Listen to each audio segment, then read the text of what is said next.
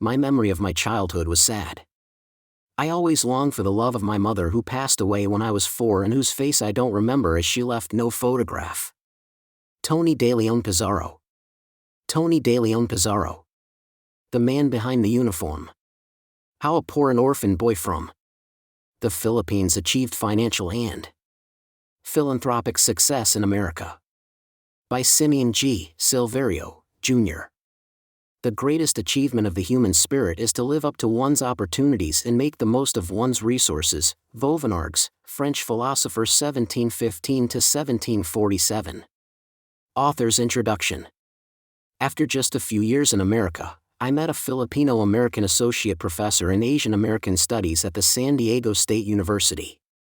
A graduate of Far Eastern University in the Philippines, University of Hawaii and Cornell University, he was, like me, interested in documenting the stories of Filipino Americans, especially in San Diego, California. For years, we have been dreaming of recording the personal stories of the early Filipino immigrants in San Diego, especially the Manongs and those who followed them. The idea, however, remained just a pipe dream. We did not act on it by actually sitting down and recording their stories, until these early San Diego Filipino Americans passed away one after another, the memories of their early struggling years in their adopted country, America, gone with them. It would have been easy to do so. All we had to do was sit down with them and record their stories on video, and the accounts of their American experiences would be preserved forever, to be viewed by the next generation, studied by students and scholars, and stored in the archives of history. Although dreamers, we were also immersed in the vortex of life. It was clear that raising our growing families turned the epic project into a fantasy shared by two grown men who, like bold kites that rise at noon, land back to earth in the end. Then just like that, it was over. One day, my Filipino-American professor friend, who wrote a column in the Asian Journal, the San Diego Filipino-American newspaper I published, was also gone. I knew Tony Pizarro was an ideal subject for the project. He is one of the most successful Filipinos in San Diego, California, where I am based. He rose through the ranks in the U.S. Navy and together with his wife Dr. Priscilla Pizarro, built a multi-million real estate and business empire. But Tony is a very humble guy. He would not want to hear about my proposal. He just wanted to stay in the background, satisfied in giving away part of his wealth to different charitable and religious projects. One day, during a chance encounter in a social gathering, he casually mentioned that as a young boy, he had to compete for food in their dinner table back home in Orphan, Bataan, a province of the Philippines. My widower father had 6 kids and he married a widow with 6 children of her own, and since I was the youngest and we were very poor, I was always left with no food to eat after it was placed on the dinner table, he remembered. That shocked me because I realized his story is more compelling than I thought. Can you imagine a poor boy whose mother passed away when he was 4, struggling from the beginning to become one of the richest Filipino Americans in San Diego? Definitely, his story has to be told if only to teach a lesson to poor young people who might one day turn out to be as successful as him. But although I kept pestering him, he kept shooing me away. I guess he must have had an epiphany. Perhaps he has had a health scare and had come to realize he was a mere mortal. That someday, any day, he might be gone. And what would his grandchildren think of him? A rich grandfather who doted on and spoiled them? Would they not have had profited more from a lesson taken from his life story? Without knowing their grandfather's unbelievable story, they would not be inspired to follow his example. Neither would they try as hard to overcome the obstacles they would encounter without having known their grandpa faced much more daunting challenges during his lifetime. Though he still had doubts, he called me and told me about it. This, I realized, was his Achilles' heels, the soft spot in his heart. So the next time I talked to him, I assured him by agreeing to write his life story, he would not appear like he was flaunting his wealth and bragging about his achievements. Think about the young people who would be inspired by your life story, I told him. If a poor orphan boy like Tony Pizarro can manage to become a success, how much would it be easier for them to attain a similar feat? Gradually, his heart softened and he half-heartedly agreed to do a series of interviews. I would not do this if not for you, he assured me. I've known and trusted you and your wife Jenny for years.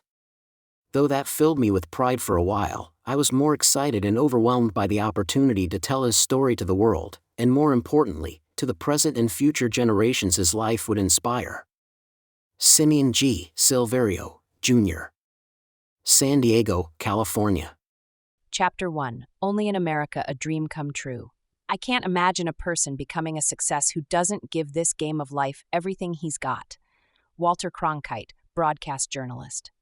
It was August 9, 2009, when Tony DeLeon Pizarro, a retired Filipino-American United States Navy supply officer, successful businessman and philanthropist, woke up in his brand-new Tuscan-style villa, a mansion he built, at Fairbanks Ranch in Rancho Santa Fe, California, one of the most affluent and prestigious communities in the United States. He put on his robe, got off the bed, and stepped out of the spacious suite. His wife, Priscilla Santos Pizarro, a retired doctor of medicine, was still asleep. As he emerged from the room and on his way downstairs, he passed by the pictures of their grown children, Gerard and Wendy, hanging on the wall. Both are lawyers. Gerard has a successful legal practice in San Francisco and the CEO of RK Anywhere, while Wendy, a Harvard University Juris Doctor graduate, chose to move back to San Diego from San Francisco, where she now specializes in trusts and estates. It was the last leg of a legal tour de force that began when she attended college at Yale University, stayed on for a master's degree, and then proceeded to Oxford University in Cambridge, England for another degree. Both exemplary and ambitious, brother and sister established a law firm named California Law Partners in San Diego, California. Tony grabbed a hot latte and sauntered out of the door to his beautiful backyard. Sitting in a lounge chair next to the swimming pool, he savored the cool morning air as sunlight poured through the trees. It was the family's first morning in the new house. For many people, the villa symbolizes the pinnacle of success. The extraordinary world-class estate is serene, spacious, and has sophisticated elegance. Hidden by its rustic surroundings, Rancho Santa Fe, the gated enclave Tony now called home, stuns the imagination with amenities that include a superb equestrian center, tennis courts, lake activities, a putting green, volleyball, children playground, jogging trails, and a 10,000 Sesavaf clubhouse equipped with kitchen facilities. One of the richest men in the United States has a property in the area because one of his daughters is an accomplished equestrian. A gift to his wife, the Pizarro dream home was conceived in the mind of Tony in the mid-70s. It was an exciting time to build the ultimate legacy.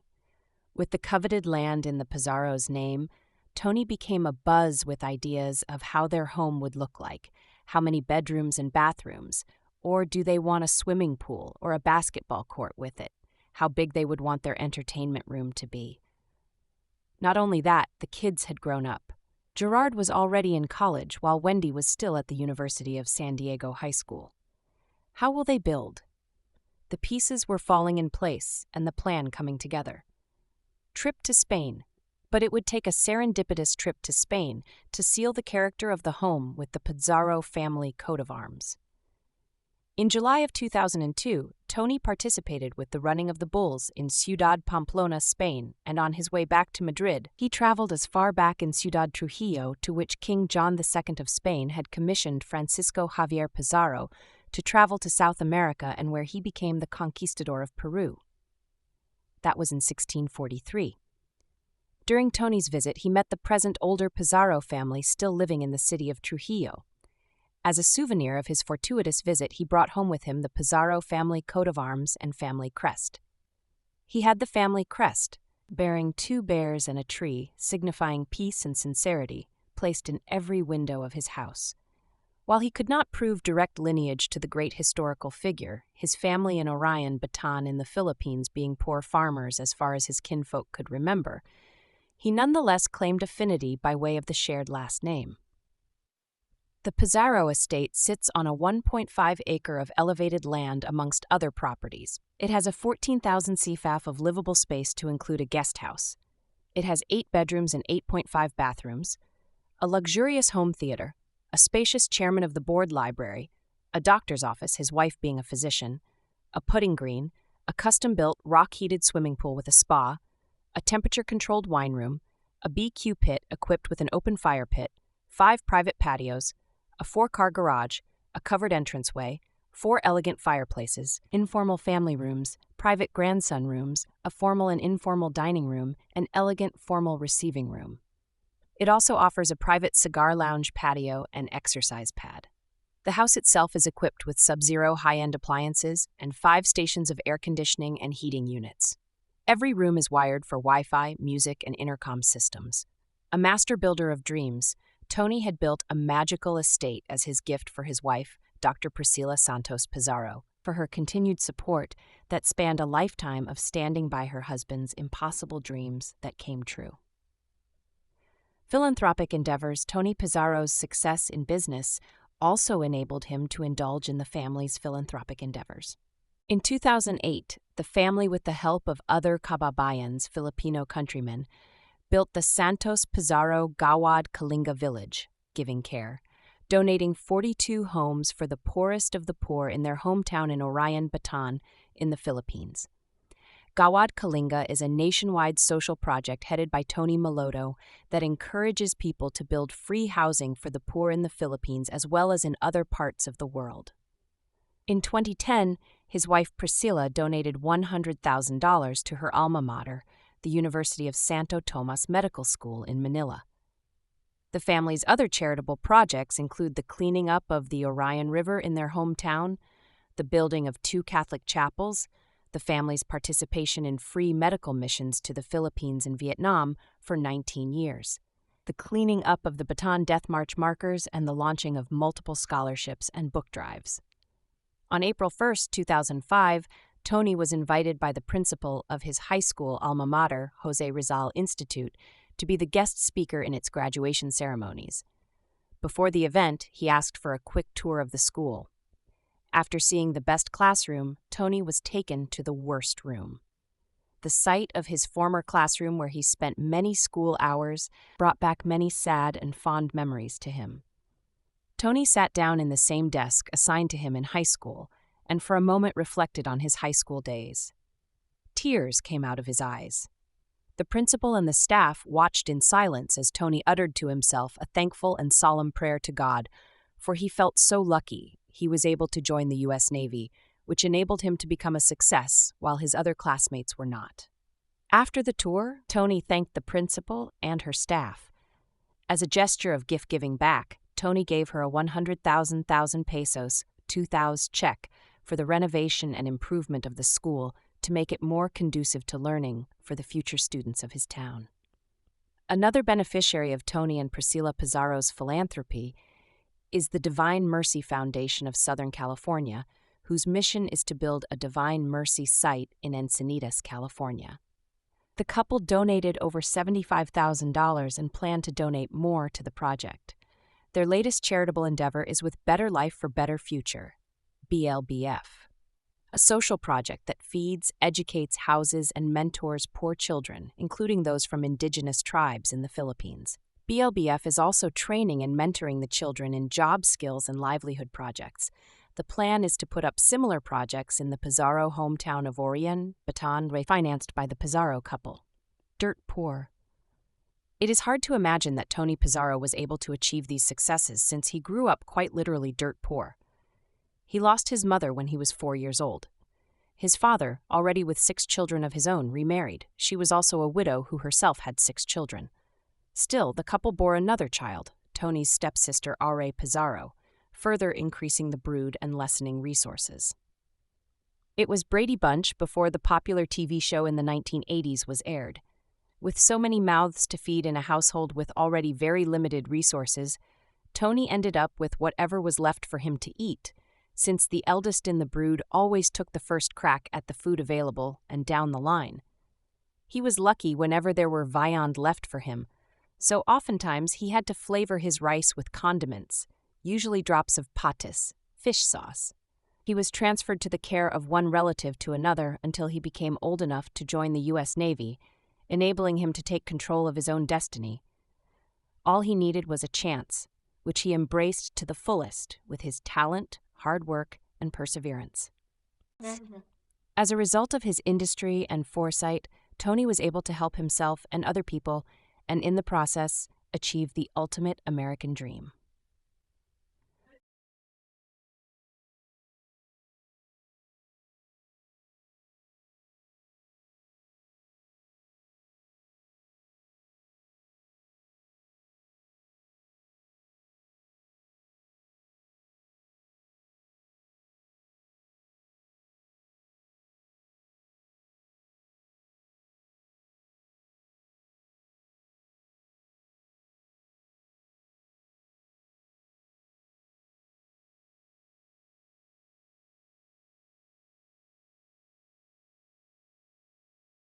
Chapter 2: Clouds of War. Born in the wrong place at the wrong time. All people are equal. It is not birth, it is virtue alone that makes the difference. Voltaire, French writer and philosopher. 1940 was an auspicious year to be born. A war had been raging in Europe for almost 4 years. Adolf Hitler, with the army of the Third Reich, had invaded and conquered France and its neighboring countries. Although the United States had steadfastly tried to remain neutral, it was only 3 months after Tony Pizarro was born on September 10, 1940, in Orphan, Bataan, that the Imperial Japanese Navy aircraft would bomb Pearl Harbor in Hawaii and decimate the Pacific Fleet. It was a day which will live in infamy, as then U.S. President Franklin D. Roosevelt described the treachery that dragged America to the fray, thereby snagging the Commonwealth of the Philippines, then a U.S. colony, into the quagmire of World War II, one of the worst human experiences the world would ever encounter. The birth of a baby boy was supposed to be a moment of celebration. One doubts whether this was the case in the Pizarro household, since the poor father and his wife already had 5 children to feed and take care of. At that time, family planning and birth control were unheard of. The children were welcomed as they came, considered as they should be as blessings from God. Having a child, or as in the case of Tony's family, 6 children, was not a matter of choice, but that of destiny. It was typical for families then to have 5 to 12 children. How they were going to be fed and raised was a question not asked, for as always, they believe, God will provide. Just a few hours after Pearl Harbor was treacherously bombed, hundreds of Japanese Zero fighter planes dropped bombs in military installations in the main island of Luzon. The United States had occupied the Philippines because its former master, Spain, pinned by the outbreak of revolution in its colony after its 400-year rule, had sold the country to the United States for $20,000 under the Treaty of Paris in 1898. This was in spite of the fact that the Filipinos, under revolutionary leader General Emilio Aguinaldo, declared Philippine independence in 1896 for having won their freedom after their decisive military victories against Spain. Unfortunately, the event coincided with the Spanish-American War, wherein the United States won from Spain not only its Mexican territories, but its Philippine colony as well. To deny validity to the Filipinos' Declaration of Independence, a mock naval battle between the Spanish Armada and the American naval forces under Admiral George Dewey was staged in Manila Bay. When the American landed in the country, the Filipino-American War ensued. The Filipinos fought heroically with their outdated, if not primitive weapons against the modern military hardware of the Americans.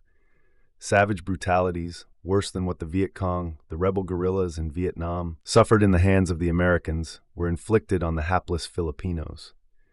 The Americans occupied the Philippines, teaching the country the concept of democracy and introducing such institutions as the public health system, education, and Western civilization.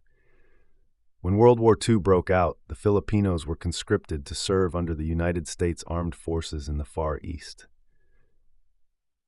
General Douglas MacArthur, the American military leader in the Philippines at that time, chose the tip of Bataan in Mariveles and the island of Corregidor as the main bulwarks of defense. Thousands of American and Filipino soldiers, as well as military machineries, were concentrated in them in preparation for the ultimate defense of the country. Unfortunately, the invading military might of the Japanese Imperial Army was too much for the USAF forces to resist, resulting in the capture of thousands of American and Filipino soldiers prisoners of war. Little did the people of Bataan know that their province would be the setting for one of the most brutal atrocities of the war, when hundreds of American and Filipino prisoners of war would be forced by their Japanese captors to march from Mariveles to the Japanese concentration camps in Capas, Tarlac, a distance of 141 kilometers. Those who fell along the way due to heat, exhaustion, hunger, and injuries were stabbed and killed with bayonets. Thus, it would be remembered in history as the infamous Death March, one of the cruelest acts of man to his fellowmen. The march was payback for the fierce resistance the outnumbered defenders inflicted upon the 20,000-strong army, reducing them to a tenth of their size in the initial invasion and forcing them to turn back.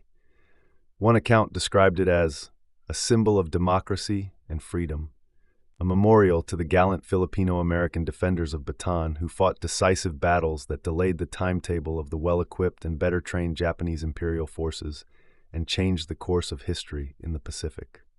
Tony Pizarro's birthplace, Orion, Bataan, is a coastal municipality with a land area of 65.41 square kilometers or 25.25 square miles, which constitutes 4.76% of Bataan's total area. How Orion got its name remains a matter of speculation. Some residents claim it was first called Udyong, from the words Luad and Uryong. It meant muddy, since the place was muddy and swampy at that time. Others subscribe to the popular story that during the Spanish times, some Spanish soldiers passed by the town and asked the natives in a rice field the name of the place. One of the soldiers pointed his finger to the ground and asked, "¿Qué es el llama pueblo?" Not understanding Spanish, the people thought the soldier was referring to something he saw on the ground that happens to be a worm. They hurriedly answered, "Uadyon," referring to the worm. When the soldiers heard the word, they thought the citizens were referring to the name of the town and left the place mumbling to themselves, Uadyon. Thus, the town was known as Udyong and was later changed to Orion. There is no record of the date of official recognition of the municipality of Orion. However, records showed that this municipality was founded by a Dominican on April 30th, 1667. It was said that on September 16th, 1852, a strong earthquake shook the whole archipelago and destroyed the parochial church, which was later rebuilt by the parish priest of the place at that time, Fr. Ulpiano Herrera. 40 years later, in 1892, a big fire practically burned the whole town, with only 3 houses remaining. Fr. Jose Campomanes tried to reconstruct the town from the ashes and ruins of the fire and transformed it into a beautiful and prosperous one, signaling the beginning of progress. Orion is 132 kilometers from Manila and approximately 31.2 nautical miles across Manila Bay. It is about 8 kilometers from Balanga, the provincial capital, and bounded on the north by Pilar and Limay on the south. It has a total land area of 6,540 hectares and covers 23 barangays. Records show the municipality has a land area of 65.41 square kilometers or 25.25 square miles, constituting 4.76% of Bataan's total area.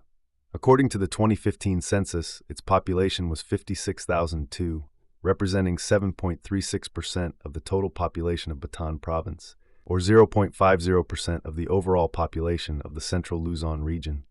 The population density, based on these figures, is computed at 856 inhabitants per square kilometer, or 2,218 inhabitants per square mile. Among the historical figures born in Orion were Cayetano Arellano, the first Chief Justice of the Supreme Court, who was born on March 2, 1847, and Francisco Balagtas, dubbed as the greatest Filipino poet and author of the renowned Florante at Laura.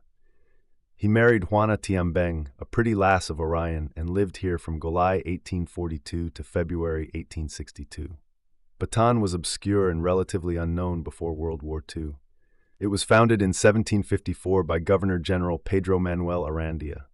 The region was divided into 2 parts, the Corregimiento of Mariveles and the province of Pampanga.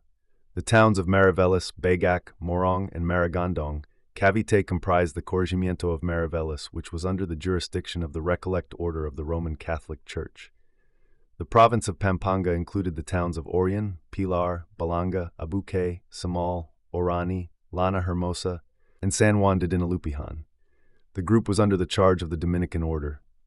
The Dominicans founded Abuque on June 10, 1588, Samal on April 30, 1641, Orion April 30, 1667, Orani and Balanga on April 21, 1714, Lana Hermosa May 8, 1756, and Pilar March 10, 1901. The 3 towns on the western side, Mariveles, Bagac, and Morong, were founded by the Franciscans in about 1578. Among the significant historical events that happened in Bataan were, in 1574, the dreaded Chinese pirate Limahong used Lusong Point at the western side of Bataan as a landing place. In 1647, the Dutch naval forces perpetrated the Abuque massacre. and the Bataan Death March to Capas, Tarlac started in the municipalities of Mariveles and Bagak. Today, touching commemorative shrines are dedicated to the memory of those who resisted the Japanese occupation. A bayonet thrust into the ground with a helmet symbolically slung over the rifle butt to mark the start of the Death March, and the imposing Dambana ng Kagitingan on top of Mount Samat in Pilar, Bataan. Indeed, Tony Pizarro was born in the wrong place at the wrong time. The time of his birth was the beginning of the most horrific human experience in Philippines history, when millions of Filipinos would suffer atrocities, hardships, and death. Bataan was ground zero of the Japanese military invasion and atrocities. Chapter 3. Saint Tolentino.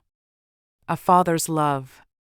Fortunately for me, I had a father who didn't let us get away with anything. You were taught respect, and you were taught to be humble. That has a lot to do with how I am now, because I'm still scared of my dad. Benjamin Watson. The loud cry of a newborn baby was heard from a small house in Barangay Dangbailolo, Orphan, Bataan. The date, September 10, 1940. It was an inauspicious beginning for the baby boy, later to be known as Tony Pizarro. Dark clouds of the raging European war were threatening to engulf the world, including a small Pacific country called the Philippines, where Orphan is located. Just 3 months later, the American naval base in Pearl Harbor, Hawaii would be bombed by the Japanese Imperial Army, which dragged America and its protectorate, the Philippines, into the conflict, signaling the start of the Second World War. The parents, Bernardo Sabino Pizarro and Esther Mateo de Leon, a poor fisherman/farmer and housewife with little education, were already raising 5 small children, and the 6th would definitely add to the burden of feeding them all. The war and his family's poverty, plus the large number of siblings, had certainly given Tony a bad hand in life. It meant he would have had to pursue success at a disadvantage. As if this was not enough, his mother would soon die of malaria when he was 4 years old, literally leaving him to fend for himself. Indeed, if one was a betting man, one would not have given Tony a chance to succeed. At best, he would have been doomed to become a poor farmer like his ancestors and live in poverty for the rest of his life. And who would have ever thought that such a poor boy from a large family would one day end up a multimillionaire in America and the admired benefactor of several charities? And yet, to the surprise of many, he overcame the initial obstacles and achieved what was inconceivable of him. Even in birth, no sign of favor rested upon him. Tony was not born in a hospital where nurses and doctors would have cared for him and monitored his vital signs, thus ensuring his survival. Instead, he was delivered by a Hilat, the local village healer, skilled in the use of folk medicine, who would have used her bare hands to massage, Hilat means massage, the mother's belly in ushering the birth of a child, and, days later, massage the mother's belly to maneuver her puson, uterus, back to shape after birth. It was the common practice among many households in the area at that time, especially among poor rural families. Therefore, in spite of the Hilat's lack of academic qualifications in healthcare, his parents trusted her. It was not only because they had no choice, as she was the only one they could afford, but because the Hilat also possessed skills in the indigenous healing arts. After all, she had successfully delivered all of the couple's first 5 children. Tony was christened Tolentino de Leon Pizarro. He was named after Saint Tolentino, the patron saint of the souls in the purgatory. At that time, Filipinos, who were mostly Catholics, named their children after saints. But Tolentino was not a common moniker, especially among the Filipinos. In fact, hardly anyone has heard of anybody named Tolentino. Nonetheless, it was the name his parents chose for him. How he ended up being called Tony Pizarro is an interesting story that would be told later. Tony's father, Bernardo Sabino Pizarro, was 35 at the time of his final son's birth. With 5 children before Tony, he must have married when he was only 25, with fishing and farming his only means of supporting his growing family, for he had little formal education. But people then did not care much about their financial future, for they believed they would survive like everyone else they knew who was in the same situation. He was born on August 17, 1905 in Orphan, Bataan, where he raised his family and spent the rest of his life. Despite his poverty and lack of education, he managed to become a politician in later years, having been elected as a town councillor for 1 term. He was kind and helpful when needed, Tony remembered of him. He would give away things, even the food he was about to eat, when asked. Despite his father's generosity and social skills as a politician, Tony admitted he was not close to him. We never had a father-to-child chat, and I never felt the warmth of his love. He would never ask how I was doing, especially since I was one of the youngest in a household of 13 children. Nevertheless, Tony did feel his father's love in the later years when his father insisted that he continue his studies at the Far Eastern University in Manila despite the fact it was obvious the family could not afford to support him financially. In fact, unbeknownst to Tony's family, he had passed all the requirements to enter the United States Navy. It was his Auntie Isabel, younger sister of his father, who had to beg and plead with his father to allow him to quit his studies and abandon his dream of becoming a medical doctor by signing the required permission documents. The papers were supposed to be submitted to the U.S. Naval Station, recruiting officer at Sangley Point, Cavite City before Tony could be officially admitted to the U.S. Navy. The father told his sister Isabel that his son was too young, being only 18 years old. He even said that Tony was the only one among his children who had the intellect, ambition, and brains to pursue a professional career, one with the capacity to earn a college degree. It was his dream, just like any parent in the Philippines at that time. Tony's grandfather was Severino Pizarro from Pilar, Bataan, and a neighboring town who was married to Martha Mateo Sabino of Orphan, Bataan. Tony's father Bernardo was their third son. Their other children were Primitivo, married to Ella, Francisco, married to Nene, Isabel, single, and Teodoro, married to Sinyang. Two of their other daughters, Paz and Dolores, passed away when Tony was very young. He was a very simple man, Tony remembered his father. In addition to being an owner of Backlad, a fence-like enclosure made of strips of bamboo placed near the shore to raise and entrap fish, he was also engaged in some trades, like buying bamboo trees which he would cut with the help of Simeon, a friend, and sell them at retail prices. Bamboo at that time was very popular and used in building houses, Backlad, and other structures. Lumber would not be available until years later. When I was growing up, I remember my father as a strict disciplinarian, Tony said about his father. Whenever any of his children violated the house rules, all of us would be punished. He would call and order his children to lie face down on the bamboo floor, from the eldest to the youngest. He would give them a sermon that would last for several minutes, but for reasons unknown to Tony, he would not identify the culprit.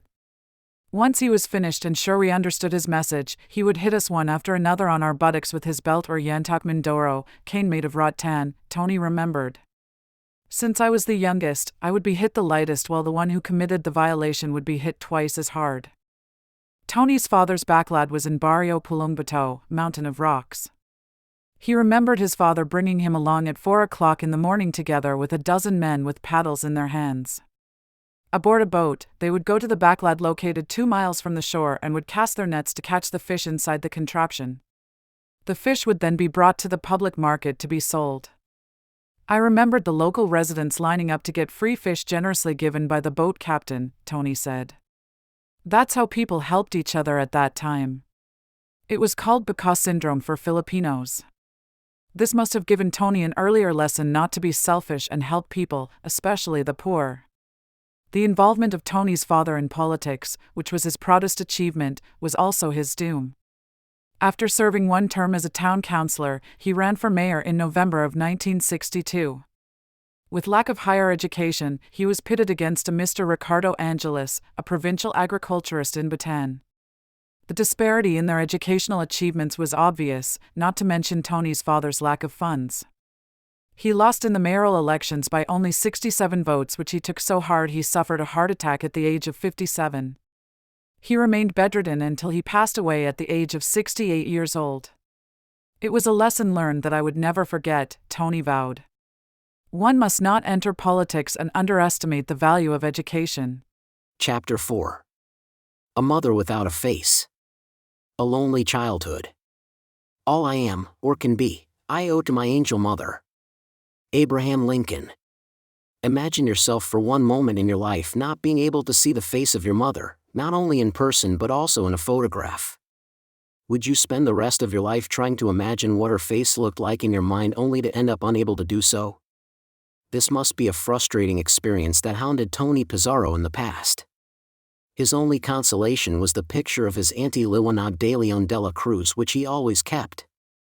She was his mother's sister, who along with his auntie Isabel Sabino Pizarro, took care of him as he was growing up in this world. He was 4.5 years old, too young to retain a memory, when Tony Pizarro's mother, Esther De Leon, died of malaria. It was liberation time, and the combined American and Filipino forces were pursuing the retreating Japanese army. Everything was in chaos.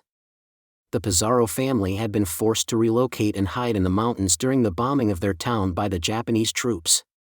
When it stopped, the family returned to their homes with lingering dark memories. In the devastation, no one took notice, or cared enough, to look for a keepsake for the youngest child Tony, a treasured photograph of Esther, by which he could remember the face of his mother. Looking back, the feeling he was not that important in the scheme of things or that he was not loved, maybe even ignored as the last of 6 children, must have crossed Tony's mind. Perhaps, too, the family simply could not help it. Photography was not easily available then, especially during wartime. Sadly, he was not able to hold on to the memory of one of the faces he ever gleaned when he first saw the light of the day. Tony's mother was born on April 18, 1910 in Limay, Bataan, a neighboring town of Orion, and passed away on August 20, 1945 at the age of 35. His mother had a brother whose name he could not remember. His maternal grandfather, Sixto De Leon, was a widower who married a woman whom Tony remembers as Impong Camela from Limay, Bataan, a neighboring town of Orion. They had 4 children, Coling, Ligaya, Liwanag, and Birding. They all lived in Rosario, Cavite except for Coling, who got married and resided in Grace Park, Caloocan City in Metro Manila. When Liwanag settled in Rosario with her sailor husband because of its proximity to the U.S. Naval Base in Sangley Point, her 2 other siblings joined her. Ligaya was also married to a former sailor.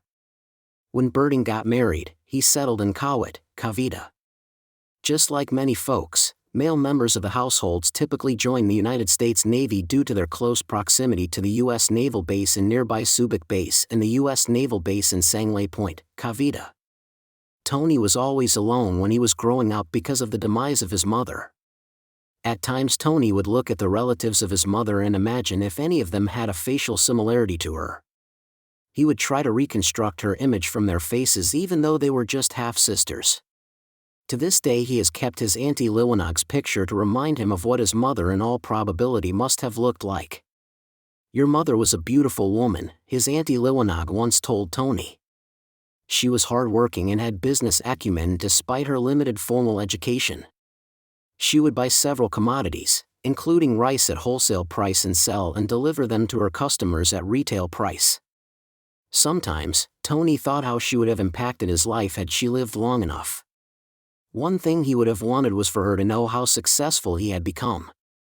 "I was so unhappy when I was a child, which gave me dark images of my past," Tony confessed. Added to this misfortune was the fact his father soon remarried to a widow, Lutgarda Valenzuela, who had 6 children of her own, increasing the brood the couple had to take care of to 12. Another child, Aurea, Tony's step-sister, was born of his father's recent marriage. "My memory of my childhood was sad," Tony remembers. "I always longed for the love of my deceased mother." The absence of a mother's love marked his impressionable years as a young boy of 4 who had no one to give him what every child craved for, that is, to be nourished and cared for with unconditional love, taught with wisdom, and held tightly to one's heart as only a mother could. With nary an adult to attend to him, especially the love and affection of his mother, Tony at his early age apparently learned to do things on his own. He would give himself a bath, dress himself up, and compete for his share of food at the dinner table. He never heard anybody asking him, "How are you doing? Can I help you?" He had to learn how to survive on his own, although Tony remembers a nice old lady called Manong and her husband named Simeon who looked after him in his early years. "They took care of us after the death of our mother. Their family was allowed by my father to live closer to our home as caregivers and somehow took care of me after my mother died." Tony's luxurious lifestyle today is indeed a far cry from the stark circumstances of growing up poor in a remote province in the Philippines during the 1940s. Their modest home was a one-room affair with a little porch at the entrance, smaller than any of the rooms in his palatial mansion. Sheltered under one roof, the 13 children and 2 adults in the family, All slept on the bamboo floor of the small house.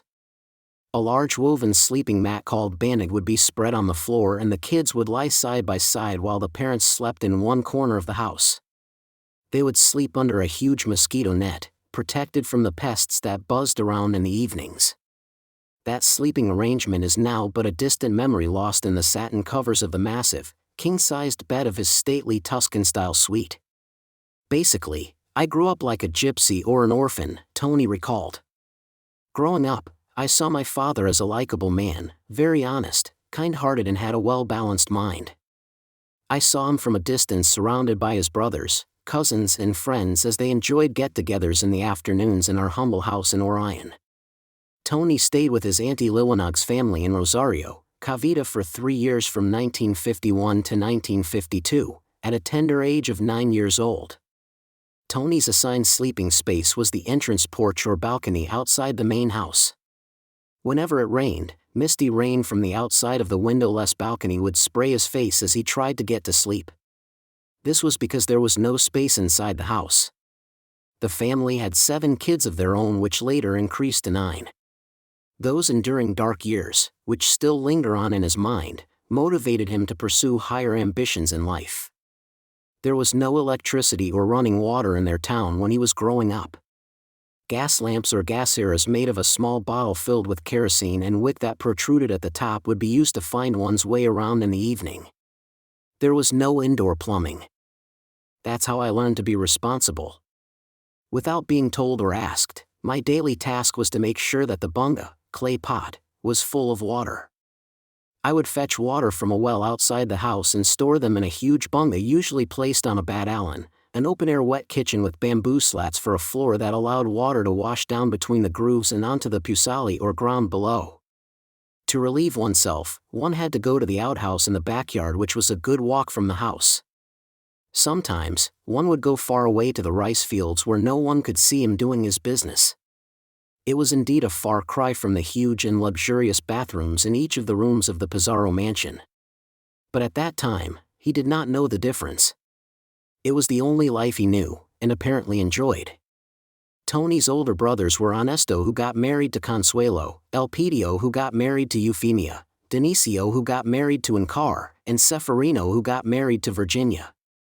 All were born in Orion, Bataan, except for Virginia, who was born in Watsonville, California in the USA. His sister, Ida, was unmarried. He was told another sister passed away at childbirth. He was not very close to his siblings due to their age differences, as they were older than him. Besides, they had their own growing pains to take care of since they too lost their mother, and had to deal with a stepmother and a busy father.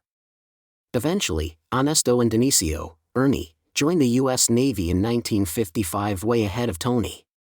Both brothers stayed beyond 20 years of active duty service like many of their peers and retired thereafter. However, it was not the same wide road that their little brother would take, but a detour. Remarkably, like an ace up the sleeve of destiny, Tony did what was inconceivable for man from the socioeconomic underclass. He had broken the ceiling for the promotion of enlisted men, for he started from lowest to the highest rank in 16 short years and later got selected for an officer rank commissioned by the U.S. President. His father was right after all. His rise in the ranks gave proof of his father's well-placed trust in his youngest son's outstanding acumen. Ernesto, the oldest, had all his 9 children later migrate to the United States and remained a resident of San Diego after his retirement from the U.S. Navy. Dionisio, who later changed his name to Ernie, returned to the Philippines to retire comfortably where all his children lived, but later moved to San Diego. The third brother, Seferino, on the other hand, had also joined the U.S. Navy and met his wife Virginia while stationed at U.S. Postgraduate School in Monterey, California. After 4 years of active duty, he left the U.S. Navy upon the insistence of his wife and settled in Watsonville, California, where he was employed at the Goodyear Tire Manufacturing Company. Tony's sister Ida de Leon Pizarro remained single and stayed with their Auntie Isabel in Orion, Bataan. Ernesto had 9 children, Elpidio had 5, Dionisio, Ernie, 4, and Seferino had no child of his own but adopted the 3 children of his wife Virginia from her first marriage. His sister Ida, who never married, had adopted a girl named Mon, and lastly, Aurea, his stepsister was married to Eddie Cuevas, had 7 children and now all live in the U.S. Tony, his sister Ida, and stepsister Araya are the only ones alive today. Chapter 5. Growing up years like a bouncing ball. Part of growing up is just taking what you learn from that and moving on and not taking it to heart. Beverly Mitchell. 1949 was one of the most unforgettable years of Tony Pizarro's youth.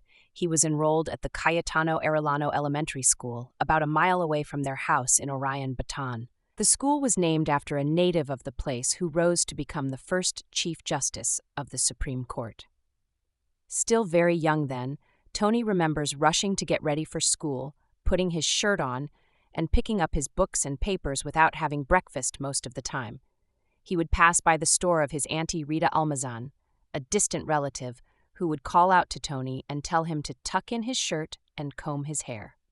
She and her family were very nice to the young Tony. At lunch break, he would come home from school very hungry.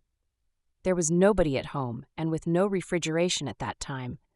People would put their food inside a basket hanging from the ceiling to prevent cats from eating it.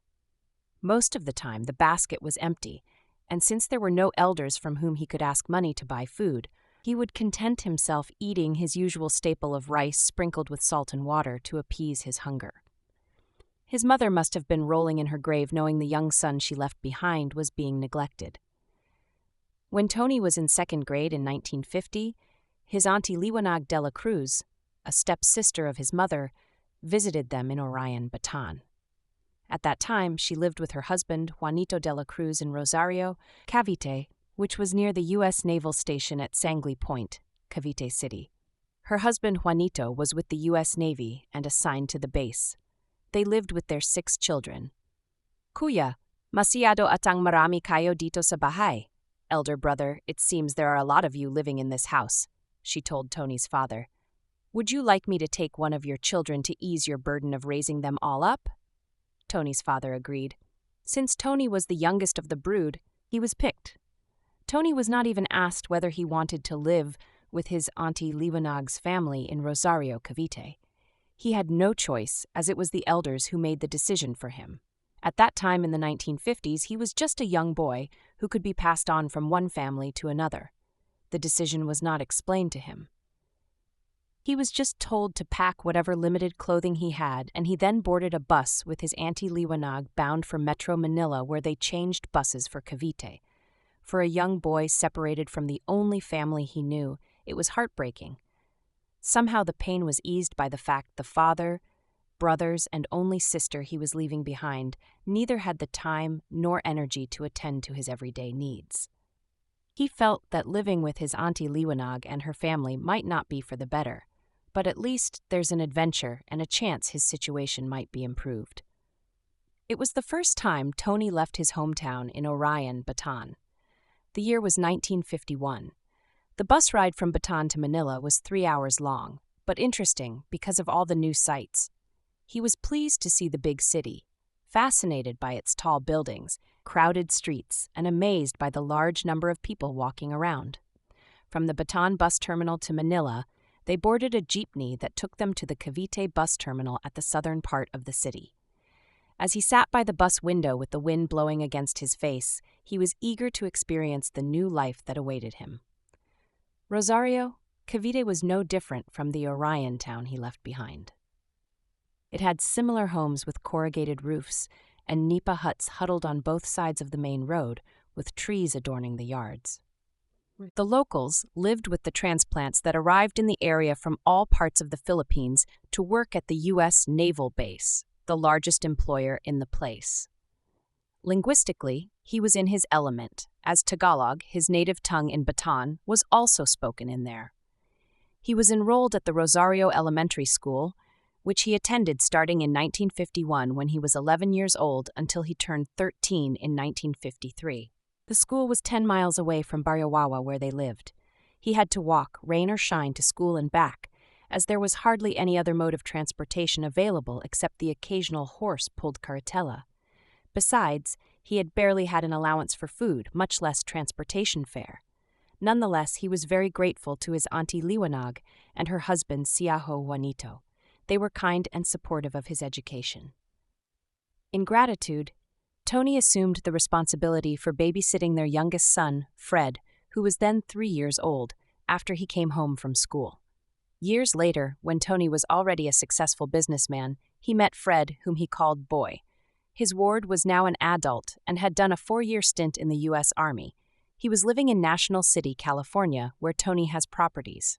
Siaho, as I called Uncle Johnny or Juanito de la Cruz, and his wife Auntie Liwanag, had opened their home and were good to me. They gave me food, shelter, and education. They were gracious enough, and I had been grateful to them for giving me an opportunity to learn more about life. It was again at this moment that I paused to see myself and dream someday to carve a better life and future for myself. I owed them a lot, Tony remembers. Because of them, I learned to be independent, strong, and ambitious. While living with the family, who by then had 7 children, Tony realized he should help them in return by doing household chores like cleaning the house, scrubbing the floor, and fetching water voluntarily and without being told. Never once did they tell me of things to do because I knew what was expected of me. In return, they complimented me for my efforts. In 1953, when 2 of Tony's brothers, Ernie and Ernesto, had left home to join the U.S. Navy, the family thought there was enough room in their household and resources to take him back to his hometown Orion, Bataan. His elder brothers promised to take care of his education. He stayed with his second eldest brother, Elpidio, whom he called Dico Pedio. By then, Pedio had gotten married to Amelia Canaria, Insong Eming, to Tony of Dang Balolo, Orion, Bataan. In 1954, Tony attended 6th grade at the same Arellano Elementary School where he started his formal elementary education. After his elementary school graduation in 1954, Tony's brother Dionisio entered the U.S. Navy. Tony then lived with his auntie Isabel, a younger sister of his father, with his sister Ada, together with 4 other nephews and nieces from 2 families, in San Vicente, Orion, Bataan, until 1958. I have to give much credit to my auntie Isabel, who, despite being single, was very able to help others in need by taking care of the other kids of her brothers. Some of my childhood friends then, Tony remembers, were Fred Alarcon, Dr. Angelito Baluyot, Vic Magat, Renato Pangilinan, Renato Matawaran, Pepe Barag, Renato Vilazor, Abraham Apolinario, Junior Quicho, and Polding Navarro.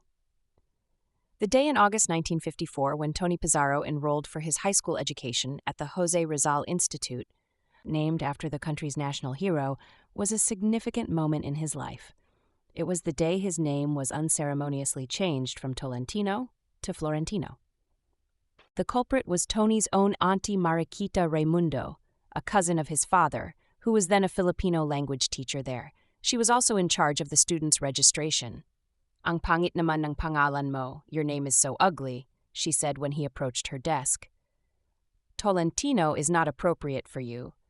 People might call you Tole, a circumcised person, and you would end up the butt of the jokes of your fellow students. Let's change it to a better-sounding name like Florentino so people could also call you Tino." Tony, who was told to be obedient to elders, liked the idea and agreed. Hence, his name was changed for good without seeking the approval of his father or registering the change of name in the municipal hall. It seemed it could be done since the records of names in the birth registry had been burned during the Japanese occupation in the Second World War. It would not be the last time Tony would change his name. When he arrived in the United States in May of 1959, the American movie actor Tony Curtis was very popular. He thought by changing his nickname to Tony instead of Tino, he would become as successful as his movie idol. And so, throughout his military and civilian career, he introduced himself as Tony. When Tony Pizarro's elder brother Ernesto was called to join the U.S. Navy, he happened to be sick with asthma. The opportunity was too good to be wasted, as people eagerly waited for months for the chance to be called. So, his younger brother Dionisio reported to the recruiting office in Cavite instead, and introduced himself as Ernesto. He was lucky enough to pass the exams, but had to carry the name of his elder brother during his active duty. Fortunately, he was later able to change his name to Ernie.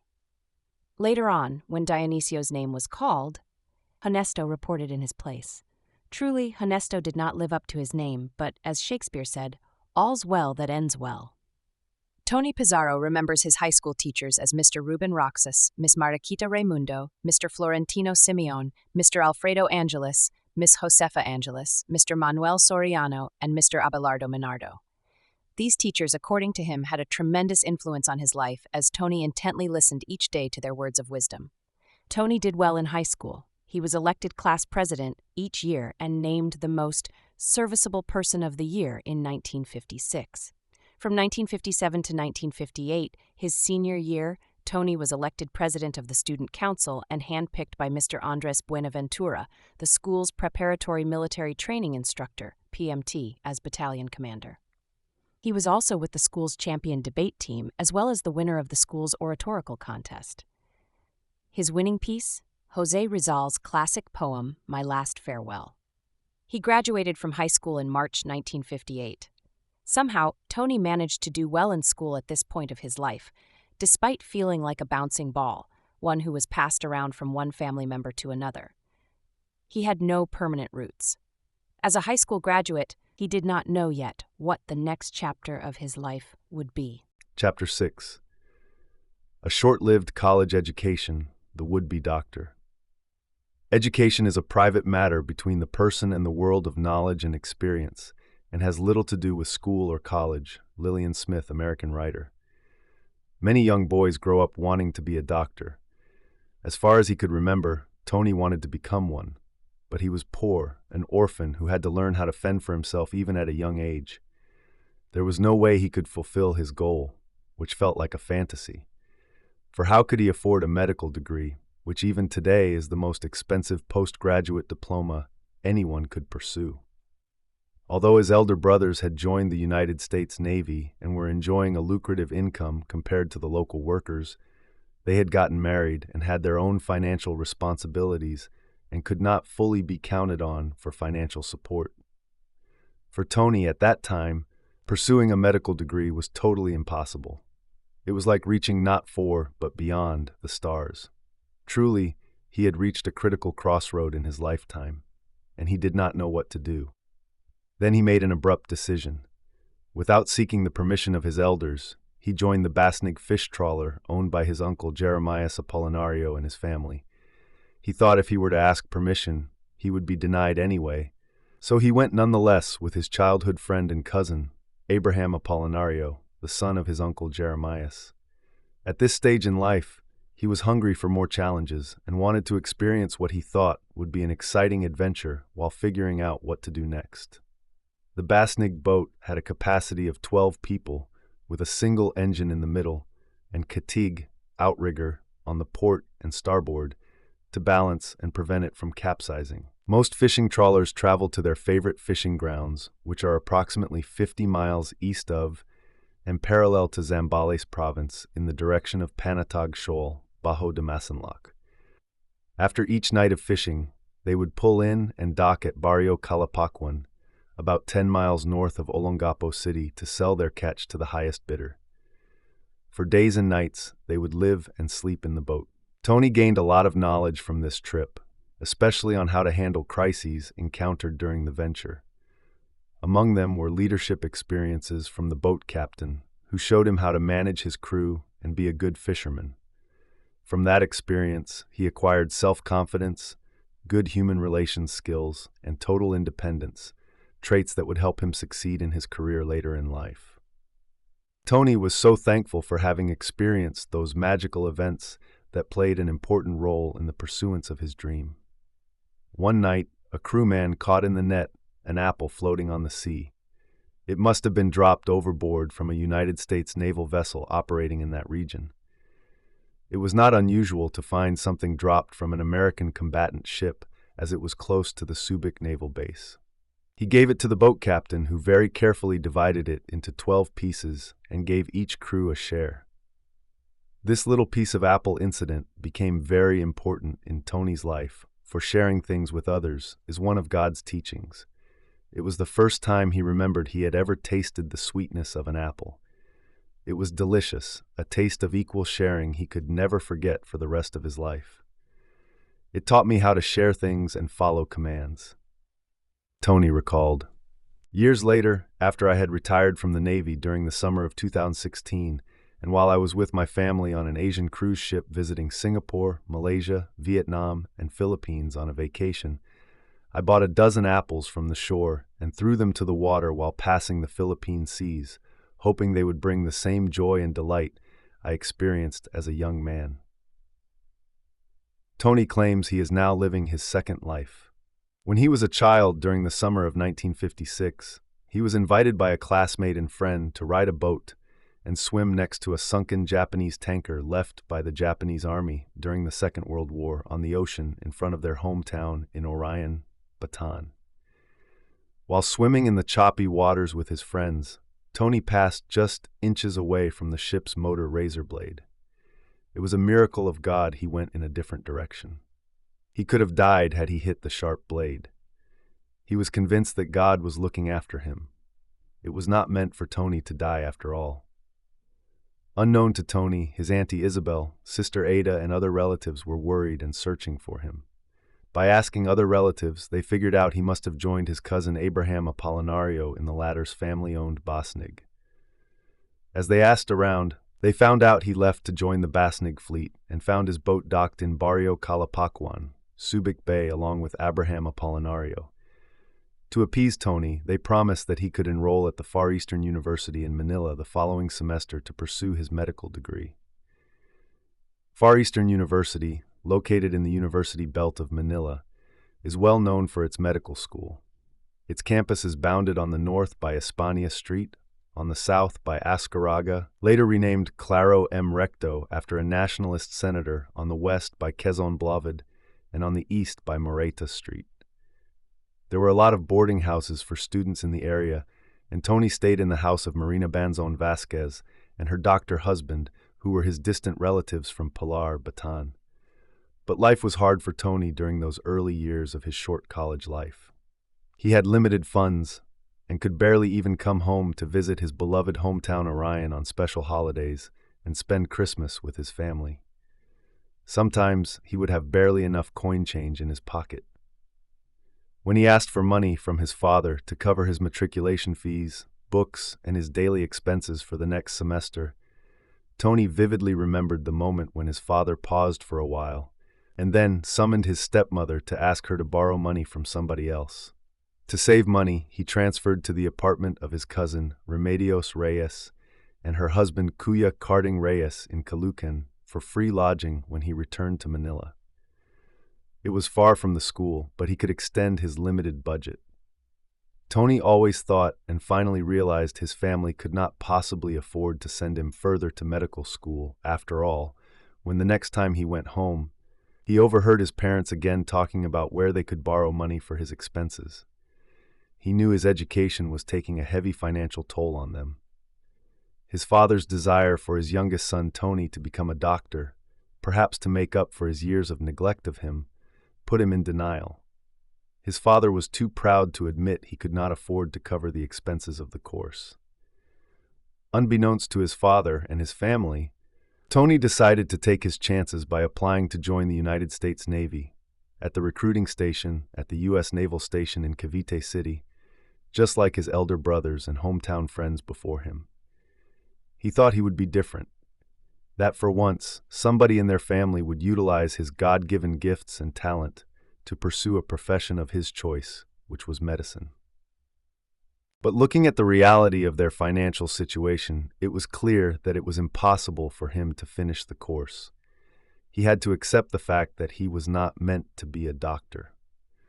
However, over the years, he proved to them he made the right choice for his Navy career, ultimately became the vehicle that made him rich and enabled him to help a lot of people through his philanthropic endeavors. All these feats could not be achieved even if he indeed became a doctor, for he had financially surpassed the rewards of the revered profession. Paradoxically, while fate denied him the fulfillment of a medical career, he somehow gained first-hand insight into a doctor's life by marrying one.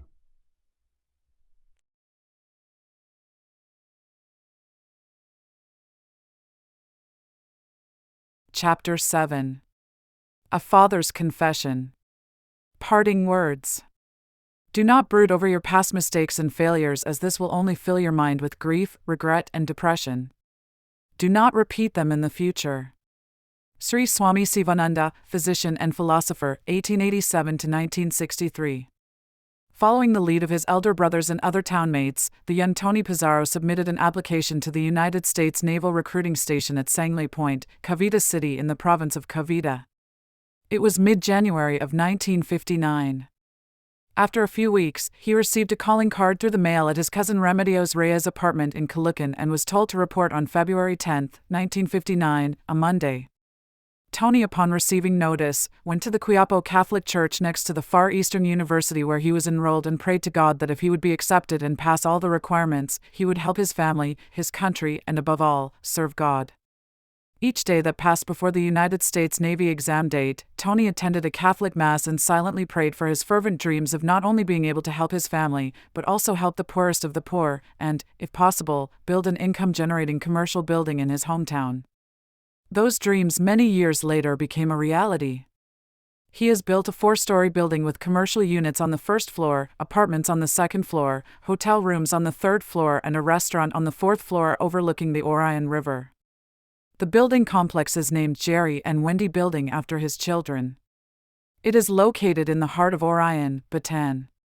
In 2008, he funded, along with friends, a 42-unit free housing project for the poorest of the poor in his hometown. It was under the auspices of Gawad Kalinga, Giving Care, a project headed by Tony Melodo, its president and founder.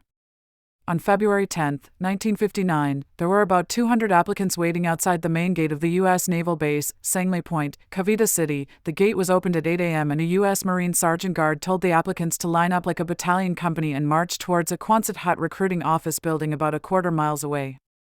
After a simple briefing by the officer in charge, the applicants were told they had 3 hours to complete the test. The rigorous written exams consisted of basic simple math, English comprehension, and logic. The man in charge was a Caucasian American named Lieutenant Junior Grade G.F. Todd, who appeared to be a very strict disciplinarian. That was the first time Tony met a white American. He felt very scared as he never spoke or heard English regularly.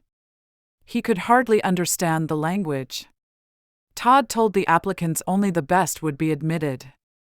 That out of the 200 only 10 would pass.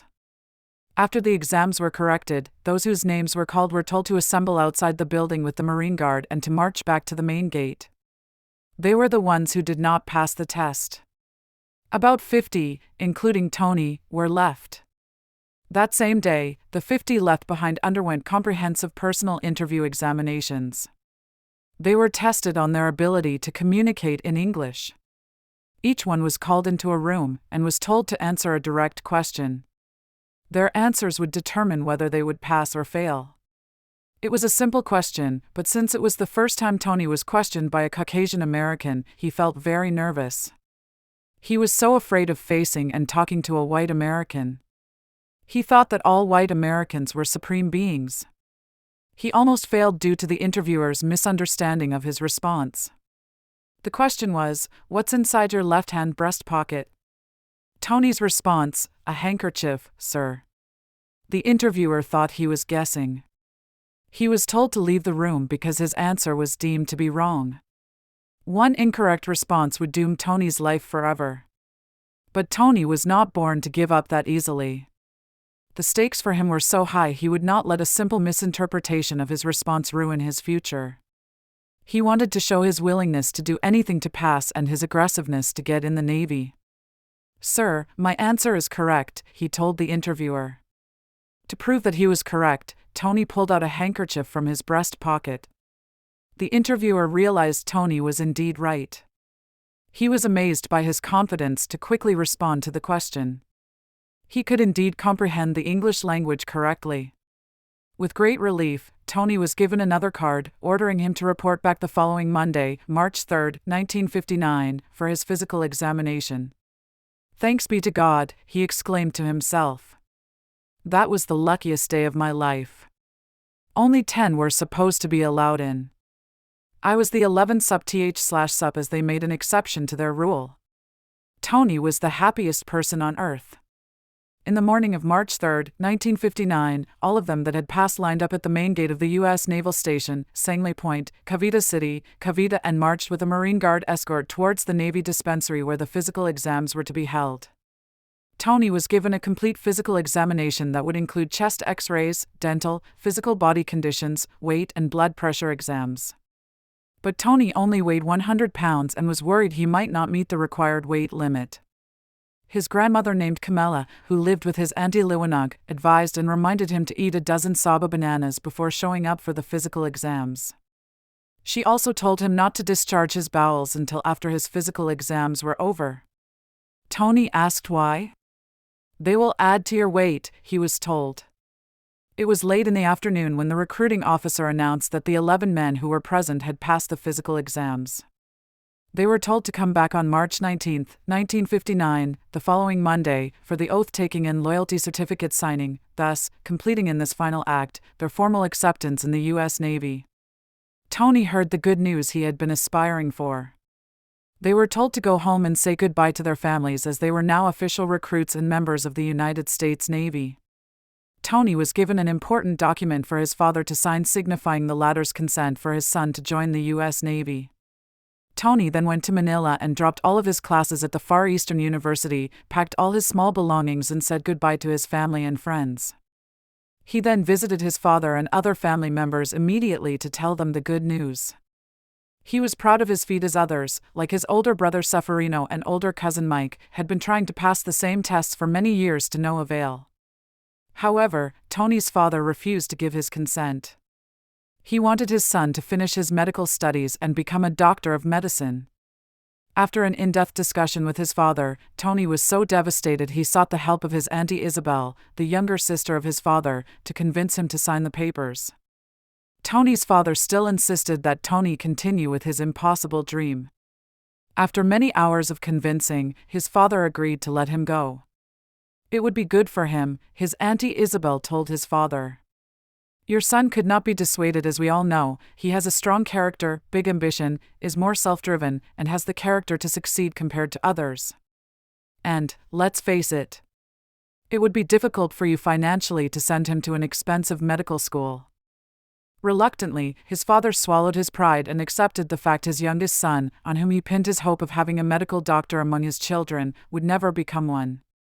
Tony shared the good news with his cousin, Gregorio Pizarro, a U.S. Navy sailor himself who happened to be on vacation in the Philippines and was visiting his Auntie Isabel at that time.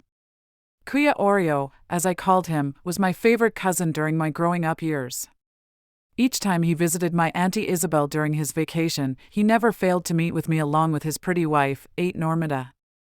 I remember vividly his words of wisdom when he told me to become a member of the organization, Brother Mason, which I obeyed years later.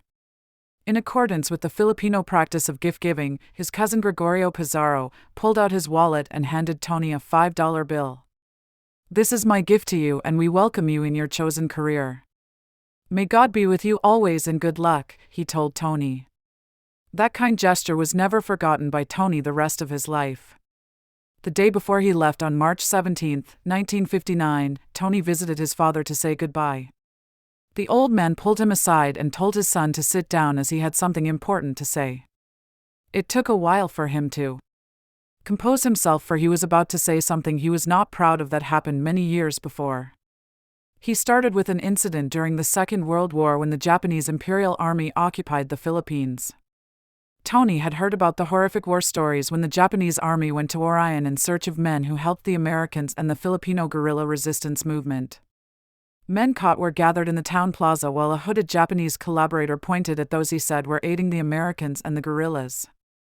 It was known earlier in the day that the Japanese would arrive unannounced and search for the men. They forcefully entered the home of a suspect and looked in every room of the house. Tony's father confessed it was during that moment when he hid himself inside a closet with his youngest son Tony in his arms. Tears flowed down from his father's eyes when he told Tony that had the young boy make a noise that might result in their discovery by the Japanese, his father was ready to save his own life and let his son die of suffocation.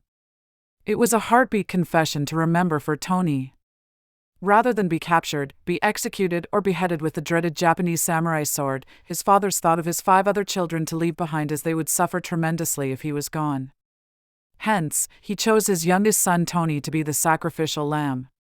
Somehow, my father had been carrying that guilt ever since, Tony remembers. He was so thankful to God I kept quiet and did not make a noise. A miracle just happened. Tony just sat there in silence as his father teared up while trying to make peace with son.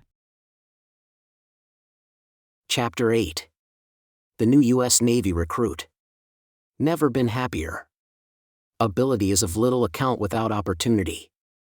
Napoleon, French Emperor. It was March 18 sup 1959, early Sunday morning, when Tony left Orion, Bataan aboard the local La Mallorca bus bound for Manila. He then transferred to another bus named Salog Transit bound for Cavite City. Tony left home with a bag full of dreams that he has been secretly nurturing for many years, with a promise he made to himself, with God's help, to be the best amongst all ages. He arrived in Cavite City and spent the night with his auntie Liwanag, who had relocated to the place. The following day, March 19, 1959, Tony arrived at 8 in the morning at the U.S. Naval Station in Cavite City, Cavite. As scheduled, all 11 of the new recruits met and marched towards the recruiting office and officially took the oath to enter the United States Navy. After a series of indoctrinations, each one of them was issued 4 sets of dungaree uniforms. They joined the other sailors who were recruited months before them. For the first time in his life, Tony had his own fitted shoes, with socks, not one dangling or borrowed, 8 pairs of shirts, 8 pairs of underpants, and a pair of athletic shoes with socks to go with it. And for the first time also, he slept on a bed with a mattress. They were then taken to their berthing spaces called recruit enlisted barracks while they waited for a military transport ship to arrive from America to take them to the United States. The recruits assembled each time before heading towards the general mess hall, where they ate breakfast, lunch, and dinner. Tony was amazed with the mess hall's cleanliness and display of food selections available. They always started with a main entree of meat, pork, chicken or fish, followed by side dishes of potatoes and vegetables, then salads, and finally a choice of dessert.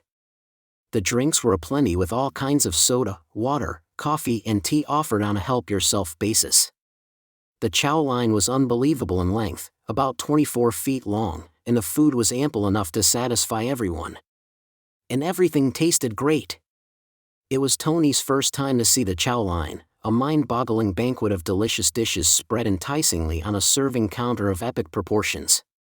Tony and his fellow Filipino-American mates went at it with gusto, even capping the meal with the shared childhood memory of sweetening their glass of chilled milk with sugar, which drew laughter from others. And why not? The recruits were simply following the sign that said, "Help yourself to as much as you want." But the chow line also had its mishaps. Tony took a lot of ice cream on the serving line, not knowing it was mayonnaise. When Tony tasted it, it was sour. It was at that time when a white American guard on duty, who was watching over them, announced with a loud voice, everyone should eat whatever they had taken from the chow line. No wasting of food. All must be eaten, otherwise you'll have to face the consequences. Tony was so shaken by the warning and feared he could be discharged if he were to throw away his leftovers. Therefore, he forced himself to eat all the mayonnaise he took, only to throw it up later in the bathroom commode. The transport ship that was to take them abroad had taken weeks to arrive. Then on May 8, 1959, all 136 recruits finally departed for the United States. Tony was among the sailors and military dependents aboard the MSTS Barrett, a U.S. Army transport. They traveled in the Pacific Ocean from Manila with stopovers in Agana, Guam and Honolulu, Hawaii to pick up military dependents, with the final ship destination in the U.S. Naval Station, Treasure Island, San Francisco, California. Sailing across the Pacific Ocean took them 17 days. He was reminded of his experience years ago aboard a Basnig fishing boat, when the sea was also rough and choppy. They crossed the international date line going east and gained a day. Tuesday became Monday again. He was always seasick each day. Tony would always volunteer himself for working parties even though he was seasick like a dog. His aim was to learn as many jobs as he could possibly do. Whenever a volunteer was asked, he always raised his hands as high as he could. He never appeared to be scared and always welcomed each day's challenge. That probably set him apart from others. As the ship passed the famous Golden Gate Bridge in San Francisco, Tony was so impressed by the magnificent beauty of the buildings ahead and the surrounding natural landscape. Breathing the sea breeze of America and the crisp coolness of its air was so compelling, it rekindled the imagination of the eager young man with the big dream. The ship docked at the U.S. Naval Station in Treasure Island, a small man-made island between the city of San Francisco and the city of Alameda, for their final stop. The recruits were then taken off the ship and brought to the enlisted receiving barracks for a few days' stay. He heard for the first time the Star-Spangled Banner national anthem being played every morning by the U.S. Navy band during the 8 a.m. flag-raising ceremonies. The first time he got off the ship, he uttered a solemn prayer. "Today is the happiest day of my life," Tony told himself upon his arrival in America. His first course of action after getting off the ship was to go down on his knees and kiss the American soil and say thanks be to God for allowing me to enter the land of the free in a new world of opportunity. Amen. Later that evening, his eldest brother Ernesto came to see him at the barracks and brought him to Manila Cafe on Kearny Street in the city of San Francisco. That was where Filipino sailors hung out during their liberty to have a taste of Filipino dishes. He had his first Filipino meal in America. He saw the tall buildings of San Francisco.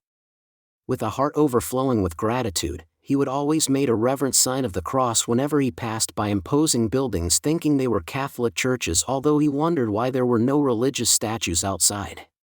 He also noticed the different modes of transportation, like buses, cars, underground subways, trains, and airplanes.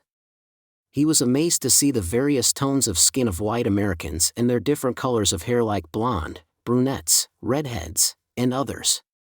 Seeing them for the first time in his life made him think he was on a different planet. On their third day, after a breakfast meal at the General Mess Hall, the entire contingent of recruits from the Philippines was bused to the San Francisco train station, from where they headed south to San Diego, California. The train ride was very comfortable, air-conditioned, and even had bathroom facilities. Once there, the recruits were taken from the San Diego train station and bused to the U.S. Naval Training Center in San Diego, one of the two largest Navy boot camps in the U.S. The new recruits would undergo 9 weeks of rigorous training from June to July 1959. It included lots of marching and physical fitness exercises. In addition, they attended classroom training on seamanship and firefighting exposure. Exams were given every Friday. On Sundays, they were free but had to do their laundry. Tony tried to learn the language as quickly as possible and prepared himself for any assignment. He learned military discipline, hard work, obedience, how to get along with others, and above all, punctuality. Their pay back then was $78 a month, and Tony had planned to send $50 to help the family that he left behind. During their midweek training, each company had to experience a mess cooking week. Tony was assigned to wash dirty pots and pans in a big sink. After scraping the pots for food debris, it would go into a big sink before final rinse. Unfortunately, Tony, who was not used to this work, suffered an accident when the slippery water rubber steam hose dangerously got away from his hand and swung back, scalding his chest. He suffered second-degree burns to his torso and was confined for 2 weeks in the hospital. Because of his injuries, Tony's body was completely wrapped up in gauze slathered with burn medicine. The company commander, Chief Petty Officer Freeman, assigned to Tony's company number 219, wanted to hold him back and be assigned to another company because he missed 2 weeks of training. But Tony begged him not to do so and promised to study the books while confined so he could later take the scheduled exam. "And if I fail the exam, set me back," he proposed. Tony was given the study materials as requested, and he took and passed all the required exams. From August to September 1959, the Filipino as well as African American recruits who graduated from the boot camp were sent to attend the Steward Apprentice School, TAP, at the Service Schools Command in San Diego, California. Unbeknownst to many recruits from the Philippines, a treaty signed in 1947 by both presidents of the U.S. and the Philippines mandated that Filipinos recruited in the Philippines can only serve as stewards in the Navy. It was an easy course for Tony. The lessons were on how to be a home caretaker, like cleaning, dusting, and polishing furniture. They were also taught how to use vacuum cleaners, wash dishes, serve in a restaurant setting, do laundry, and above all, be an obedient valet worker for an admiral of the United States Navy and his family. This job description was never mentioned to them when they were applying to become a U.S. Navy seaman. Tony tried quickly to improve his English speaking skill by studying the proper idioms, slang, colloquialism, and grammar. He loved to read books during his spare time and copy newscasters like Walter Cronkite, Huntley and Brinkley, Regis Philbin, and many others. He even confessed he tried to talk to the posts for practice at times, although the posts did not answer back. For the first time in his life, Tony saw with his own eyes the racial divide, prejudice, and discrimination by the white Americans against the black Americans. On their first stop in Phoenix, Arizona, he noticed that at every stop at the Greyhound station, there were signs on the front doors for colored only and whites only. Not knowing the racial history of America, Tony was confused as he was wearing a Navy uniform. After going back and forth on which door to use, the black bus driver called his attention and told him to use the whites only door because Tony was not colored. He was also afraid to order food as he was not yet used to the English language. Again, the same bus driver was good enough to help him order the food, which were mostly hamburgers. He also told him to eat his meal at the whites-only section, for again, he was not considered colored. It took him several more stops on the road to learn the hard lesson about race from person of color and the meaning of segregation. He was so curious about racial prejudice that he read books later in life on how hard it was for blacks to endure life in America for hundreds of years, and what the passing of the Emancipation Proclamation and other civil rights amendments in Congress have meant to racial relations and equality in America. Later on, in October 1959, Tony found out that if one graduated in the top 10 of the steward's school, he would be assigned to work in an admiral's private quarters, PQ, in the Navy. Since Tony was one of the top 10 in his class, he was selected to work for a rear admiral in Boston, Massachusetts. Tony was one of 6 personal stewards that had to take care of the needs of the admiral and his immediate family, serving them their meals and attending to the officers' well-being in his private quarters. In mid-October of 1959, when Tony reported to the admiral's private quarters, he met a fellow Filipino chief steward named Chief Foon along with 5 other staff on duty. The steward's primary job was as a housekeeper, cleaning, dusting, and vacuuming the whole house, and the bathrooms, making up the beds, doing the laundry, shining the shoes, silverwares and face bowls, serving meals, emptying the trash and garbage, walking the dogs, and running errand for the household members of the admiral. His expectations to carve an exciting career with the Navy were crushed. It was with deep prayers to God that Tony hoped that even if he started his Navy career as a steward, he would be blessed to become an officer someday. It would take hard work, patience, and outstanding performance, overcoming obstacles in the way to achieve his goals. Besides, his services, on a salary of $78 a month, could command a higher value in the Philippines. However, Tony, after working for a few days as a steward, was bothered by his job assignment. He believed he was overqualified for the steward's job and could do better. After getting acclimated to his job, Tony on his first night on duty prepared the formal dining table for the admiral, wife, and 2 growing children. The admiral seemed happy with his performance along with his family. After dinner, Tony started to clear the dining while the family was having dessert. Tony was in the kitchen carefully washing the expensive gold-plated dishes with the admiral's name gilded in gold. He was in deep thought and was so depressed about what he was doing. He thought of ways to get out of the steward's menial task that he didn't like. It was at that moment that he allowed one of the plates to drop from his hands, breaking it into pieces. The loud noise was heard by the whole family. On the second night, Tony did the same thing again. On the third night, unbeknownst to Tony, the admiral's wife was watching him closely through the open kitchen door. She saw Tony drop the plate intentionally. She reported him to her husband. The admiral then called his flag lieutenant and directed him to reassign Tony the next day to any ship available.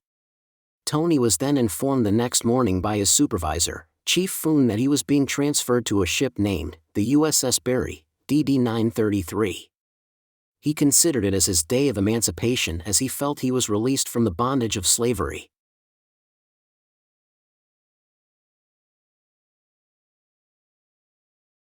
Chapter 9.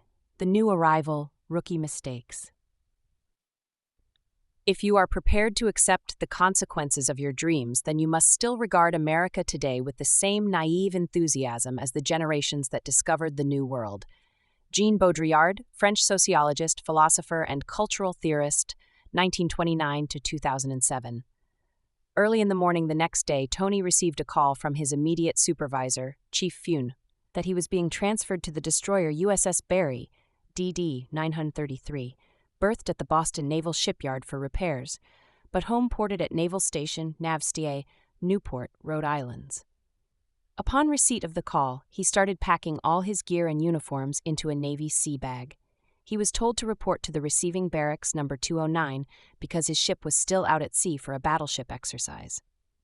While being briefed, Tony never asked questions but listened intently to orders. The supervisor showed him the exact location of the barracks number 209 on the map, and off he went in obedience to his marching orders, map in hand. It was quite a long walk that day, and the weather was chilly and cold. When he finally reached the distant barracks after a 2-hour hike with his heavy gear slung on his shoulder, he found out to his dismay that he could have taken a free ride on a shuttle bus circling the base. Exhausted but relieved that he made it, Tony checked in and was received by a first-class Petty Officer Anderson, a salty boatswain's mate, barracks manager. Knowing that Tony's rate was steward, Petty Officer Anderson assigned him as his coffee boy. The building had 3 stories and housed 100 personnel sailors on each floor. On his first day, he was told to clean 1 berthing space and 1 bathroom shower on the first floor.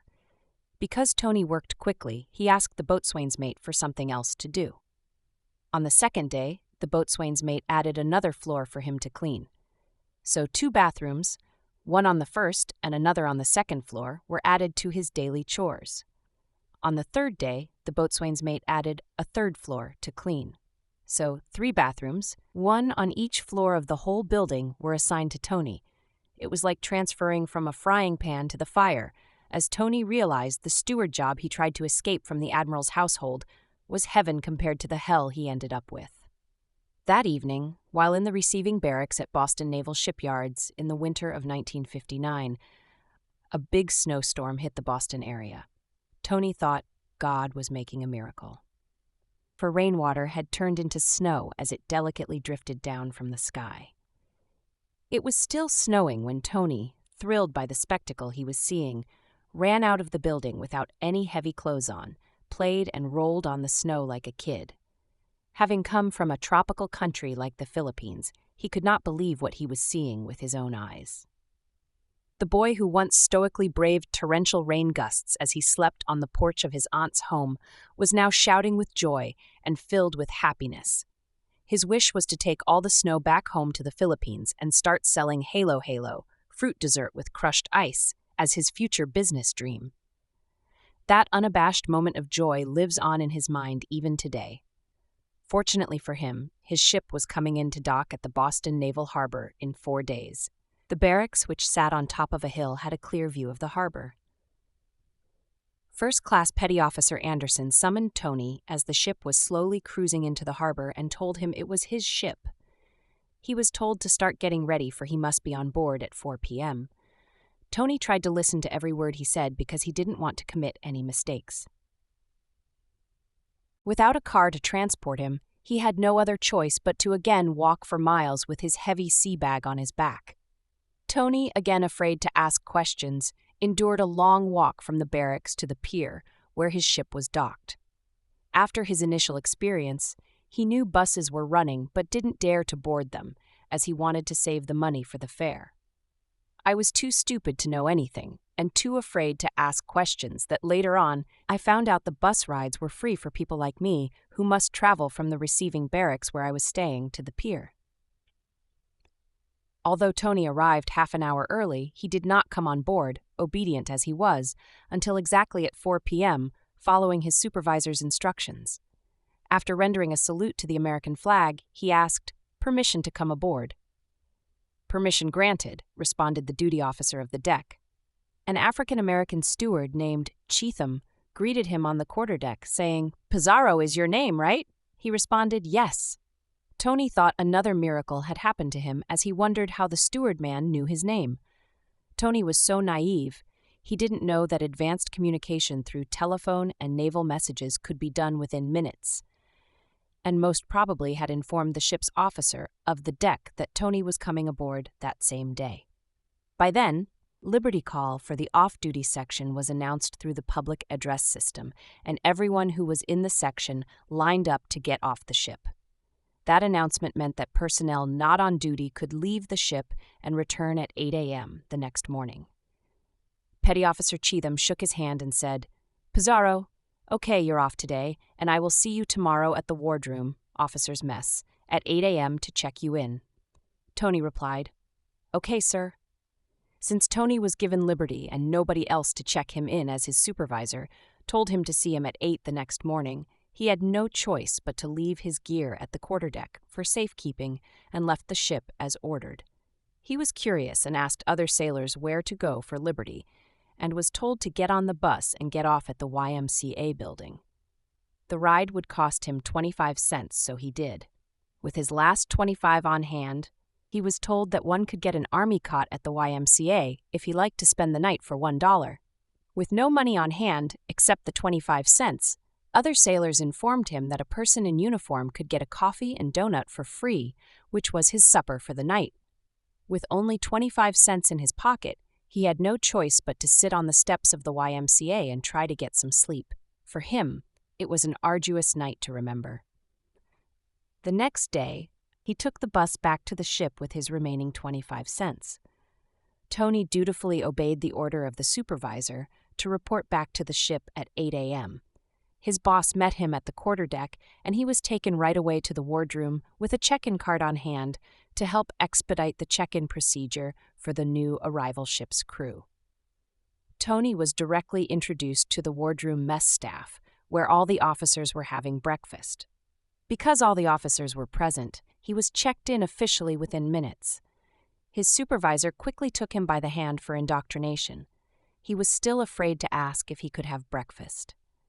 Days later, he found out he could have taken the bus on the base for free, eat all the meals aboard, sleep on the ship, and take showers on the ship even if he is off duty. When he attended his daughter Wendy's graduation at Harvard University in Boston years later, he wanted very much to visit the same YMCA in whose steps Tony spent the night as a young sailor. The family visited the place, and it brought back many fond memories of Tony's early years in the Navy. His supervisor then showed him the 10 staterooms assigned for him to clean. His instruction to Tony was very clear. By 10 a.m., you have to dump all the trash off the ship on a huge trash bin on the pier and return to the wardroom to help prepare the tables and plates for the officers' lunch, he was told. Tony answered, "Yes, sir, yes, sir." He started with his chores for the day, cleaning the rooms, even if he had not yet eaten anything overnight. At 10 a.m., Tony smartly saluted the American flag at the quarterdeck, and with trash bags in tow, asked for permission to leave the ship. Permission was granted, and responded by the officer of the deck, according to protocol, as he learned from the training. He proceeded to the dumpster area, hidden about 800 yards away. While dumping the trash, he met a fellow Filipino steward from another ship doing the same. Tony was so excited to see another Filipino and chatted with him for only a few minutes. Joyfully, he told him that he just reported on board that morning. However, as he walked back, he noticed his ship, the USS Barry, DD-933, was pulling off and away from the pier. He thought immediately that he was being left behind, and now he was AWOL, absent without leave. Tony panicked and started crying loud, creating a scene as he thought his big dream of being in the U.S. Navy had been shattered and his lifelong dreams would not be realized. "Oh my God," he thought, "my ship left without me." Right away, he got on his knees, cried, and shouted out loud, "Please, Captain, come back and get me. I am on the crew of your ship. Just check on board this morning. Please, please, come back and save me." He was making the sign of the cross. Out of nowhere, he felt a tap on his shoulder. As he looked up, a fellow Filipino berated him. "Tumigil ka dyan, hoy Pinoy ka, nakakahiya ka. Stop what you are doing, you Filipino. You are embarrassing us." Your ship is only changing pier and merely moving to the other side. You look so stupid. Stop that right now, he added. Tony felt embarrassed as he slowly walked back to the ship. From a distance, he saw all of his fellow shipmates laughing and pointing at him as he went aboard the ship.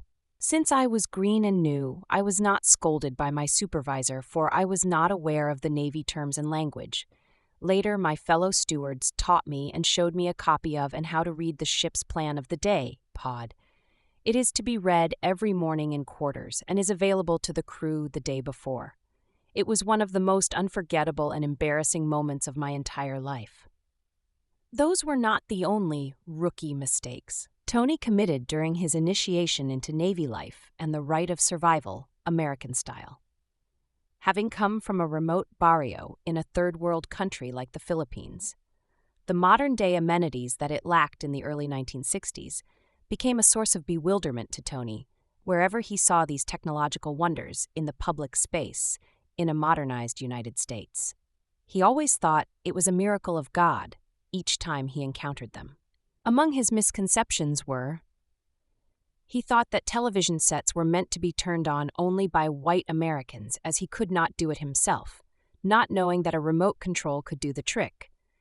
He was surprised to see garage doors opening by themselves, again not knowing that remote controls make them do so. He thought that drinking fountains at buildings and airports only worked for white Americans. He was surprised to see water shooting out of a drinking fountain whenever a white American merely stooped over it. When he tried to do the same himself, nothing happened. 1%. He tried to do so several times until he concluded that the device worked for white Americans only. Later on, he found out that one had to press a button with his hands or knee to make the water fountain work. He thought that Brill Cream hair pomade was toothpaste. He used it as one for many months. He thought all the tall buildings in America were churches because back in the remote barrio where he came from, the only big edifice was a church. He always made the sign of the cross whenever he passed by a building. That the reason why white Americans were white was because they always took hot showers. There were no hot showers back home in the Philippines. The first time he tried one, he got a second-degree burn. He didn't know the temperature could be adjusted by mixing together the hot and cold water. He didn't want to be near a telephone. He was afraid it might ring and he might be forced to answer it and embarrass himself in the process, for he was not familiar with American slang. When an officer asked for an ashtray because he was smoking, Tony gave him the trash can. He didn't know there was such a thing as a tray used purposely for cigarette ashes alone. When some Filipino stewards cooked fried rice and dried fish, a Caucasian officer asked Tony, "What's for breakfast?" He replied, "Sinangagatuyo," Filipino words for fried rice and dried fish. He thought he was still in the Philippines and talking to a fellow Filipino. Welcome to America.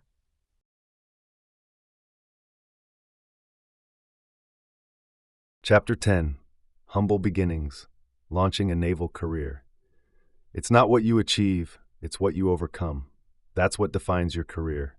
Carlton Fisk. After 12 months aboard the USS Barry DD-744, Tony was transferred to a pre-commissioning school in January of 1961 to be aboard the USS John King DDG-3. He was assigned as the captain's boy of Commander Albert Monroe Sackett, the ship's commanding officer. Tony was one of the true plank owners, the terms for the first crew aboard the ship. At that time, he was able to communicate a bit in English, although he needed some more polishing. From November 1960 to January 1961, Tony attended the Pre-Com School Fleet Training Center at the Naval Station Newport, Rhode Island.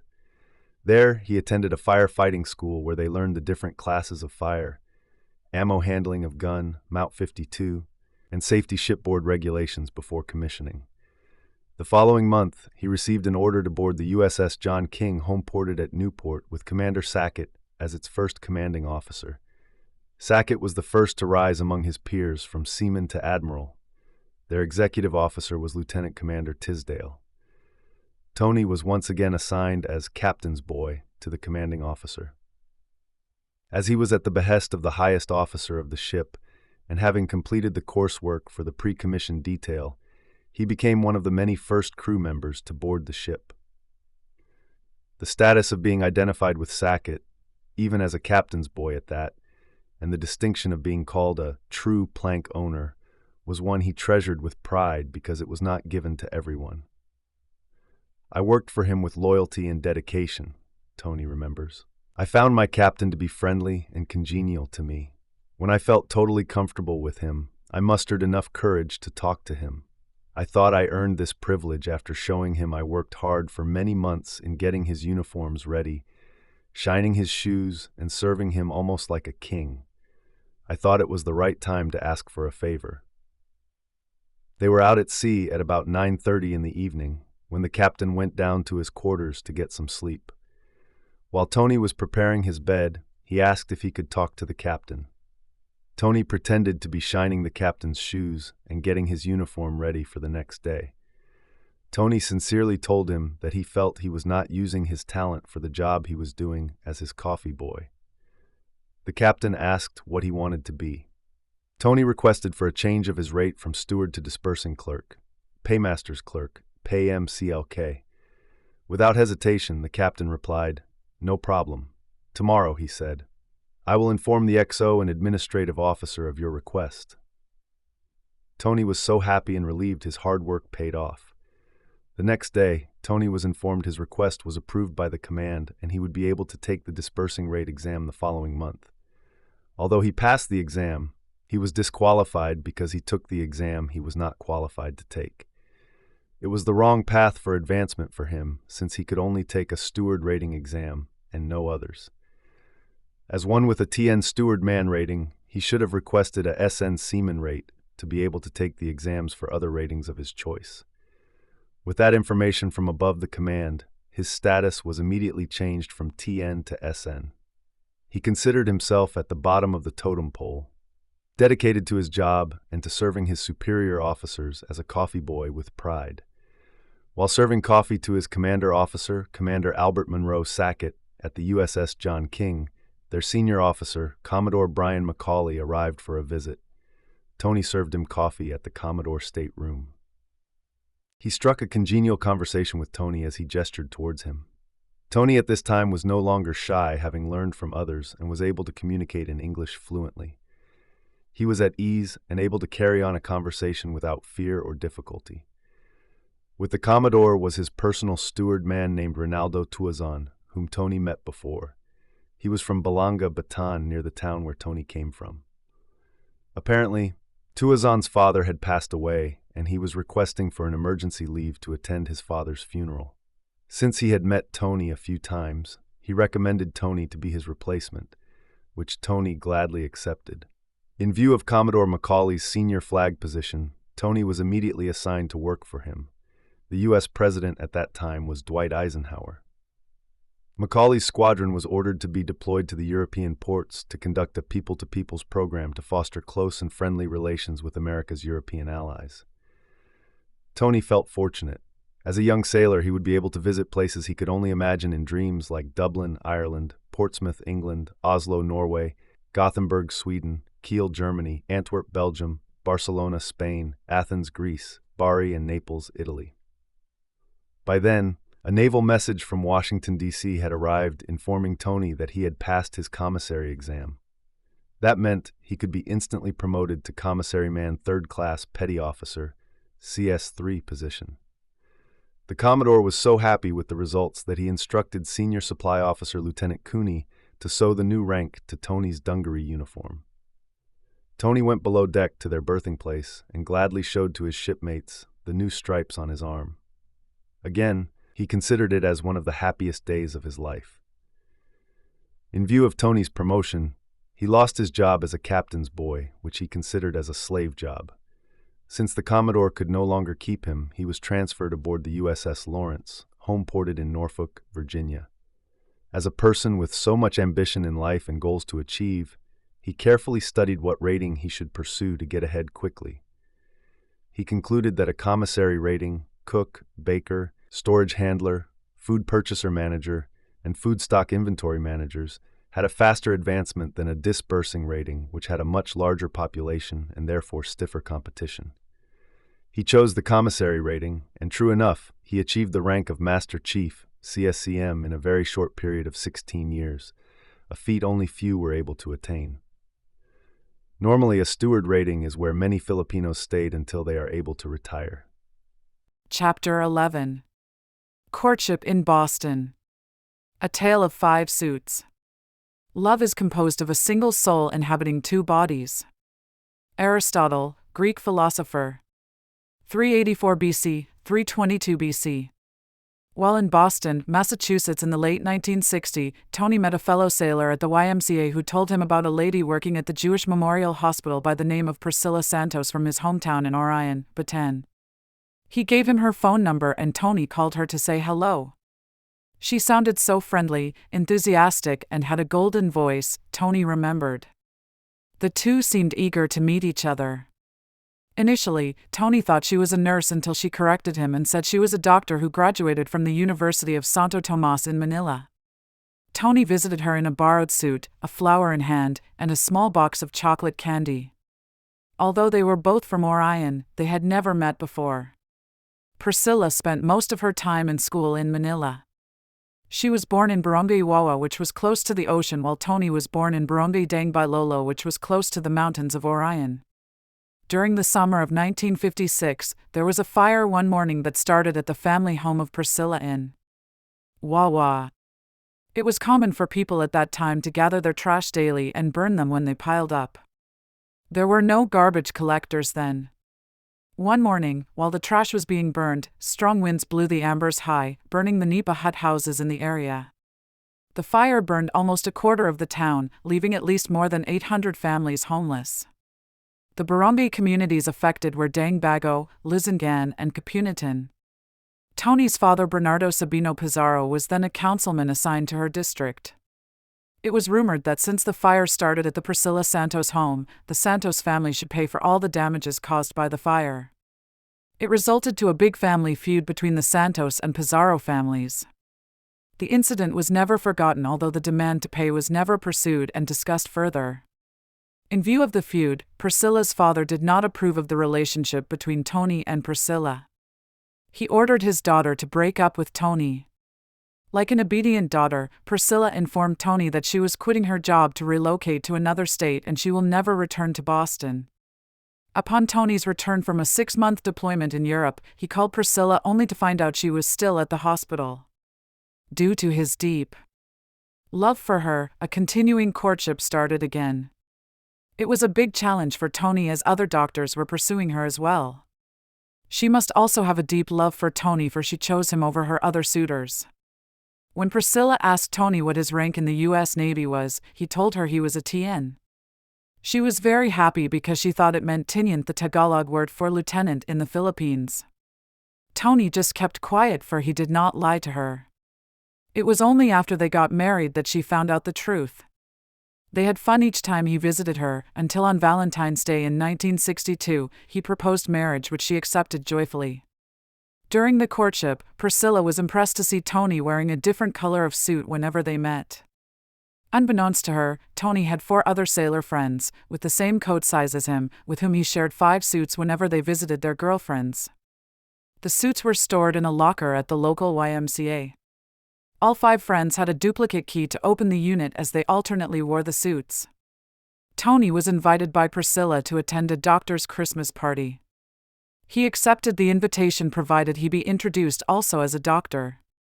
Whenever they asked me about the new medicine mentioned in the latest issue of the medical journal, I pretended not to hear the question and excused myself to use the bathroom. That way, he could stay away from the conversation and avoid being exposed. Whenever they were invited to a doctor's party, Tony was always the first to get food or dance with Priscilla. He never showed shyness to anyone. One Friday evening, Tony saw one boyfriend of a Filipino doctor at a YMCA dance. Tony and the guy tried to avoid each other, but later, they could not help but acknowledge each other's presence. They had a good laugh when they realized they were both pretending to be a doctor. In the end, they agreed to keep their secret to themselves. Tony asked permission from his commanding officer Albert Monroe Sackett to take a leave, as he was scheduled to marry his fiancée Priscilla in Boston, Massachusetts on June 23, 1962. However, Tony returned to his ship when Priscilla cancelled the wedding plans. Her father heard about the planned matrimony from the pulpit during a Sunday Mass and was blindsided. He was in the pews when the parish priest at St. Michael's Church in Orphan announced that Priscilla and Tony were to tie the knot on June 23, 1962. Understandably, her father became fuming mad and left without saying goodbye to his family. Because of this, Priscilla sent Tony a telegram canceling the wedding. The second time the couple planned to marry, they were supposed to meet in downtown Boston and proceed to the city hall to get a marriage license. However, each waited at different corners of Boston Avenue and Massachusetts Avenue and failed to see each other. Priscilla, once again, called off the wedding. The third time for the couple was a charm. This was despite the fact that Priscilla flatly told Tony her family was vehemently opposed to the marriage and she must abide by their decision. This time Tony was ready for her objection. Tony's brother Ernie and his two cousins, Pablo Pizarro and Mike Pizarro, came with him. They both pleaded with the prospective bride to reconsider the wedding. After so many hours of discussion, she agreed. Tony and Priscilla's wedding was held on June 23, 1962 at the Basilica of the Mother of Perpetual Help Catholic Church in Boston, Massachusetts, on the original date they had set for the wedding. On their way to their honeymoon, Priscilla noticed Tony had one coat in his suitcase. "Where are the others?" she asked. Tony sheepishly confessed he was only sharing the other suits with his friends. By then, Tony was no longer worried about her disappointment. She could not back out as their marriage was a done deal. He just vowed he would make up for his misrepresentation by mustering all his energy to make her the happiest girl in the world despite borrowing for other suits. In hindsight, even though Tony did not achieve his dream of becoming a doctor, having a wife who was a physician gave him an idea into the lifestyle. Chapter 12. Cuban Missile Crisis. The spectacle of thousands of ships. Men of sense often learn from their enemies. It is from their foes, not their friends, that cities learn the lesson of building high walls and ships of war. Aristophanes, ancient Greek comic playwright, 446 BC 386 BC. People all over the world who were old enough to know would remember the Cuban Missile Crisis. It was during the height of the Cold War in October of 1962 between the United States and its allies and the Soviet Union and its protectorates. The world was on the brink of World War III. With one miscalculation, either side could have triggered a nuclear holocaust that would have doomed nations and annihilated regions of the world by just the press of a button. The issue started when Cuba, which is just a few miles away from the southeastern tip of the United States, was taken over by rebel forces of Fidel Castro, toppling the longtime American protege, dictator Fulgencio Batista. To avoid an invasion by the United States, Castro sought and got the protection of the communist Soviet Union. When President John F. Kennedy took over from Republican President Dwight D. Eisenhower, he authorized a failed and disastrous invasion using Cuban rebel forces at the Bay of Pigs. Still reeling from this embarrassment, he was told by the CIA and other intelligence agencies that the Soviets had been stockpiling missiles in Cuba, apparently aimed at the United States. Kennedy demanded the removal of these missiles within 72 hours. To drive home his point, he ordered a blockade of Cuba to prevent the Soviet ships from continuing their delivery of the missiles. Tony Pizarro, barely 13 years in the service, found himself in the midst of the crisis aboard the destroyer squadron, an eyewitness to the imminent military and geopolitical crisis unfolding before his eyes from a front-row seat in the World Theater. Everyone was recalled and all leaves were cancelled. Tony, who was aboard the USS Lawrence Commander Destroyer Division 182, remembered. For 24 hours, all ships were being loaded with weapons, food, and other operational supplies needed for extended deployments. The U.S. was poised to invade Cuba with all its military might that included its entire armed forces, the Army, Air Force, Navy, and the U.S. Marines. While our ship was anchored out at the U.S. Guantanamo Bay, Cuba, I walked on the main deck and looked at the 360-degree ocean. The U.S. was ready for war, he concluded. To date, I still could not comprehend the number of ships present. When I reached counting the 500 ships, I stopped. Everyone on ship was on alert and all in battle gear waiting for the command of invasion. I woke up the next morning and as I looked outside, I was so shocked to see many ships had headed out. I did not realize the US Navy had that many ships. I swear I have never seen so many in my life. It must have been thousands, all of them waiting for the order from President Kennedy for America to invade the island of Cuba. Fortunately, President Kennedy and Soviet First Secretary Nikita Khrushchev came to terms and agreed that the missiles would be dismantled and sent back to the Soviet Union while America pledged not to invade Cuba. Thus, the calamity of another world war was averted. Tony by now was no longer a steward. He was happily married and had astutely positioned himself to rise up the ranks within the commissary merit system. Since he passed the exam to change his rate from steward to commissaryman in July 1963, Tony was promoted to commissaryman third-class petty officer, a promotion which ended his services in the lowly position of a steward. Tony was sent aboard the USS Lawrence, DDG-4, for duty. The ship was then again deployed to Europe and Tony got the chance to visit Rota, Spain and Bari, Italy. Baker. While deployed, Commissaryman First Class Petty Officer Donald Davis became his immediate supervisor. Tony was assigned as a baker for the ship and worked only at night. After working straight for 90 days, he refused to do more baking and was told to report to the commanding officer for non-performance of work.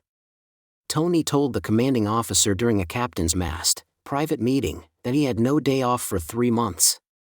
After verifying from Petty Officer Davis if that was true, Tony's case was dismissed and he was awarded immediate 72 hours off.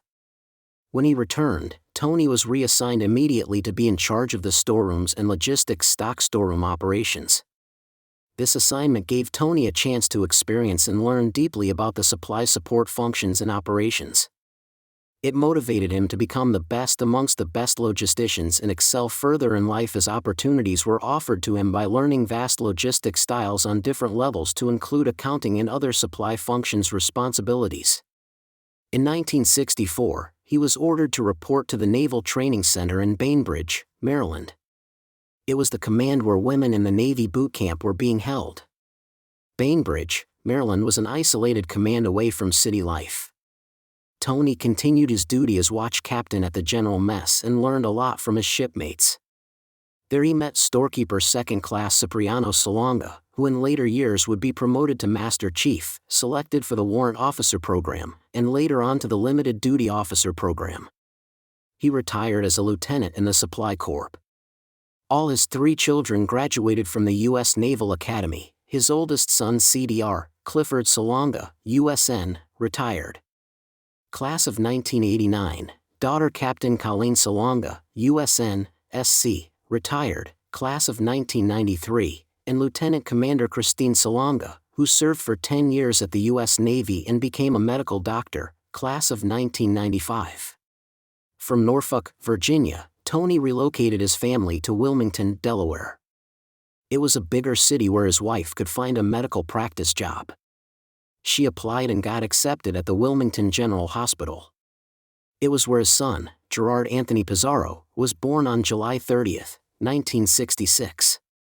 In September of 1966, while assisting a food service operation at the Naval Training Center in Bainbridge, Maryland, Tony received an order to report to the in-country Naval Support Facility in Da Nang, Republic of Vietnam.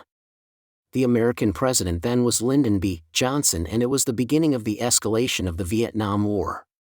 Tony was first ordered to attend training on survival, evasion, resistance, and escape (SERE) techniques at the U.S. Naval Amphibious Base in Little Creek, VA. Prior to leaving for Vietnam, they were all divided into companies and platoons to be deployed in the mountains to learn basic survival skills like what food one could find to eat, survival techniques, and how to resist. They spent 3 days experiencing being a prisoner of war in an enemy camp. Tony considered it a valuable lifetime experience. During a war game exercise, Tony was appointed as Green Element in charge of a platoon with 12 personnel. They were ordered to move quietly from point A to point B without being caught. Their order was well executed, but they still all got caught by the enemy, supposed to be the Viet Cong Army. They were then placed in a pit hole filled with water up to their nose for many hours. When the whole training company was captured, they were taken and corralled at a mock-up prisoner of war camp. They were told, in accordance with the Articles of the Geneva Convention, to give only their name, rank, and serial number when captured. From the beginning, each trainee was given a piece of candy to sustain them for 3 days, a match, and a knife. Part of the exercise was to hide from the enemy and try to survive with whatever edible food they could find in the mountains. Having been exposed to mountain life while growing up, Tony was able to use his past experiences to survive. They also experienced being interrogated by the enemy and taught how to react when caught and maintain a high level of tolerance during such a difficult situation. When the interrogation phase was completed, the camp commander delivered a congratulatory speech and announced that everyone passed the SEER training except one who was taken to the emergency hospital for unknown reason. A truck then arrived with a dry set of uniforms for them, followed by another full of food. They were then taken to the enlisted barracks to rest. When they returned to the base, they were required to attend 2 weeks of Vietnamese language course. They were also taught the customs and basic traditions of the people of South Vietnam. The flight from March Air Force Base in Riverside, California to Da Nang Air Base was beyond the long-haul capacity of their plane, which providentially forced it to refuel at Clark Air Base in the Philippines. While there, Tony requested for a few days' leave to visit his father and other relatives. He felt he was saying his final goodbye to them because he didn't know if he could survive based on reports that the Vietnam War casualties were increasing in numbers each day, which the U.S. countered with the highest escalation of bombing in North Vietnam. At Da Nang U.S. Air Base in the central part of South Vietnam, there were no passenger buses since the country was at war.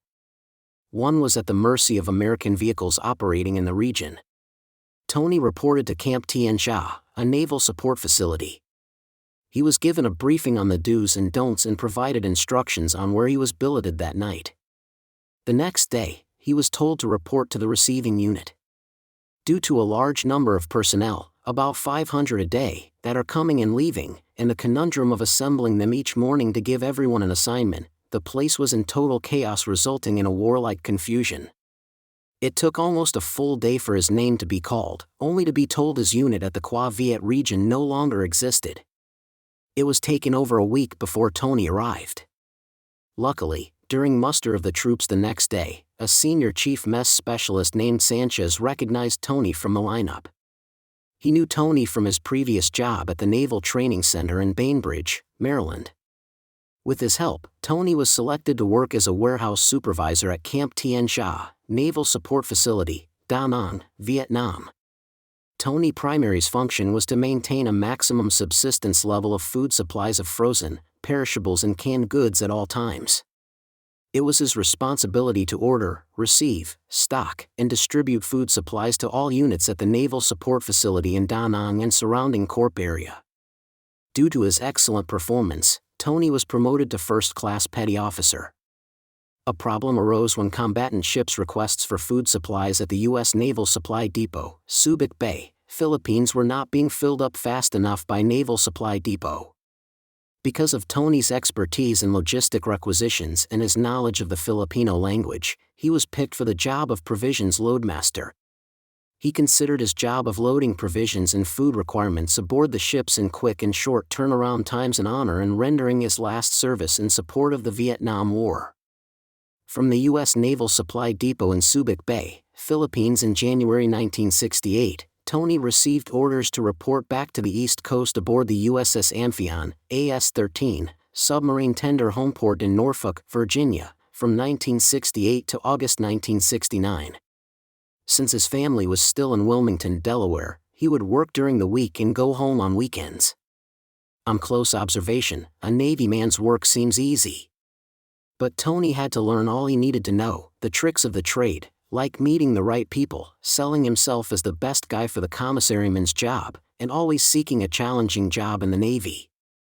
With this mindset, he made a special trip to Washington, D.C. to find out for himself how people were being transferred and what criteria his supply assignment detailers were looking for. That visit to the Bureau of Naval Personnel was truly the best means for Tony to prepare himself for bigger and better career opportunities. While visiting with them, he requested to attend the Commissary Sea Advanced School at the U.S. Naval Training Center in San Diego. Tony's vision of success was to learn more about the second-level management of food service operation, food service stock control, accountability of stores, supply management, and above all, the preparation required to become a supply officer in the U.S. Navy. After his schooling at Sea School in September 1969, Tony was sent to an independent duty aboard the USS Blue, DD-733, home port in Long Beach, California. After learning the ropes from the ground up, Tony was now poised for the next level of his career with a trip that had given him valuable in-depth knowledge about how the U.S. Navy works and how the Bureau of Naval Personnel operates. Not content to rest on his stellar qualifications, Tony also worked hard on polishing his public persona to match his credentials and ambition. He learned and perfected how to be a good speaker and excellent leader to prepare himself for bigger jobs. During his off hours, he took college courses to improve his English speaking skills and to learn all about U.S. history. He also took a speech class to improve his communication skills. He loved to conduct lectures, help out in store inventories, and work as a warehouse supervisor/manager. Tony was getting ready for bigger things to happen. Chapter 13. Navy Family from One Post to Another. The family provides the Army and Navy with the best men and boys that it possesses, and, as we have seen, education and science, too, are becoming means to the ends sought by the military. C. Wright Mills, American sociologist, 1916–1962. Upon completion of his commissary school in San Diego, Tony went home to Wilmington, Delaware, to help move his family to his new assignment at Long Beach, California, aboard the USS Blue, DD-744, home-ported in Long Beach, California from March 1970 to January 1971. It was during the summer of 1969 when the family of three, Tony, his wife Priscilla, and 3-year-old Gerard, traveled west, passing through West Virginia, Ohio, Indiana, Illinois, Kansas, Colorado, Utah, Arizona, Nevada, and towards California. All of them, especially Gerard, enjoyed the trip. To them, the highways and the beautiful scenery of America were just fantastic vistas for their young son to see. Gerard could not stop talking during the trip, which greatly entertained and captivated his parents. It was also a great relief to leave the East Coast, as they never got used to the cold weather in the entire time they were living there. As a Navy wife, Priscilla had to sacrifice her medical career in order to join her husband, relocating to places where he was assigned. This was quite a sacrifice to make, because her role as a physician was preeminently more prestigious and compelling than that of a sailor. But to her, it was no problem. Her family and her husband's career came ahead of her medical practice. Whenever Tony told her he had a new assignment that necessitated the relocation of his family, she never complained. She was then working as an emergency doctor and medical internist at the Jewish Memorial Hospital. She would just quietly make preparations for the move. It did not matter that in moving to a new state like California, she had to take and pass another board exam to get a new license to practice medicine. She must be highly intelligent, Tony often thought. She had no problem acing those exams. Tony was then on temporary additional duty, TAD, at the USS Isle Royale AD-29, home-ported in Long Beach while waiting for his ship, the USS Blue DD-477. The latter ship was later decommissioned. While aboard the Isle Royale, Tony met MSCM Mess Management Master Chief Jim Edgar. The two later became best of friends. Jim Edgar had a 2-star rank, which is the designation for a senior commander in many of the armed services holding a rank described by the NATO code of OF7, according to a Wikipedia definition. He was the overall in charge of operation as food service officer.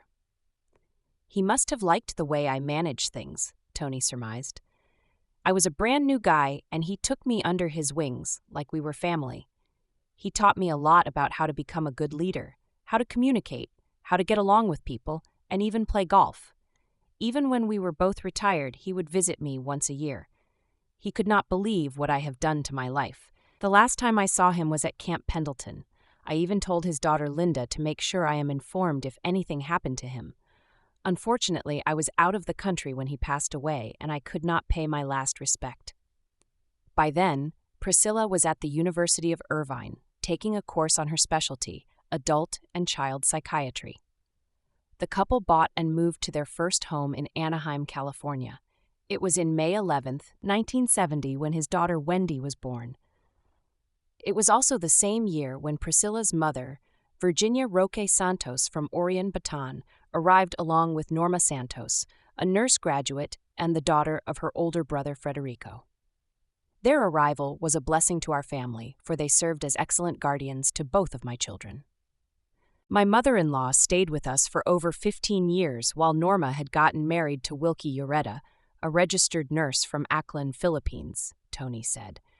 We truly acknowledge the help and unwavering support of my mother-in-law, for she helped raise my children and taught them the value of respect, intellect, strength, and courage.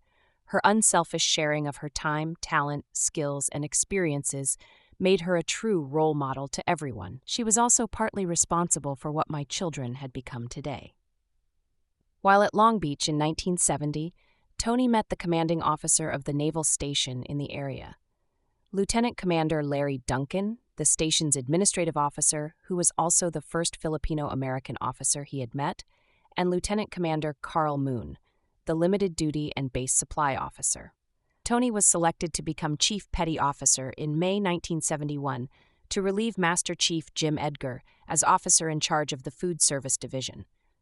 Tony's position as the officer in charge, assigned as Food Service Officer, later helped him in his career. He gained a lot of friends among the officers who were eating there. One day during the summer months in 1973, some boatswain's mates informed him that there were a lot of paints being given away. They were supposed to be used in the painting of ships, but since many were being decommissioned, excess paints were accumulated. The leading chief of the boat asked, "Would you like to have some paint, Tony?" "Of course," Tony replied. He thought of applying a fresh coat of paint to the building. Not only would it make the building look clean and beautiful, the cans of paint, more importantly, were free. The Navy did not have to spend anything. He requested a Mr. Miller, the shipyard bus driver, to lend him some spray paint guns to use. The two became good friends as the driver used to have his coffee at the mess hall. He also helped deliver the paints to Tony. The paints, which were of different colors, were mixed together by Tony and other volunteers. Unfortunately, after spray painting the buildings, the mixture dried to a shade of pink. And it didn't stop with the buildings. A dozen cars parked near the buildings were also the beneficiaries of the paint job blown by the wind from the sprayer. The car owners filed a complaint with the commanding officer, who was aghast to see the pink-colored building. One is reminded of the movie Operation Petticoat in 1959, where Cary Grant and Tony Curtis found themselves stuck in a decrepit pink submarine. Tony, Pizarro, that is, not his idol Tony Curtis, was told the galley, Navy term for mess hall, was covered by the Naval Facility Manual that required the use of approved colors for government buildings. The commanding officer, executive officer, supply officer, and administrative officer summoned Tony and told him of the complaint charges. Tony told them he didn't know about the paint code and all he wanted was to do a good deed outside of his job description. He pleaded guilty to the charges, although he meant no malice. Later on, he was surprised and puzzled when he was told he was being considered to become a member of the Navy Food Management Team in San Diego for his next duty assignment. He was also informed he was the first of Filipino descent to be admitted for such an assignment. He was then directed to report back to the Service School Command at NTC San Diego, California, to study and become an instructor at commissary school. He told everybody he already attended the same school.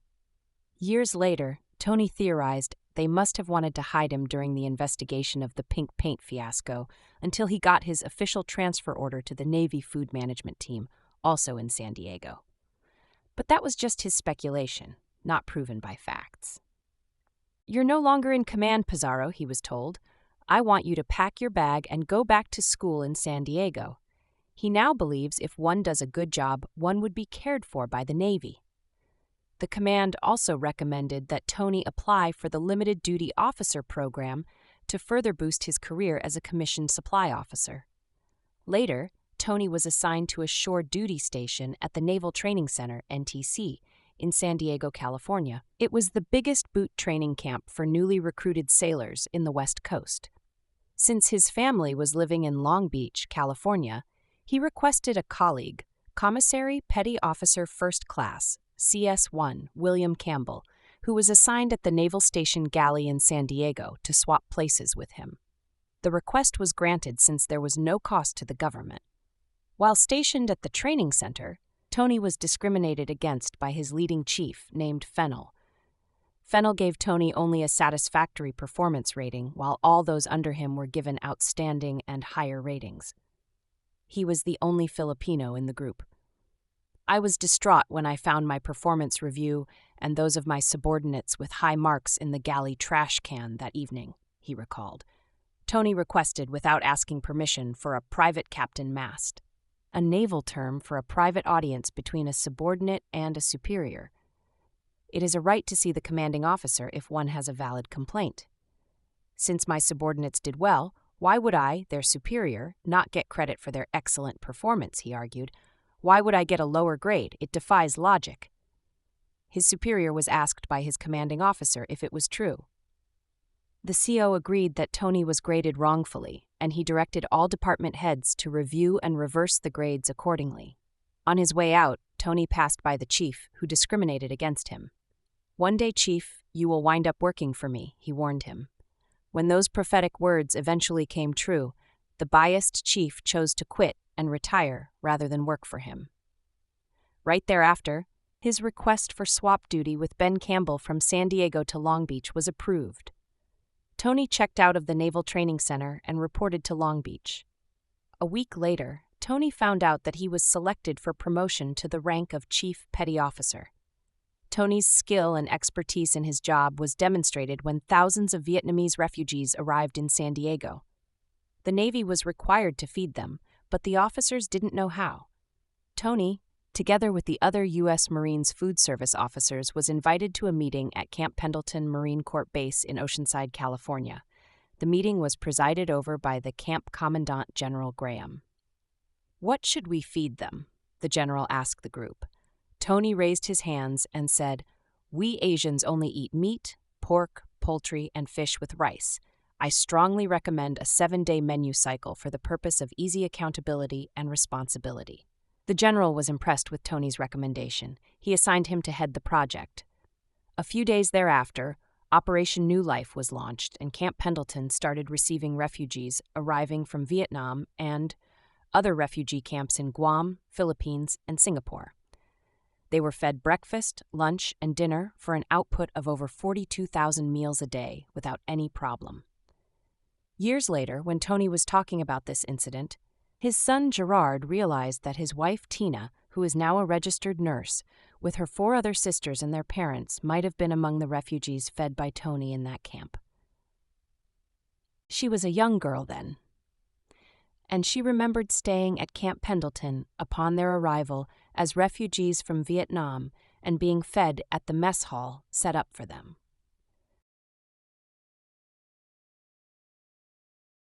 Chapter 14. A Crowning Achievement. Tony Pizarro's Historic Role. Big Thinking Precedes Great Achievement. Wilford Arlen Peterson, American author, 1900 to 1995. Tony Pizarro did not only serve in the U.S. Navy, finish his contract, and comfortably retired, just like the thousands of his fellow recruits from the Philippines. Not only did he rise from the ranks to become an officer, establishing a record among his peers in the speed at which he was promoted, more importantly, he made a very drastic and important contribution in the operation of the Navy, a systemic change that benefited thousands of stewards, mostly Filipinos, who came after him. He was the one responsible for the removal of the outdated and unfair elements in the job description that denote the menial and sometimes degrading tasks of steward ratings. In September of 1974, Tony was summoned to attend a conference that aimed to combine the commissary rating, CS, and the steward rating, SD, into one post to be called the new Mess Management Specialist, MS. It was one of the highlights of Tony's career. He was handpicked to become a member of the commissary and steward merger panel at the Bureau of Naval Personnel in Washington, D.C. The panel was composed of 4 commissary men and 4 steward men. They were to make recommendations for composing the job description of the new position of Mess Management Specialist Rating, MS. It was known among the higher-ups that Tony was a former steward who had become a commissary man. They were 2 different career paths, parallel to each other. But Tony had a chance to occupy both posts. His superiors felt that he could give significant insights to the discussion due to his personal experiences in both fields. He was fully qualified for the task and carried a big voice. When he spoke, everybody listened, since he was the only one among them who worked as a steward. Secretly, Tony told himself that they picked the wrong guy, for he was hell-bent on changing the rules to benefit the incoming stewards, mostly newly recruited Filipinos. He was determined to spare his fellow Filipinos from suffering the ignominy he experienced as a young steward.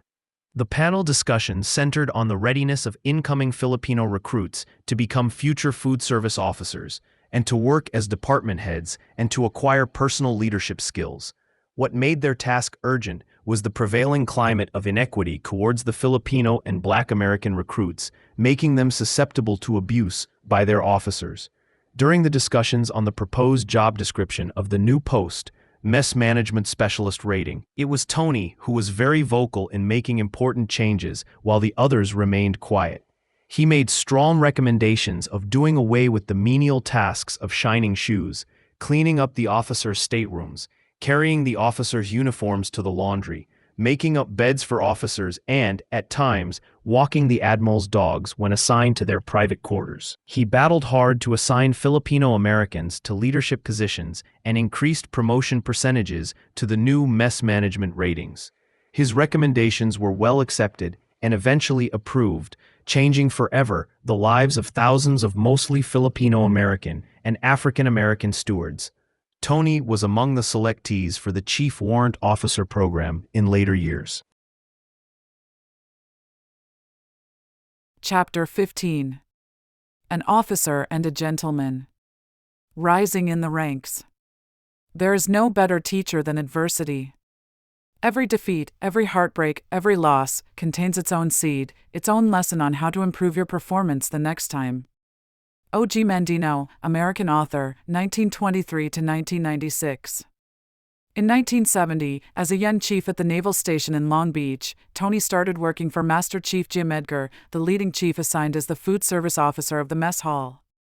It was Tony's second time around working for him, whom he considered one of his mentors in life. Tony used to work for him for 3 months while he was waiting for his ship, the USS Blue, DD-744, to get back to port after a short deployment. The two got to know each other well.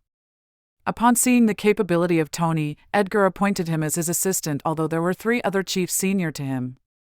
Master Chief Edgar was on his twilight tour in Naval Support Facility Mess Hall before he retired after 30 years of service. He personally handpicked Tony to run the whole food service operation and even recommended him for the Limited Duty Officers Program, as well as to become a member of the prestigious Navy Food Management Team due to his superior performance of duty in and off the job. All the while Tony was being considered for special assignments, not knowing he will be an officer one day. On September 10, 1979, Tony was stationed at the Navy Department Bachelor Housing Division as team leader and member of the Housing Worldwide Assist Visits. While helping the naval station in Subic Bay, Philippines, Tony had a call from Captain Jack Griffin, his commanding officer in Washington, D.C. He told Tony he was one of the 10 selected for the Chief Warrant Officer program as a supply officer to be commissioned on April 1, 1980. He congratulated and told him to get a new uniform ready for the job. To be a fully qualified supply officer, one must attend and pass the Basic Qualification Course, BQC, at the Navy Supply Corps School in Athens, Georgia. It was next to the University of Georgia. During the commanding officer's briefing, the 120 of them being briefed were told about the school's yearly statistics information. 1. 10 of them will not pass the course and will be set back. 2. 1 of them will be reverted to enlisted rank and will not pass. 3. 2 of them will have a car accident and will die. Here he met June Ontes, a classmate and a selectee for a limited duty officer program. He was an ensign with the U.S. Navy Supply Corporation. It was a 6-month rigorous classroom instruction course, and since Tony had a very limited exposure to academic courses, it took a while for him to adjust to a classroom situation. It was a big challenge for him, for his classmates had either bachelor or master degrees. There, he learned fully the logistic operations, ship store/retail merchandising, dispersing and payroll management, food service and non-appropriated fund club operations, leadership management, and computer data processing. At the school, Tony met Lieutenant Commander John Pledger, who was the school's administrative officer and recently received orders to report to Diego Garcia to be the assistant supply officer. Apparently, he must have been impressed by Tony's service records that before leaving for Diego Garcia, he kept a close eye on Tony. Tony was only there for 5 of a 6-month course when he was called to meet with Pledger while he was in class. As he walked in, he met 3 more captains in the room. The 4 informed him that they were reviewing the records of the students as they were looking for a good candidate with an excellent background in logistics management and strong leadership skills to be assigned as the food service officer billet at the Navy Support Facility in Diego Garcia, a U.S. British Indian Ocean Territory, BIOT.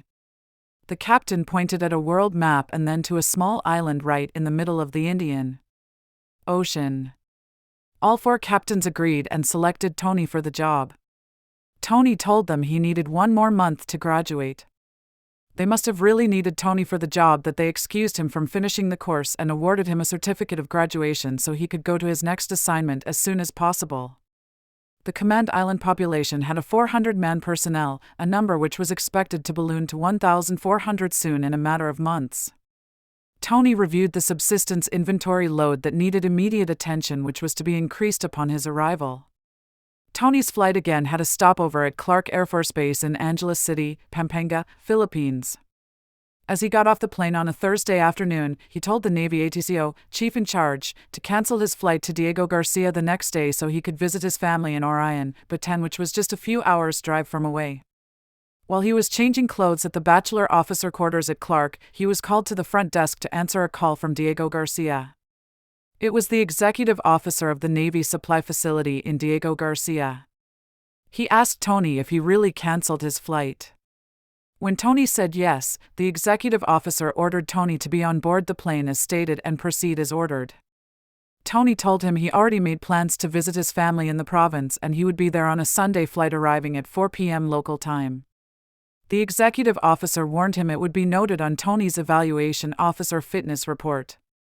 Tony did not realize the magnitude of the problem and how bad the situation was. So when Tony arrived that Sunday afternoon, he was informed that the officer he was replacing had been relieved of his duties for daily unfit performance, meaning that the non-in-stock logistics problems were mounting each day. When he arrived at the Diego Garcia Airport terminal to claim his luggage, the officer to be relieved met Tony. He was so happy to see Tony but cautioned him that the executive officer was waiting for him. The executive officer scolded Tony and accused him of disobeying his direct orders. He threatened to punish him by giving him bad performance evaluations. Once he was done bawling Tony out, the latter asked for a private confrontation.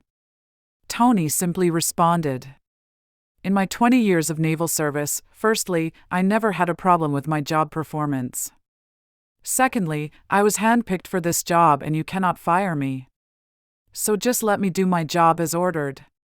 After that incident, the executive officer stayed away from Tony and never bothered him until the day he left the island.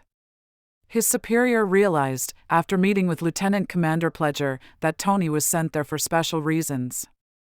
Tony's primary function was to help with the vast problems of non-in-stock subsistence, logistics needs, and moving food and material supplies from the suppliers to end users at the Naval Supply Facility Diego Garcia.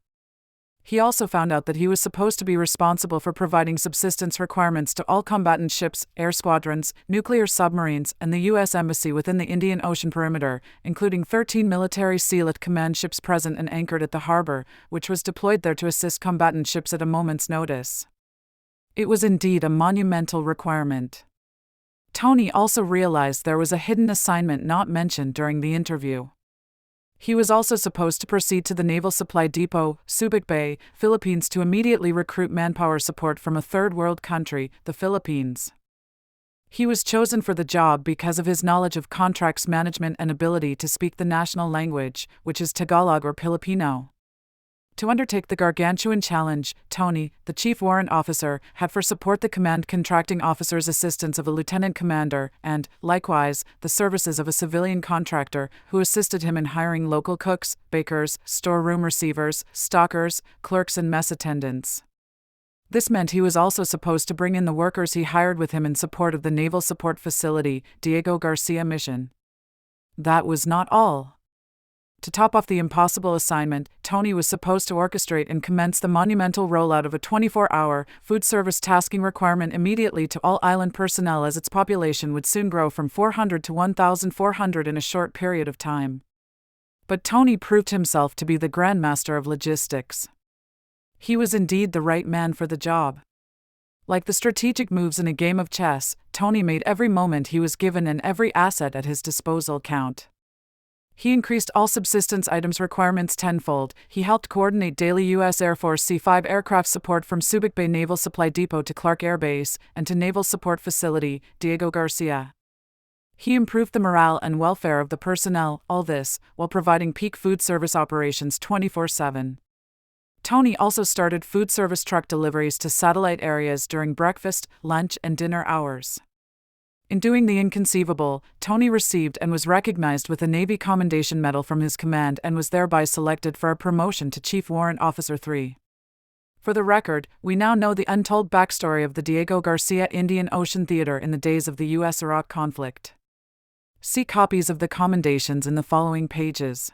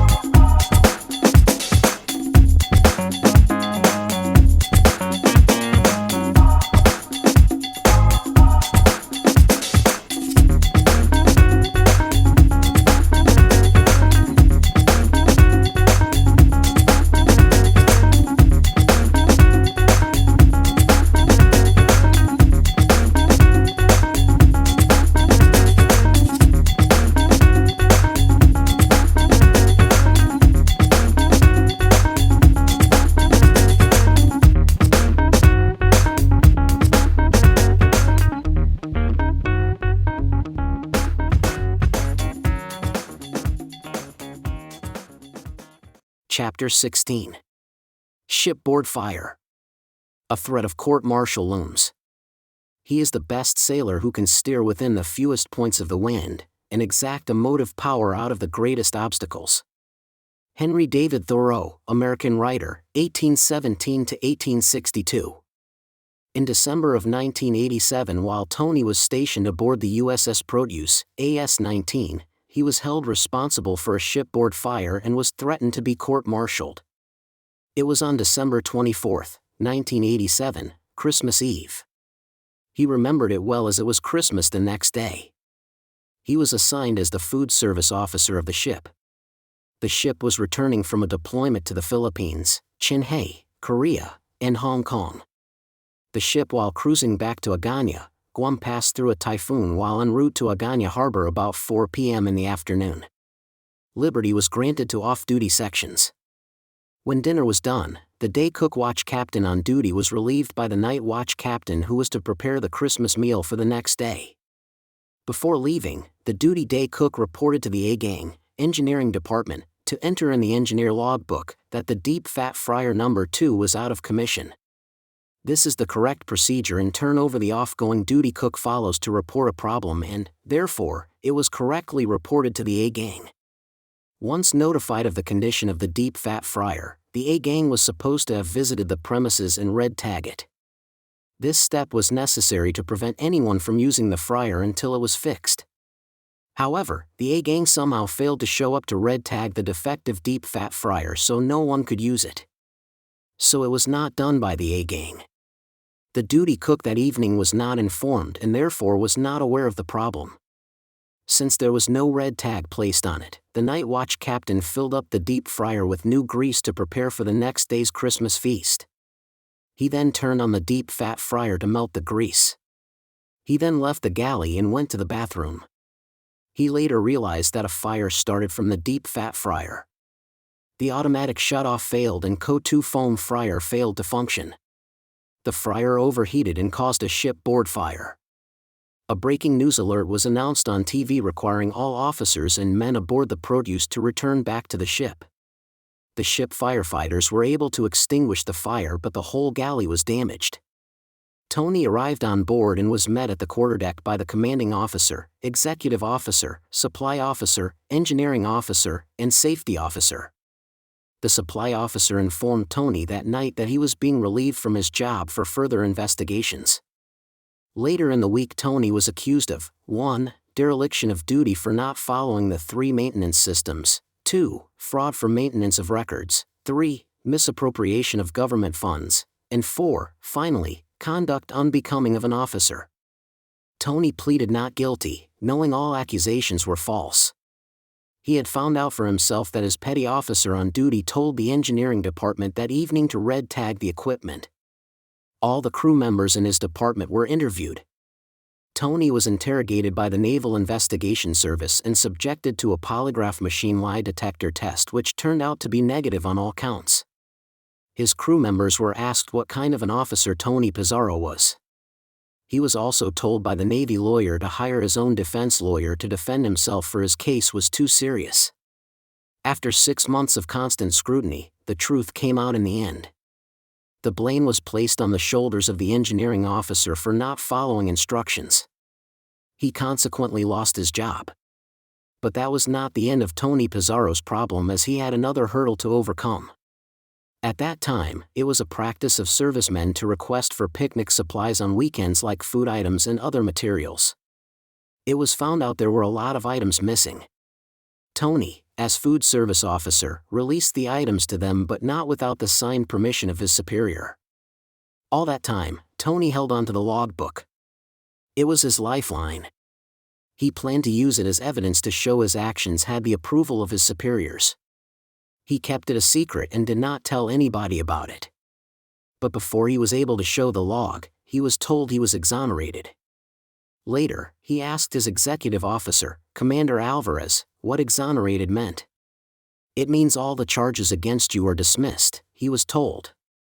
The board found out he was not responsible for the missing supplies because the final approval rested on his superiors, who signed the requests. It was one of the happiest days of his life. However, although he cleared his name, Tony was told by his detailer in Washington, D.C. that his career had ended aboard the produce as ordered by the higher-ups, and for him to retire from the service. This incident somehow tarnished his reputation. But Tony refused to give up, knowing that he was innocent, and decided to fight it all the way to a court-martial hearing. "Your career has ended in Guam," he was even told. For 6 months, he was in limbo, without a job.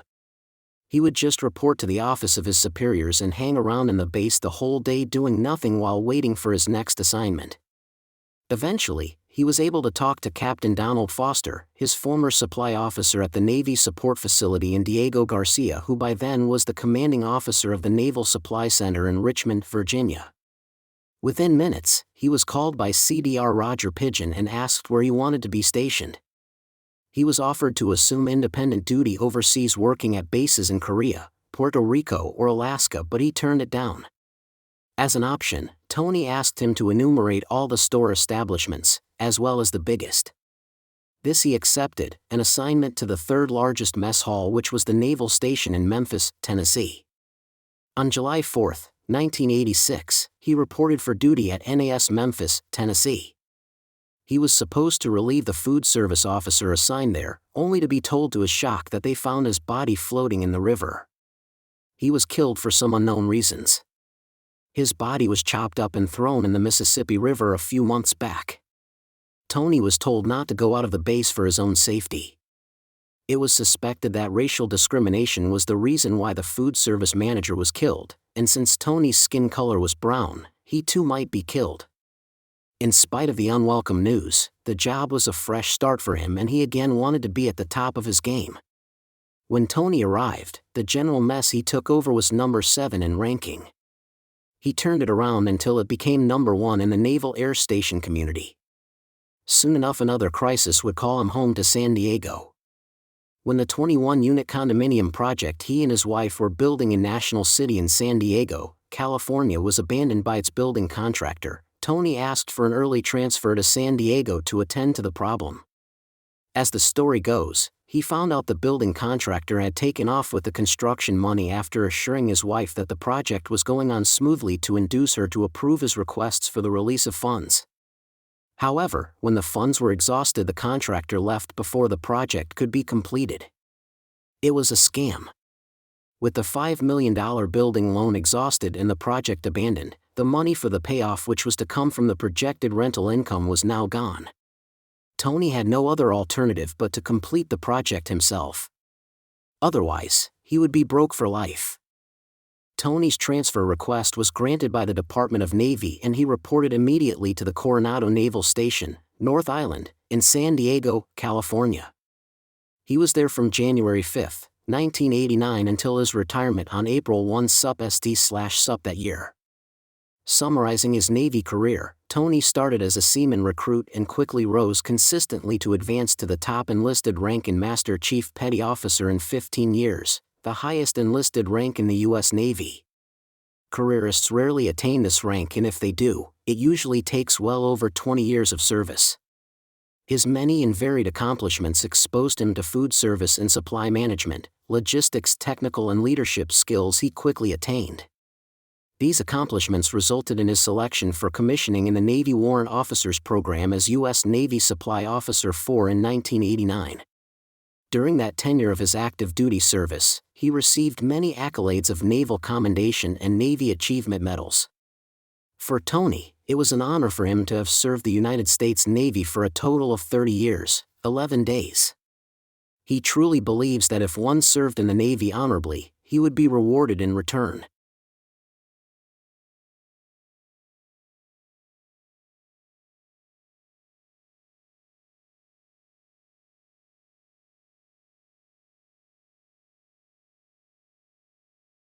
Chapter 17. The Market Street Property, an investment that laid the golden egg. The goose that lays the golden egg likes to lay where there are eggs already. Charles Haddon Spurgeon, English Baptist preacher, 1834 to 1892. It has been proven time and again that real estate is one of the best investments to accumulate wealth. Many people, including several Filipino Americans in San Diego, have shown this to be true. A lot of them have become multi-millionaires, living off on their rental incomes as the value of their real estate assets continue to appreciate.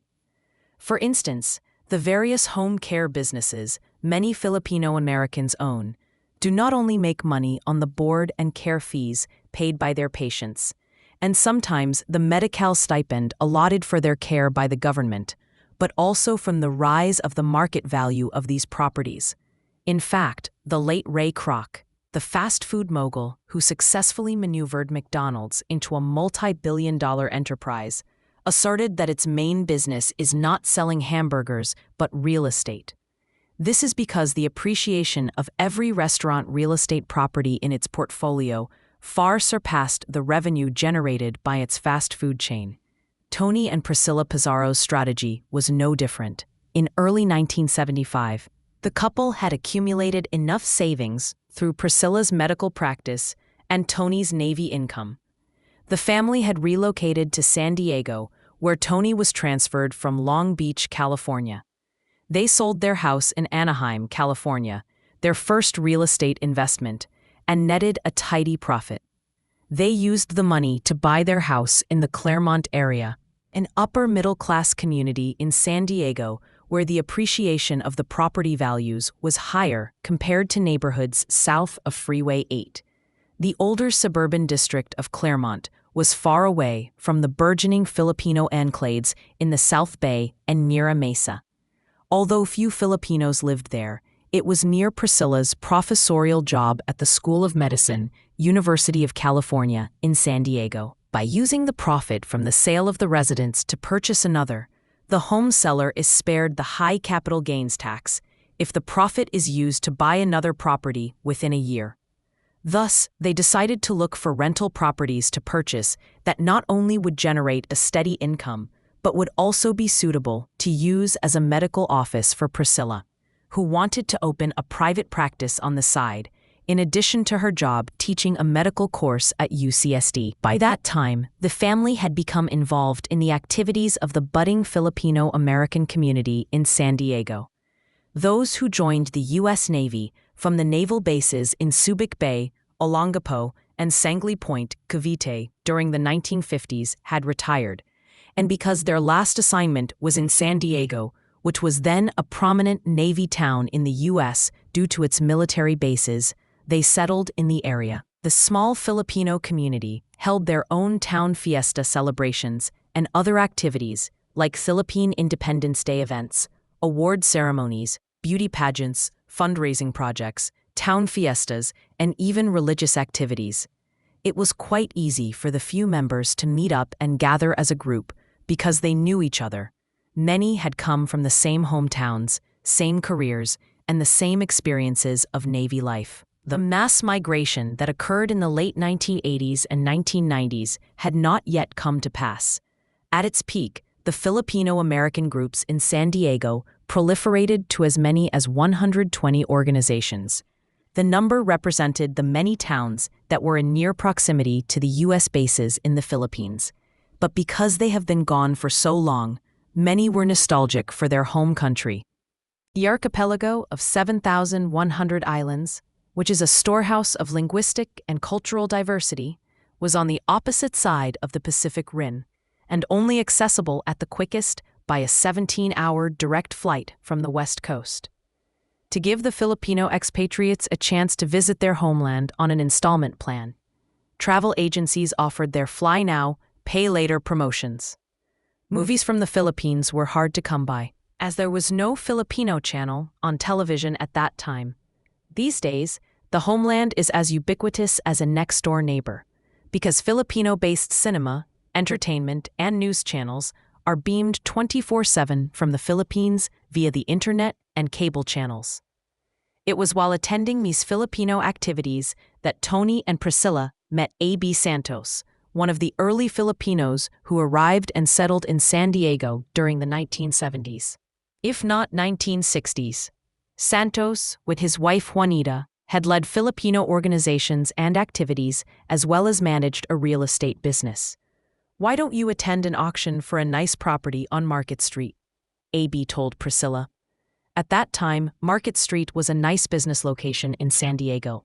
Like the other market streets in San Francisco, Los Angeles, and other parts of the country, it was adjacent to the downtown area. The property used to be owned by Mr. Nonong Mendoza, one of the first successful Filipino businessmen in America. He used the Market Street property as an office for his travel agency in San Diego, in addition to its other branches in Los Angeles, San Francisco, and other major cities in America. But Mendoza overextended his operation, and it became difficult for him to manage all the branches. He decided to give up the San Diego property. The bank foreclosed it, and an auction was held in its main office in Los Angeles. News about the auction reached Tony's ears, but he was on overseas duty. This meant Priscilla had to do it alone. Not knowing any better, she traveled to Los Angeles by herself and arrived late during the auction. She did not know the protocols for an auction. She just came in, sat on a chair, and watched the proceedings without even signing in. By the time the Market Street property was put on the block, she just kept raising her hand until the auctioneer declared her the winner. "Did you bring money for the property?" the bankruptcy judge asked her. "I didn't know I had to, but I've got my checkbook with me," she innocently replied. Although she may have not followed the proper protocol, the requirement was waived by the judge so long as she issued a down payment. The couple paid off all the requirements later, but they were surprised to receive another bill from the Internal Revenue Service. It turned out not only did they buy the front lot, but 4 other adjacent lots in the rear of the property. All were included in the sale. It was a pleasant surprise for them, a welcome bonus for their first real estate rental property venture. Aside the property was a building called the Fava Hall. It was owned by the Filipino American Veterans Association, FAVA, of San Diego County, and was one of the first Filipino American buildings in the area.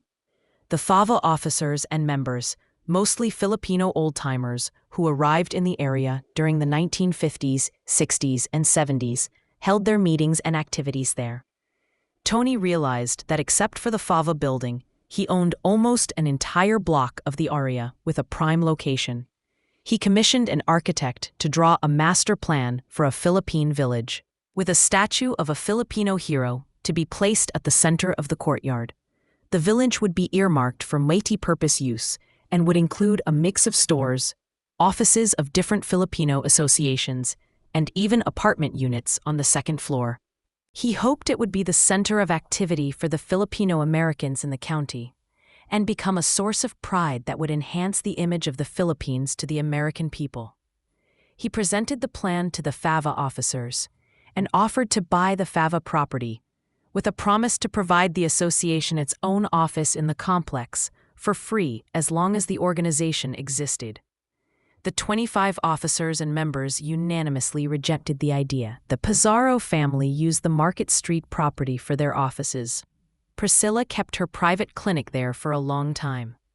When Wendy, Tony's daughter, decided to move her legal practice from San Francisco to San Diego, she also used it as her law office. All went well for a time until a public utility decided they wanted the prime commercial property for their use.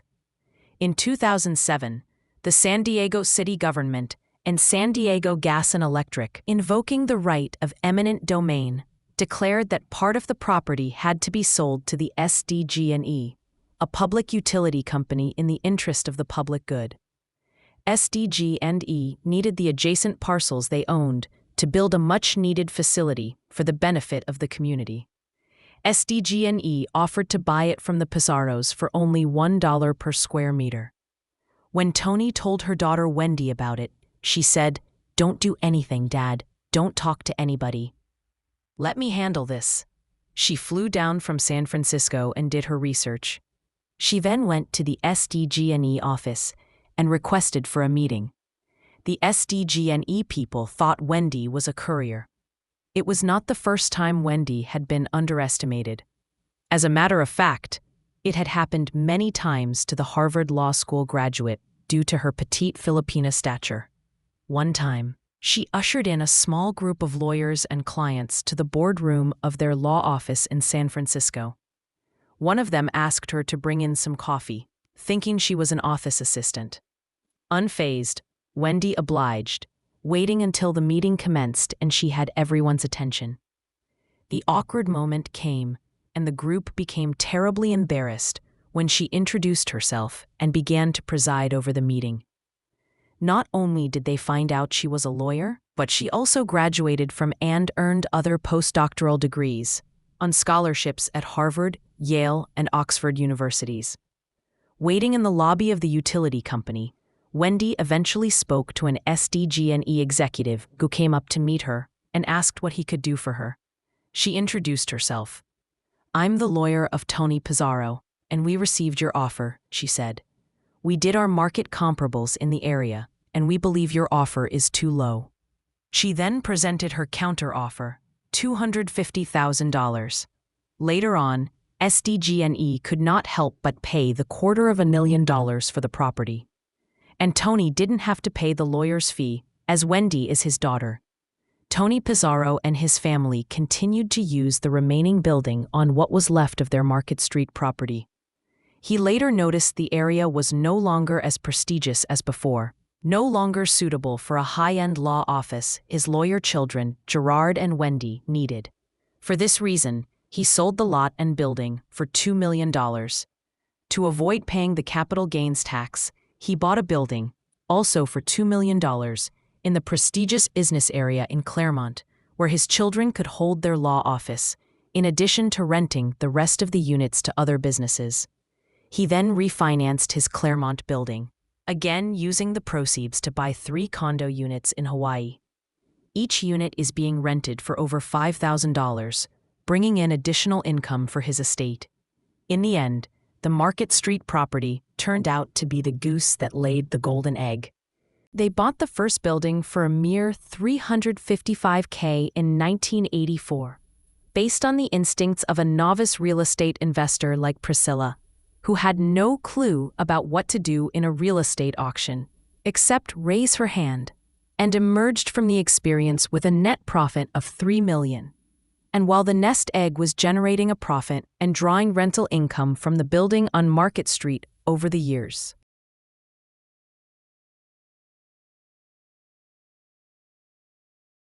Chapter 18, Investment Gems, Building a Real Estate Empire. Now, one thing I tell everyone is to learn about real estate. Repeat after me. Real estate provides the highest returns, the greatest values, and the least risk. Armstrong Williams. As noted before, Tony Pizarro's naval career was abruptly cut when he was forced to retire after 30 years in service. In January of 1989, he still had 2 years ahead of him, but he had to make a critical and painful decision. Either to continue with the service and get a guaranteed promotion to a higher rank in just a few months, or save his investment in the construction of a condominium project that was then in peril. Had he waited for just a few months, he would have earned another bar in his rank. But he was at risk of filing for bankruptcy if he did not quit and venture to save his failing condominium project on time. Years ago, Tony, while stationed at the Naval Supply Center in San Diego, California, casually visited his Aunt Liwanag. She was the loving aunt who took care of him when he was only 11 years old and growing up in Rosario, Cavite. Liwanag, the stepsister of his mother, was then living in National City, a suburb south of downtown San Diego. The city has one of the highest concentrations of Filipinos in San Diego because it abuts the 32nd Street Naval Station, the Navy being one of the biggest employers in the South Bay. One of her sons had joined the Navy and petitioned her to America. Most of the Filipinos had come to San Diego through the U.S. Navy for boot camp training, and had come to take a liking to the mild weather and great appeal of Southern California, most especially San Diego. Billed as America's finest city because of its good weather. Quite a number of retirees settled in the area, and most of them either bought or rented apartments in National City to be near their work. When they retired from service, they did not move away, but instead bought and lived in houses near the area. His aunt Liwanag de la Cruz offered Tony to buy her lot in National City. In his desire to pay her back for all her good and kind deeds, Tony bought the place. He even added to the price in appreciation of her kindness in taking care of him when he was a young boy. Tony thought of it as just another real estate investment, much like his decision to purchase his house in the Claremont area and then a commercial property on Market Street near downtown San Diego. Tony and Priscilla also agreed to buy the neighboring lots. When the owner of the third lot found out about the deal, he offered to buy Tony the lot to expand his property. "Why don't I buy your lot instead?" he countered the offer. At that time and even now, he was awash with cash, savings from his Navy, and his wife's medical incomes. The neighbor got an offer he could not refuse, as they say in the movies, and sold his lot to Tony. Suddenly, Tony's property increased to 3 city blocks in the heart of National City. Tony hired a Filipino contractor he trusted to build the 21 condominium units on the property in summer of 1987. During the construction, Tony was still on active duty, but assigned at the U.S. Naval Air Station in Memphis, Tennessee, and his wife was busy with her medical practice. With 2/3 of the project still to be completed, the contractor suddenly bailed out. All the money paid to him to do the entire job was gone. It turned out that he pocketed some of the funds for himself, including those budgeted for materials, until he ran out of money to finish the work. He simply walked out. Tony was left hanging in the air, as there were a lot of things yet to be done to complete the project. Nobody else could finish the job except Tony, who was without a choice. It was a difficult decision to make. If Tony were to hang on to his Navy career, he would have earned another bar in his uniform, a promotion, and a higher retirement income. But he would lose the nest egg he had worked for all his life if he left his project unattended. He had to make a decision quickly. He decided upon his return to NAS Memphis to request to be sent back to San Diego immediately to complete the unfinished job the contractor had abandoned. Tony also requested to retire from the U.S. Navy on March 1, 1989. He sent his request all the way to the top, explaining his personal and family dilemma. It was approved, and on December 5, 1989, he traveled back to San Diego. Upon his arrival to San Diego, Tony went to the National City Building Department and looked for the unfinished punch list turned in by the building inspector. Upon his review, he promised the city engineer he would secure all the licenses and permits in a timely manner as required by the government for the project in a few months' time. With hardly any knowledge in construction, he was forced to learn the ropes, by trial and error even, in building the family-owned 26-unit condominium complex project that was designed with amenities and facilities expected of a luxury living complex in mind. With limited experience, he took over the job as the general contractor, became the project manager, and guided a multi-million-dollar construction to completion. Through sheer guts, courage, and strong determination, Tony completed the project ahead of time and well within the approved bank budget. He took care of everything, from financing to working with architects and engineers on design, coordinating various contractors in the different phases of construction, coordinating all the city, engineering, fire safety, health and other inspections, and did it all, thereby attaining success in every step. The complex is now popularly known as Villa Paraiso, a landmark which quickly became the center of community activities in the heart of National City. The clubhouse not only serves the needs of the immediate condominium residents, but has become a gathering place for the community at large.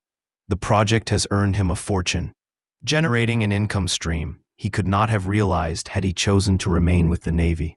Over the past 31 years, the condominium units continue to attract a steady flow of tenants, turning the initial crisis into an unprecedented income opportunity Tony is thankful for to this day. This money-making property is just one of his many real estate investments in San Diego. In 1974, when he was transferred from Long Beach, he sold his first home in Anaheim, California, earning him a tidy profit. Later, he bought a property in the Claremont area, an upper-middle-class community in San Diego. But it was out of the way for many of his friends in the service. Most of them were in the Filipino community of Mira Mesa, where they had become neighbors. Eventually, when the communities in nearby Rancho Peñasquitos opened up, a lot of his Filipino shipmates and friends moved there. "Buy a house here so we will be near each other," they urged him. But Tony refused to budge, preferring the quiet and classy neighborhood in Claremont. Besides, it was near the University of California in San Diego, where his wife Priscilla taught in the College of Medicine, and easily accessible from the private schools where his two children went. Moreover, he also had a bigger reason to stay put in Claremont. His research showed that the appreciation of properties in the neighborhood he lived in was one of the best in San Diego County. Tony bought the property in 1974 for only $53,000, and after living there for 35 years, he sold it in 2009 for $596,000, netting him a profit of $543,000. To avoid paying the capital gains tax, a huge percentage of $543,000 earnings, he used it, together with their other savings from their investments, profits from their business, and earnings from the couple's profession, to construct their custom-built mansion in Rancho Santa Fe, a seemingly impossible dream that had come true. His other real estate investments include 3 high-end condominium rental properties at Colina Resort in Oahu, Hawaii, several apartment units in National City, San Diego, and a commercial building in Claremont. Not bad for a boy orphaned from his mother at the age of 4 and who struggled through poverty under the care of various relatives until he was old enough to join the U.S. Navy and carve out his own destiny. Chapter 19 Rancho Santa Fe Estate, a childhood dream that came true. You have to dream before your dreams can come true. Abdul Kalam, better known as A. 1931 to 2015 as a little boy, Tony Pizarro grew up in a family with 13 children. His widowed father, a widower with 6 kids, married a widow who had 6 children. A girl was born from their union, boosting the number of households to 13, all cramped in a tiny little house in an impoverished barrio in the Philippines. As the youngest, Tony had few privileges. When there was no room for him to sleep inside the house, he would lie down on the bare floor and sleep in an open entrance balcony of the house, hoping it would not rain because he would get wet. They had an outhouse a few steps at the back of the house where they alternately answered the call of nature. Today, Tony lives in a $14 million custom-built mansion in Rancho Santa Fe in San Diego, California, one of the most affluent communities in the world. One of his neighbors is ranked among the richest men in the U.S. The extraordinary world-class estate property is notable for its serene, spacious, sophisticated elegance. The exclusive, gate-guarded estate community has 24-hour manned security and features amenities that include a superb equestrian center, tennis courts, lake activities, putting green, volleyball, children's playground, jogging trails, and a 10,000-square-foot clubhouse equipped with kitchen facilities. The Pizarro estate sits on a 1.5-acre elevated land amongst other properties. It has a main villa with 14,000 square feet of livable space and a separate guest house. It has 9 bedrooms and 9.5 bathrooms, a luxurious home theater, spacious chairman of the board library, a doctor's office, his wife being a physician, a putting green, a custom-built, rock-heated swimming pool with a spa, a temperature-controlled wine room, a barbecue pit equipped with an open fire pit, 5 private patios, a 4-car garage, a covered entranceway, for elegant fireplaces, informal family rooms, private grandson rooms, formal and informal dining rooms, and an elegant formal receiving room. It also offers a private cigar lounge/patio and an exercise pad. The house itself is equipped with high-end Sub-Zero appliances and 5 stations of air conditioning and heating units. Every room is wired for internet connectivity, music, and intercom systems. Instead of 15 people living in a cramped little space in the humble home of Tony Pizarro's boyhood past, only 2, Tony and his wife, live in their stately 14000 SF mansion. And while he and his siblings could not avoid bumping into each other when they moved about in their cramped provincial home, the Pizarro couple would have plenty of room to walk around in their villa with little chance of seeing each other. The residential estate is that big. Their 2 children and their families each have full apartments on each wing with a private entrance. In addition, a separate elevated guest house in a corner of the landscaped garden is for visiting friends and relatives to enjoy. The preparation for this dream started in the mid-80s by Tony's wife, Priscilla. Their son Gerard was already in college while their daughter Wendy was in high school. In 1985, they bought the property but kept it untouched for the next 25 years. They initially thought to use it as their retirement home, but because Tony retired in 1989, and the company he started needed his undivided attention, the construction of the house was postponed. They broke ground on March 19, 2007 with high hopes it would be finished on March 20, 2009. However, due to fires that started in the fall of 2008, the Pizarro family was forced to wait and did not move in until August 8, 2009. To his great consternation, Tony missed his target date of moving to his dream home on an auspicious date, his 50 supper equals X slow th/sup year in America, by 4 months and 22 days.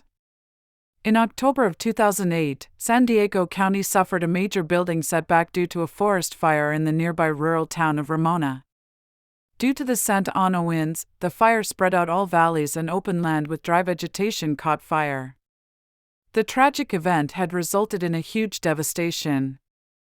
The City of San Diego Building Department was forced to place a moratorium on the issuance of building permits until the county returned to normal weather conditions. The building inspectors were directed to make sure building codes were being followed, delaying the project for 6 months. There were also additional changes in the drawings, re-inspections, and delays due to high fire risk warnings. To top it off, all general contractors and subcontractors were not cooperating with the builder/owner. Without these setbacks, the project could have been completed within a year and a half time according to Tony's analysis. Chapter 20. Billion-dollar venture. Tongue of an angel. Most people yearn to contribute, make the world a better place and have success. All at the same time. Make sure to give your business a background, a mission, and a story. Blake Mycoskie. That Tony Pizarro would someday own and manage a billion-dollar enterprise was the farthest thing in the minds of those who knew him when he was growing up poor and orphaned in Barangay Dangbailolo, Orion, Bataan. In 2005, Tony achieved exactly that success, defying the expectations of many. Although he only finished his high school education, could hardly speak the English language and was so naive when he entered the U.S. Navy. He was scared and afraid to be near a phone, because it might ring and he would be obligated to answer it. He thought the tall buildings in America were all churches, and instinctively made a sign of the cross whenever he passed by them. He believed he was seeing a miracle whenever a television set would turn on by itself, unaware that it was switched on by remote control. But he was able to quickly adapt to his new environment by watching others do things and following their example. He studied and worked hard, taking advantage of career opportunities offered by the Navy. Each time he saw free courses and training opportunities, he would take them, knowing they would help elevate his position someday. In due time, he became an expert in his job, was appreciated and promoted through the ranks by his superiors. After 30 years, the little orphan boy had amassed a multi-million-dollar fortune, managed a billion-dollar enterprise, and was even giving away part of his fortune to help the less privileged people in the world. While still with the Navy, Tony already knew exactly what he was going to do when he retired. When he retired in 1989, Ronald Reagan was elected 45 sup or equals X/Sup President of the United States. His priority was to cut taxes, increase defense spending, and reduce nuclear arms. All this did not happen overnight. As he revamped the U.S. Armed Forces to be the best in the world, he opened up all contracting businesses and offered them to civilian contractors. To reduce spending, he took out military assignments, placing all warehousing jobs in the hands of civilians.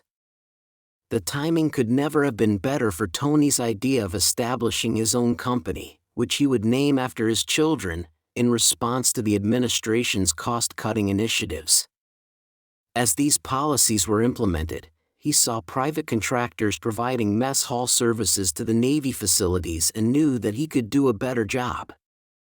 They provided personnel like waiters, line servers, storeroom clerks, and dishwashers of plates, cleaning utensils, tables, pots and pans. While cooking was still done by the Navy, the contractors hired ensured that people were fed properly. To learn more about the business, he sought to study the details of the operations of a similar company. He had to execute his plan flawlessly, which meant that he first had to gain first-hand knowledge of all the government requirements for his business startup to operate.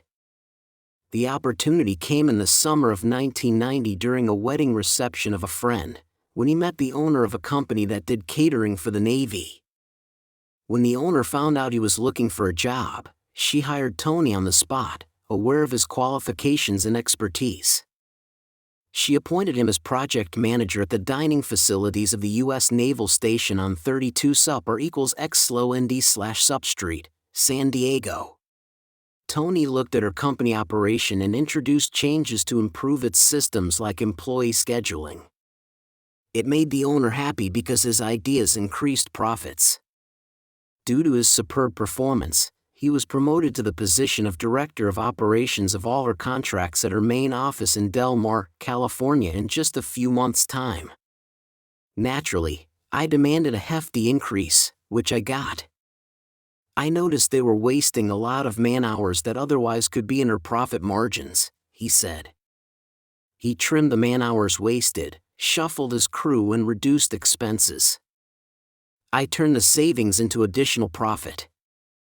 Because of me, the company won more contracts. I was sent to Hawaii in 1991 where we won 11 more contracts and I helped set up their operations. When Tony returned to San Diego, California, he found out that an old friend, with same expertise in Navy catering, Jerry Lopez, not his real name, was back in town selling cars in one of the car dealerships in the Kearny Mesa area. Tony was now ready to execute his business plan and launch his own company. He sought to introduce Lopez to the company's owner as his replacement to manage the projects in Honolulu, Hawaii. A year later, in early 1991, when Tony thought he was ready to strike out on his own, he tendered his resignation. The owner didn't want him to resign. She was crying, even blocking her office door to prevent Tony from getting out of the building. His distraught employer even offered to double Tony's salary. But nothing could stop Tony. He was eager to depart, convinced it was time for him to test his wings. He then looked at his list of prospective business partners as he knew he could not do it on his own. He needed the right people with the best expertise and connections.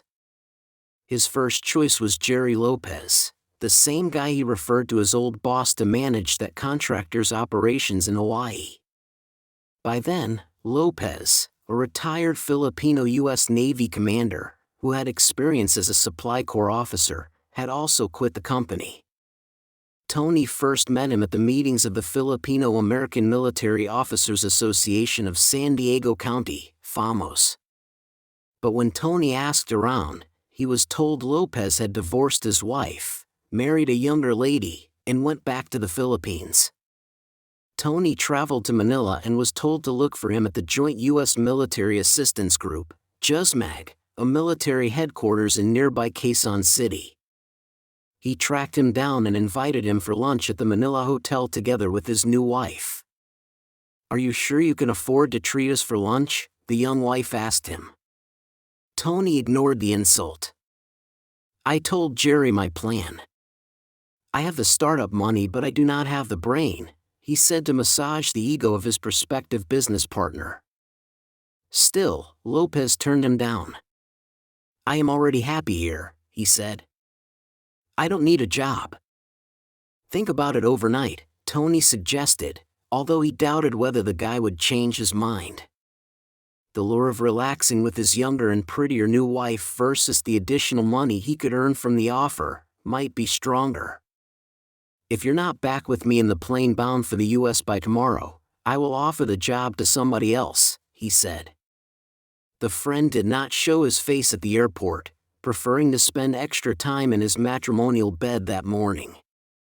Tony then went to his second choice, Lieutenant Ramon Cordilla, supply officer, USN retired, not his real name.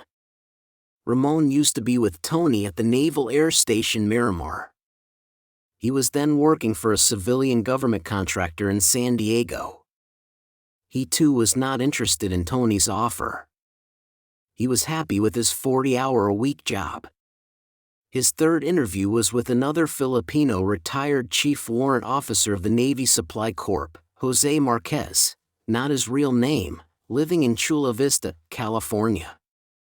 When Tony looked for him in early 1991, he was told Marquez was in the Philippines attending his father's funeral. When he returned, he agreed to meet Tony at his beautiful home that sits on top of a hill. Tony met his wife Linda, who worked as a nurse at the VA hospital in La Jolla, California. His wife was suspicious, Tony recalled. "Ano, monkey business na naman yan, is that another monkey business?" she remarked when Tony and her husband met at their house. Tony surmised that Marquez must have ventured in other businesses that did not prosper before. That's why his wife was skeptical about the proposed deal. That same afternoon, Tony made him an offer. Since Marquez was a former contracting officer, Tony suggested that he be the company president. The two invested $15,000 each to create a startup fund with 50-50 equal partnership. They both agreed to use Tony's 4000 SF commercial building on Market Street in San Diego, California as the new firm's headquarters for free until the company made a profit. He also mentioned to Marquez that they didn't have to worry about rentals in future funds as they could borrow money from his physician wife, Priscilla. They drafted the articles of incorporation and both agreed on the company's name. They procured a business license and the necessary permits to conduct a logistics business and bought telephone and fax machines. Tony's plan was to win $1 million worth of contracts a year so that in 5 years, they would have $5 million in contracts to manage. From the profits, they would procure real estate assets. From these humble beginnings, the partners were eventually able to win over $1.5 billion worth of contracts. Because of the uncertainty of the venture in the beginning, Tony engaged in other side businesses like a restaurant and a travel agency. However, his concerns proved to be unfounded because eventually the company turned a profit. Their firm would bid for government projects that required their services, and most of the time, they won. My standard formula was to bid 10% lower than the budget for the job, he revealed. Because of our long-time experience with the Navy, we knew where to cut costs and make money. The business venture, which started with a small janitorial contract serving the border offices of the Immigration and Naturalization Services, eventually attained unprecedented growth that peaked with the U.S. Navy Inter-Service Supply Support Program, ISSOP, and employed over 1,600 personnel. At one time, the company was in several locations nationwide, including the U.S. Naval Station, Great Lakes, Illinois, managing over 50 facilities, maintaining inactive ships in reserve for the U.S. Navy, and doing construction works for the Department of Veteran Affairs in California and Hawaii. Sometimes we would open several contracts at the same time, Tony recalled. I would bring my own manager and hire people, but I don't hire troublemakers. Normally the contract is for 5 years. When it lapsed, we didn't rebid because it had become too competitive. He shepherded the company, constantly attaining success in all its projects. He and his company were endorsed by then-Congressman Bob Filner, CA 50 SUP or equals X/SUP district, to be selected for the Lifetime Achievement Award given by the Asian American Business Roundtable in November 2006 in Washington, D.C. Tony remembered an incident in their janitorial contract with the Border Patrol in San Diego. Since it was one of their first projects, he made sure everything was done correctly and right by assigning himself as the lead worker working with his crew and cleaning up the premises. He prepared a daily working schedule, bought all the cleaning supplies and material needs. Sometimes, he would show his crew how to clean the toilets himself. At the end of the first month's service, he looked for the head of the facility to hand him the first service invoice. He was led to the commanding officer, who recognized Tony. "Aren't you the one of the janitors cleaning toilets here?" "Yes," Tony replied and told him his name. "I am here to collect for our janitorial services rendered." "If I remember, Pizarro is the owner of the company," the officer noted. "Yes, that's me," Tony introduced himself. "I was here every day to make sure we do a good job." As he was walking out with the payment check, Tony whispered, "By the way, if you have any problems with my crew, please do not hesitate to give me a call." He then handed him his business card. The officer was surprised. "Congratulations," he said. "I admire you. You will go a long way." As the Filipino saying goes, the officer spoke with the tongue of an angel, Nagdalang angel. His prophetic words came true as Tony Pizarro, the bold but humble entrepreneur, turned out to be an outstanding success. Chapter 21: Lawsuits, Threat of Bankruptcy. Lawsuits are rare and catastrophic experiences for the vast majority of men. And even when the catastrophe ensues, the controversy relates most often not to the law, but to the facts. In countless litigation, the law is so clear that judges have no discretion. Benjamin N. Cardozo. Tony Pizarro's venture into business was not without setbacks. In 2005, he discovered his business partner, Jose Marquez, with the connivance of the company's comptroller, Robert Gloria, not his real name, had embezzled $1.3 million from company funds. At the same time, he was building a mansion in the Philippines, among other things. Tony was not told about this. The two partners each owned 50% of the company, and both had check-signing privileges. They were the founders of their jointly owned company, with Marquez as the president and Tony the vice president. The company grew as the U.S. Navy and other military services moved toward subcontracting non-military services. At one time, it provided about 400 workers to do janitorial, food service, transportation, and other jobs on bases around the country. The company hired another U.S. Navy veteran, Robert Gloria, a retired chief warrant officer, as the company comptroller. Tony remembered the events that led to his discovery of the stolen funds. On February 22, 2005, his second eldest brother, Elpidio de Leon Pizarro, passed away. On February 26, 2005, while he was busy making the arrangements for his brother's funeral, Verna Lucra, the company's assistant controller, knowing that both president and vice president would close a buying and selling deal, contacted Tony and reported that Jose Marquez, the company president, was stealing funds. His official reason for signing the unauthorized checks was to pay the vendors, but the money was actually being deposited in his personal bank accounts. After asking Verna how much money Marquez could have stolen, Tony remembered. She replied, possibly above $500,000. That's when Tony stopped and said, "We will take him to court if he doesn't settle." The timing was critical because Tony had just drawn a contract to buy Marquez's share of the company for $500,000. It was supposed to be signed on March 1, 2005, which was just a few days away. Verna met Tony at a restaurant in National City that day, Friday, the 26th. The next day, the 27th, Saturday, he buried his brother. On the 28th, Sunday, Tony and Verna went to the office to investigate. They found the checks in question were indeed cashed by Marquez and not the vendors. On March 1, Monday, Tony went to the Union Bank and requested the bank manager to provide him with copies of the checks provided by Verna. It gave proof that the funds were indeed stolen and deposited in Marquez's bank account. On March 2, Tuesday, Marquez showed up at the office on or about 8 a.m. and wanted to talk to Tony. Tony met Marquez raging mad and shouted, "After all is what you did to me and the company, you're still here? Get out of here now. If you don't, I might wind up killing you."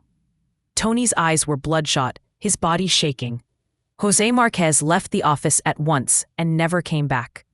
Tony, a combat-trained veteran with a cautious and alert mind, changed all the door locks and computer passwords. He also added security guards at the gate and outside lightings in the premises. He also changed his driving routes each day as well as his working hours. On March 3, Wednesday, Marquez requested to meet with Tony's son Gerard, the lawyer of their company, to negotiate and settle the case. Marquez offered to return $100,000 in cash, which Tony rejected outright. On March 4, Thursday, Tony sought the help of Eugene Iredale Esquire, a Harvard Law School graduate, to be the lead lawyer as recommended by his daughter Wendy. Iredale gladly accepted. He took the case and teamed up with Gerard Pizarro Esquire in prosecuting Marquez and Gloria. On March 5, Friday, the case was filed at the San Diego Superior Civil Court. Charges were for misappropriation of company funds, embezzlement, and fraud. The case took 11 months before judge and jury. In the end, justice prevailed. Tony handily won the case against Marquez and Gloria.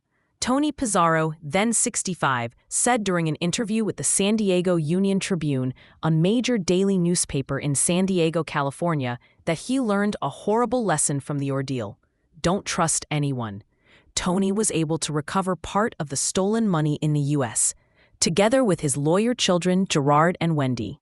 He went to the Philippines and filed a lawsuit to enforce the judgment done in San Diego court in order to recover some of the loot taken to that country. Due to the slow-paced court system in the Philippines, the case dragged on for years. In May of 2008, the brothers of Marquez, who were all U.S. residents, went home to the Philippines. It turned out that Marquez had died of cancer, and the brothers returned to attend his funeral.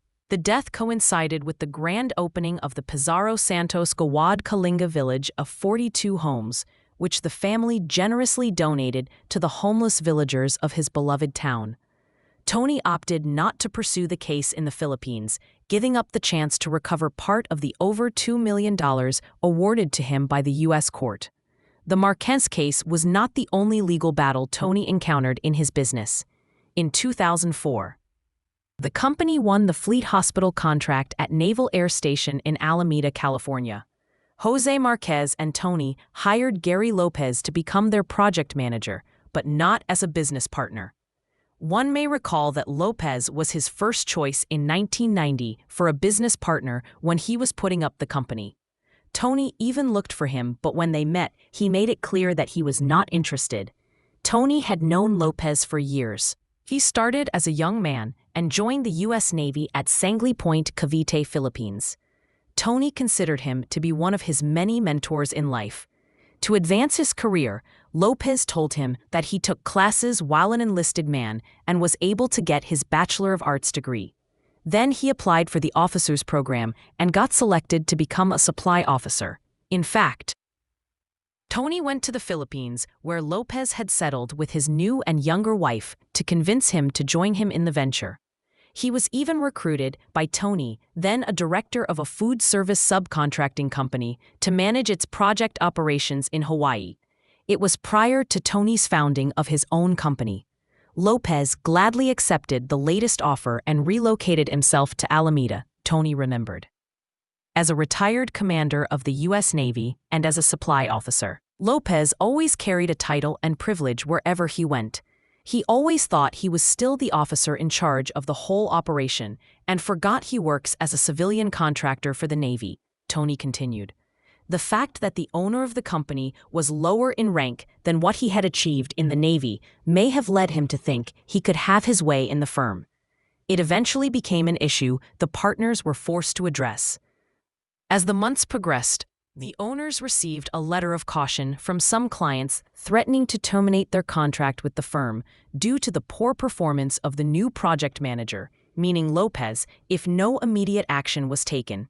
The company immediately ordered Lopez to return to San Diego and reassigned him to become the director of project operations in 10 other logistics contracts.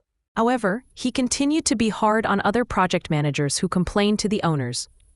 After having been given constant reminders to tone down his actions towards the project managers, as well as subjected to disciplinary warnings in the form of 3 reprimand letters, Lopez was terminated. By then he had become too heavy a load to carry due to his demonstrably bad actions that became a liability for the company. He was given severance pay, a whole year of vacation pay, and other benefits. But it was not the last they would see of the commander. 6 months later, Lopez sued the company with a dozen allegations like fraud, breach of promise, old age discrimination, among other things. Lopez came to the trial armed with some of the best lawyers in San Diego, one of whom ended up as judge of the Superior Court. "We were worried about this case as it was not a slam dunk," Tony recalled. "It was a matter of whom to believe, as there is no hard evidence to present." Tony, his lawyer Jim Rogers, and his son Gerard feared the jury might side with Lopez because he came out as strong and dignified, a respected and honorable commander in the U.S. Navy. On the other hand, Tony was small and ordinary-looking. "There was so much at stake at the trial," recalled Tony. "If I lose, I would lose everything. All the things I worked hard for over the years would be gone. I would be the poorest guy in San Diego." Lopez brought so many allegations that each would carry substantial financial punishments enough to wipe out Tony's assets. "Although the trial has long been over, I would not mind dragging his name again because there was so much at stake.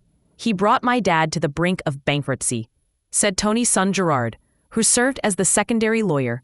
Because of Lopez's physical stature, Tony's team thought that there was no way they could win in a jury trial. The members of the jury would love him and side with him. Before the hearing, Gerard stayed at his office for 48 hours, thinking of legal strategies to win the case.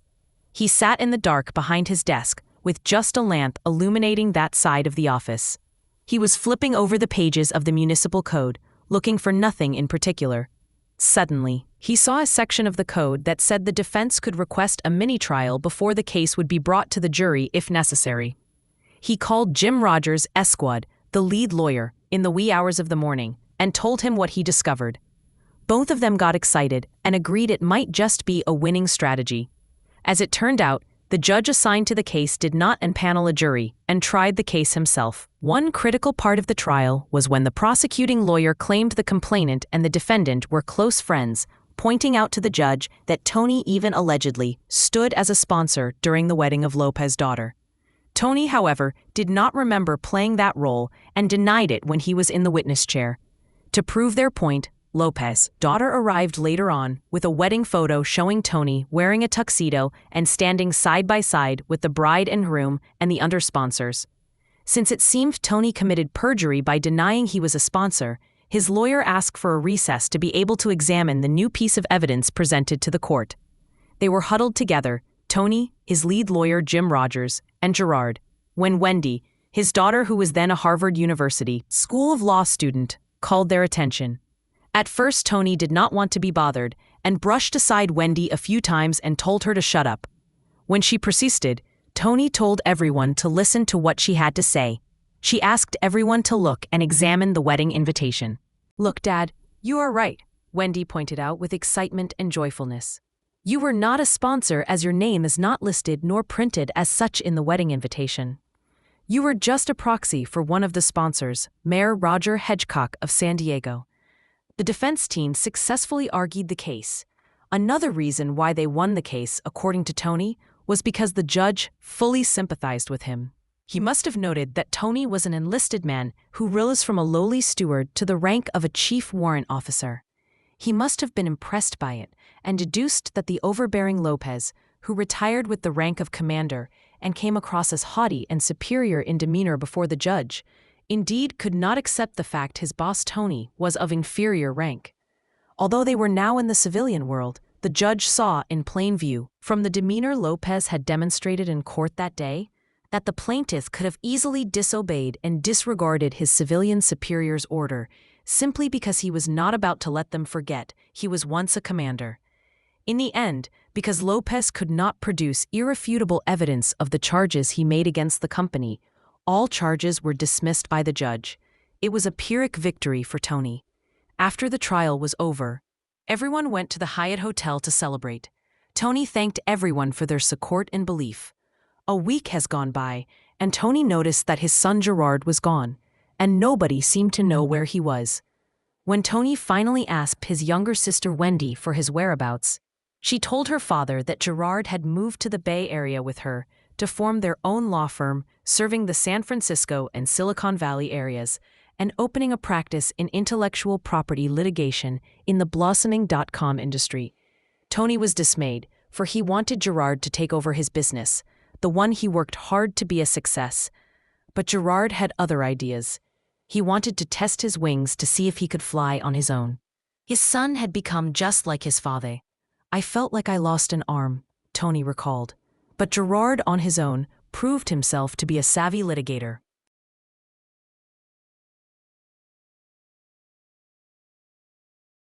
Chapter 22. Car Safety Kit, Tony Pizarro, the inventor. Oh, for a muse of fire that would ascend the brightest heaven of invention. William Shakespeare, English playwright and poet, 1564 to 1616. In addition to his many achievements and other preoccupations, Tony Pizarro managed to become an inventor. It came about when he visited the Philippines. In 2014, his cousin, Sergio Pizarro, who hailed from Pilar, Bataan, the town next to Orion, where Tony came from, met a tragic accident.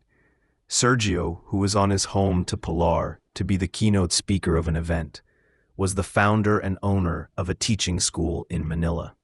He oftentimes would visit his hometown and head back on the same day. At that time, in the mid-1950s, the main highway had only 2 lanes running in opposite directions. Traffic laws stated that drivers must overtake a vehicle from the left side, never the right side. The law was easy to follow until the population increased tenfold and traffic became a problem. The lane meant for a single car to pass through was straddled by 2 in both directions. Oftentimes the shoulder from the white paint that marked the edge of the official highway lane all the way to where the asphalt shoulder ended was itself used as a lane that a driver could get on to pass others' vehicles illegally. For example, a motorized tricycle or a slow-moving carabao-pulled cart when there was oncoming traffic. But it was also where long-haul truck drivers would pull over, park, and get some sleep. That evening, after the speaking engagement, Sergio turned on his car's headlights, got on the main road, and headed for Manila. At that time, driving in a rural area in the Philippines at night was often dangerous. There were no street lights to illuminate the way, so the road was often dark.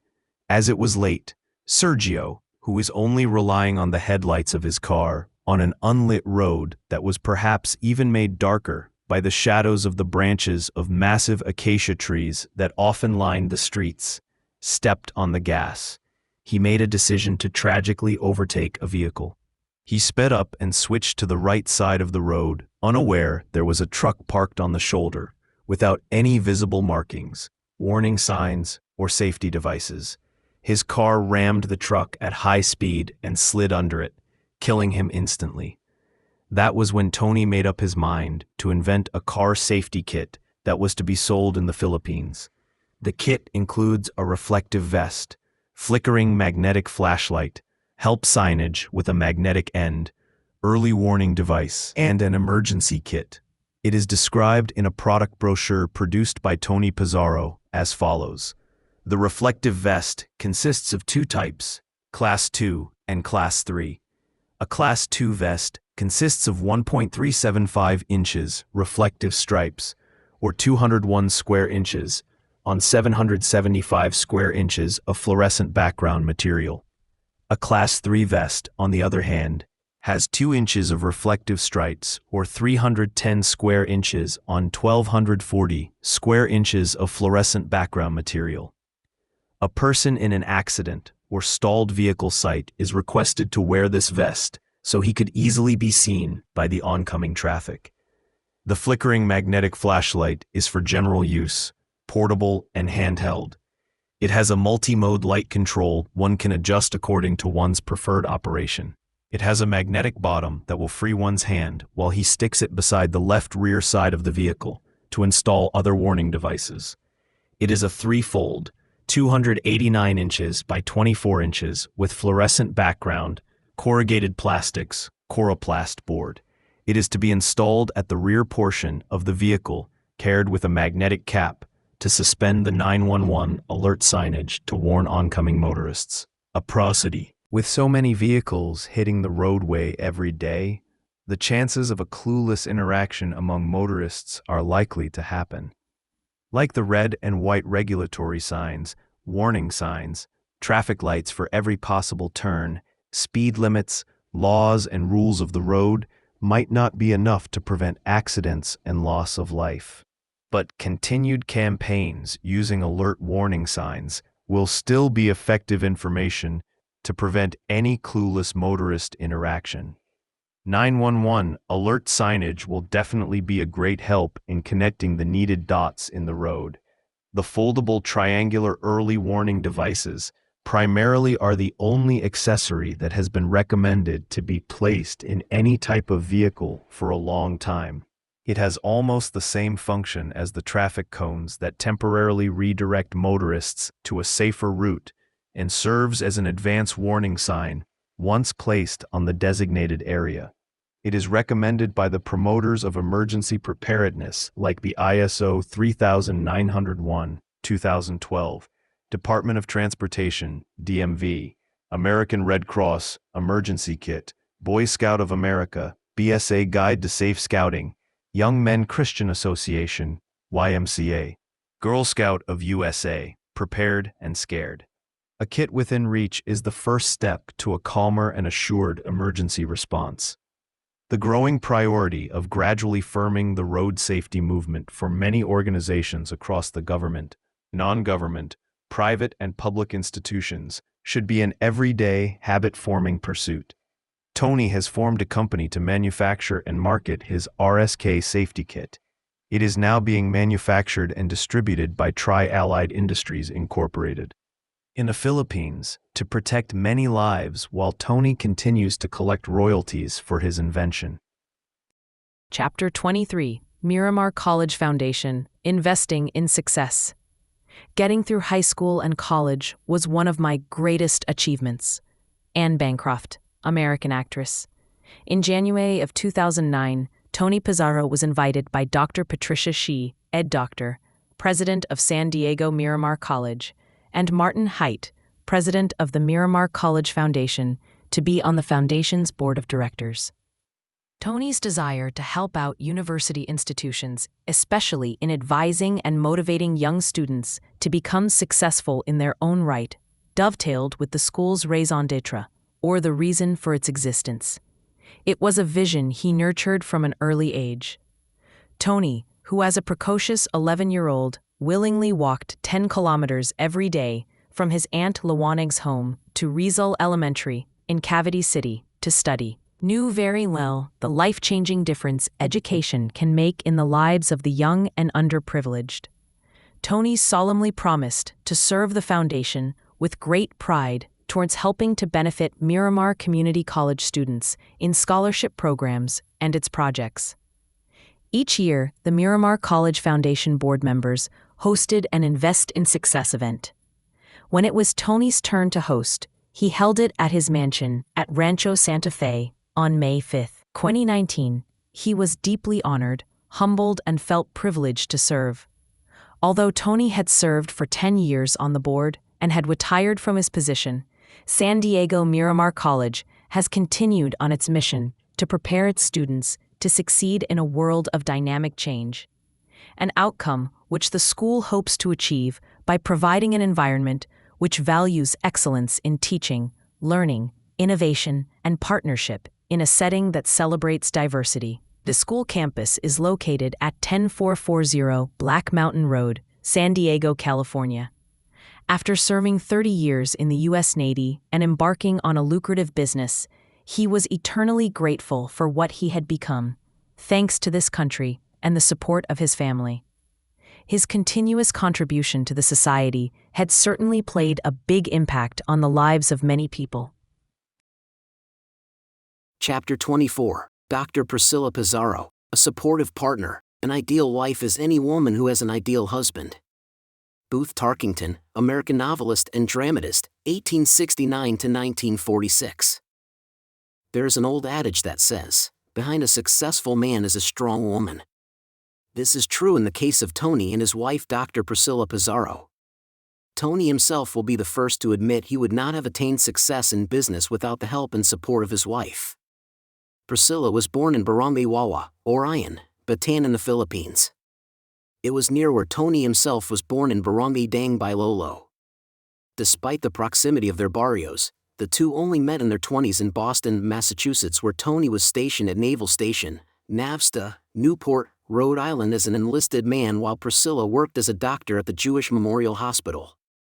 Priscilla's father, Feliciano Santos, was an entrepreneur. He was a Basnig fishing boat owner, while her mother, Virginia Roque Santos from Orion, Bataan, was a housewife.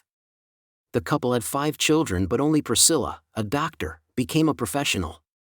Tony is grateful to his mother-in-law in helping his children become a success. When Priscilla's mother became a widow, the couple invited her to stay with them. As a Navy serviceman, I was always away from my family, he noted. Most of the time I was deployed on a ship or visiting commands overseas. She was our babysitter, taking care of our children whenever we were at work. She did very well, shaped our children's character and instilled in them our cherished Filipino values and Christian virtues. Both of our kids ended up as successful and accomplished lawyers, graduating from the best schools in the world. Priscilla attended the University of Santo Tomas High School in Manila. She obtained an Associate of Arts degree at the same university as well as her medical degree at the UST School of Medicine and Surgery. She then pursued her postgraduate education by obtaining an internal medicine residency at the New York University Hospital in New York, and her general psychiatry residency at the Delaware State Hospital in Wilmington, Delaware. She was a chief resident at the Jewish Memorial Hospital in Boston, Massachusetts, and obtained a fellowship in child psychiatry at the University of California in Irvine. Priscilla is a typical Navy wife. She adjusted her career to suit the career of her husband.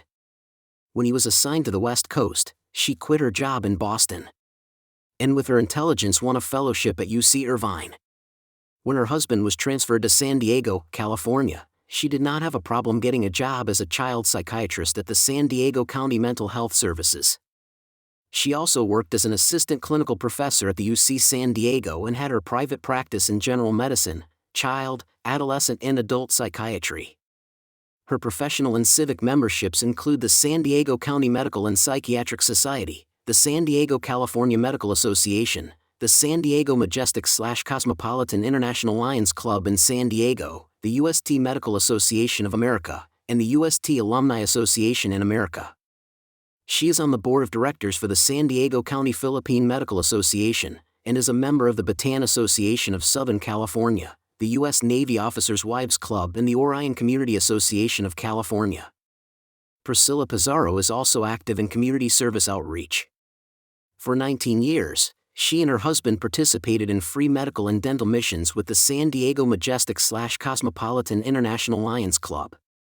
They provided free medical diagnosis, treatment and medicines to indigents in different countries like Vietnam and Mexico, as well as in different Philippine provinces like Bataan, Pampanga, Zambales, Cebu, Tarlac, Nueva Ecija, Baikal Region, Mindoro and Cagayan. They also provided free treatment and medicines to indigenous people like the Aborigine Ida community in Bataan.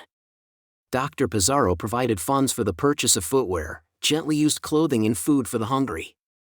She also participated in the homeless outreach program Community Services of Father Joe Carroll Villages, where she provided over 1,000 volunteer hours of personal counseling and training of residents in need.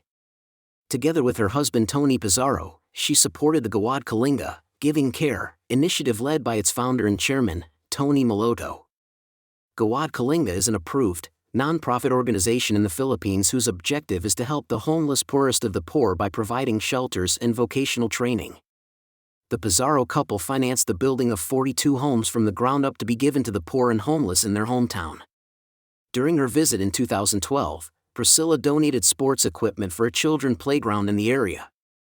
The community they built was named the Santos Pizarro GK Village. It was completed in May 2008 and is located in Dangpar, Orion, Bataan. A deeply religious woman, Priscilla, together with her husband Tony, gave financial support to the improvement of a local Catholic chapel in Tony's barangay, Don Bailolo, Orion, Bataan. The chapel was given new flooring, its chandelier lightings were installed, its walls were painted and its old ceiling fans were replaced. In appreciation for the education and medical training she received at her alma mater, the University of Santo Tomas School of Medicine, she donated $100,000 to its School of Medicine. Dubbed as a passionate medical missionary by her UST school classmates, she was described as one with a genuine care for others and not for herself during one of the school's homecoming events. In January 15 to 19, 2015, Tony and his wife Priscilla attended the 400th year anniversary of her alma mater, the University of Santo Tomas. It is the oldest university in the Philippines, having been founded in 1611.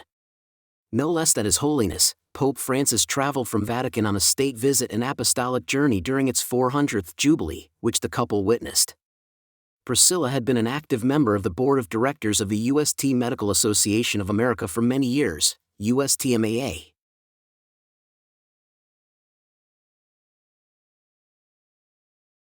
A Tribute. Dr. Priscilla Santos Pizarro, by Simeon G. Silverio, Jr. I first met Dr. Priscilla Santos Pizarro a week after I migrated to San Diego from the Philippines in November of 1982. My brother-in-law, thinking that I was bored, took me to a Filipino-American forum organized by the Filipino-American Student Association in the University of California in San Diego. The speakers were Robert Ricasa, a second-generation Filipino-American high school educator, and Dr. Pizarro. I remember Robert, who eventually became my friend, telling the audience the first time he learned the meaning of the word discrimination. We were fresh off the boat in the 1960s, and no hotel in San Francisco would accommodate us, a Filipino couple with 10 children, he told the bemused students, many of them children of the first-generation U.S. Navy recruits from the Philippines. Priscilla, whom I got to call Pressy, discussed the mental issues affecting the Filipino-American community, mental health being her area of expertise as a faculty member of the UCSD School of Medicine. The two gave a lasting impression on me. I realized that San Diego had a lot of highly educated professionals like Robert and Priscilla. I knew then that the Filipino-American immigrants were giving more talents and expertise to San Diego than the benefits they reap by living in the land of milk and honey. Filipino Americans are what they call positive immigrants, giving more to the community than what they receive. They contribute to the well-being, development, and growth of the country. Through the years, I got to meet Priscilla in many community gatherings, sometimes as fellow speakers ourselves in many events in my capacity as publisher of a leading Filipino-American newspaper, the Asian Journal, which I sold when I retired after 33 years in the business last year at the height of the pandemic. 2 years ago, I got to know her family much more intimately when I was able to persuade her husband, Tony Pizarro, for me to write a book about his life, since he and Priscilla were one of the most successful Filipino Americans in San Diego. Tony's biography, The Man Behind the Uniform, How a Poor and Orphan Boy from the Philippines Achieved Financial and Philanthropic Success in America, was published last year. I was amused when Tony told me that he got interested to meet Priscilla, sight unseen, when he found out there was a young lady in Boston, Massachusetts, where he was stationed as a young Navy man who hailed from his hometown in Orion, Bataan, Philippines. It showed the depth of his loneliness and homesickness, since the presence of a girl from his hometown would get him excited, never mind that he had not seen her face. Initially, he assumed that she was a nurse, since she was working at a hospital, just like the thousands of Filipina nurses recruited from the Philippines when America opened the migration for professionals during the 1960s. The fact that she turned out to be a doctor may not have mattered to a lovesick Tony, but he sure was happy he got more than what he bargained for. But Tony was not completely honest when he was courting Priscilla. When she asked him what his rank in the Navy was, he told her he was a TN, without giving further explanation. She thought it meant teniente, the Filipino word for lieutenant in English. It was only after they got married when she found the truth. By then, they had a good laugh. Priscilla was also impressed to see Tony wearing a different color of suits whenever they met. Unbeknownst to her, Tony had 4 other sailor friends with the same coat size as him, with whom he shared 5 suits whenever they visited their girlfriends. The suits were stored in a locker at the local YMCA. All 5 friends had a duplicate key to open the unit as they alternately wore the suits.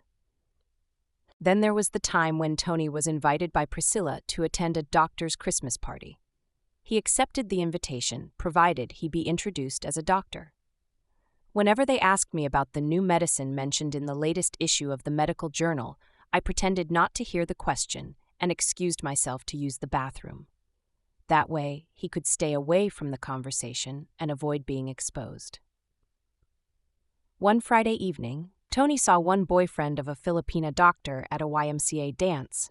Tony and the guy tried to avoid each other, but later they could not help but acknowledge each other's presence. They had a good laugh when they realized they were both pretending to be a doctor. In the end, they agreed to keep their secret to themselves. But there were dark clouds looming in Tony and Priscilla's relationship. Back home in the Philippines, it was a common practice then for people to sweep their yards in the morning, not only as a form of exercise, but to gather dried leaves on the ground into heaps and burn them so that the smoke would kill the pests on the crown of the trees, so they would bear plenty of fruits. One windy morning, the embers from a fire lit a house, causing a conflagration that burned almost a whole barrio. Tony's father, who was a village official then, was tasked to investigate the catastrophe.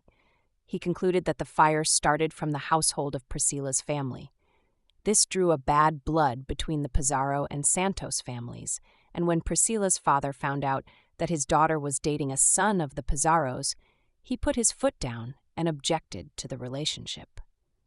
Priscilla, being an obedient daughter fearing the wrath of her father, could not do anything but tell her boyfriend that she was moving to a different state and he should not see her anymore. Tony was devastated. Lucky for him, his ship was sent on a 6-month deployment in Europe, giving him an opportunity to lick his wounds. When he returned to Boston, he could not help but inquire about Priscilla. To his delight, he found out that she did not transfer to a different state after all, and he courted her again like a desperate Lothario. He won back her heart and the two planned to get married. Priscilla's father was attending a Sunday Mass at the parish church of their hometown when he heard the priest announce the engagement of a local girl, Priscilla Santos, to a boy from the neighboring town, Tony Pizarro. He stormed out of the church, fuming mad since he was the last to know of the forthcoming marriage of his favorite, accomplished, and physician daughter to a poor scion of his arch-enemy. Again, he ordered Priscilla to break off the engagement, and again his daughter dutifully obeyed.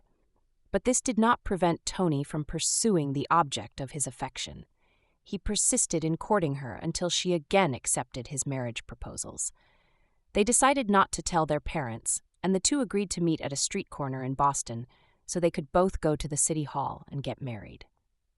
As fate would have it, the groom waited in one corner while the bride on a different corner, and the planned wedding did not materialize again. For the third time, Tony once again asked Priscilla to marry him. To make sure that Priscilla would not be a runaway bride again, he brought with him some reinforcements: his brother Ernie and their two cousins who helped persuade Priscilla to reconsider her decision. Getting married to Priscilla on June 23, 1962 is one of the happiest days of Tony's life. By then, Priscilla's father had no choice but to accept the fate of his daughter, especially when he was shown Tony and Priscilla's fruit of their love, their firstborn baby Gerald. In pursuing Priscilla, Tony must have taken a page from the slogan of the prominent sweepstakes agent in the Philippines during the 1960s, Manuel Yue. The winner never quits, and the quitter never wins. Being a Navy wife is quite a bit of a challenge. One has to move with her husband when he is assigned to a different station in any parts of the world. Some wives would have to sacrifice their careers. They would always start from the bottom whenever they sought employment in a new town. Others would just give up and would be forced to stay home to take care of their children. For Priscilla, the stakes were higher since, as a medical doctor, her job has a bigger financial consideration to give up.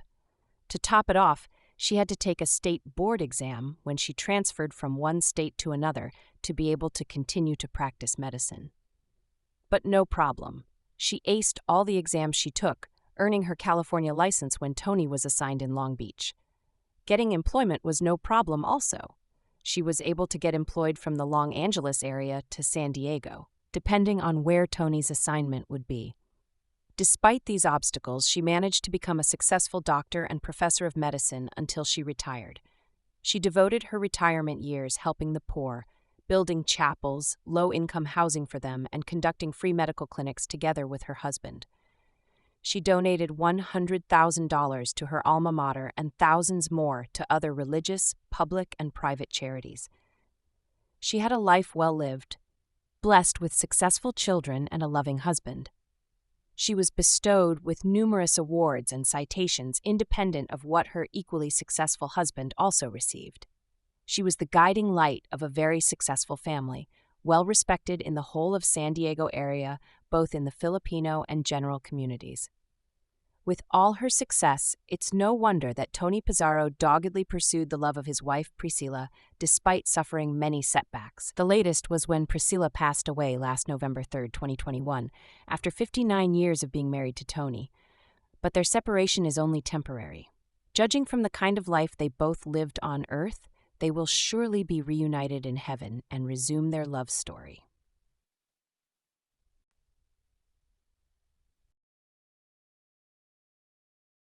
Chapter 25.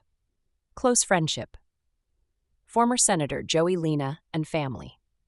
Of all things which wisdom provides to make life entirely happy, much the greatest is the possession of friendship. Epicurus, Greek philosopher, c. 342 to 270 BC. By Tony Pizarro. Joey Lina has been one of my close friends for the last 25 years, and I have deep respect for his character and what he has accomplished over his entire life. He has become a true inspiration to me.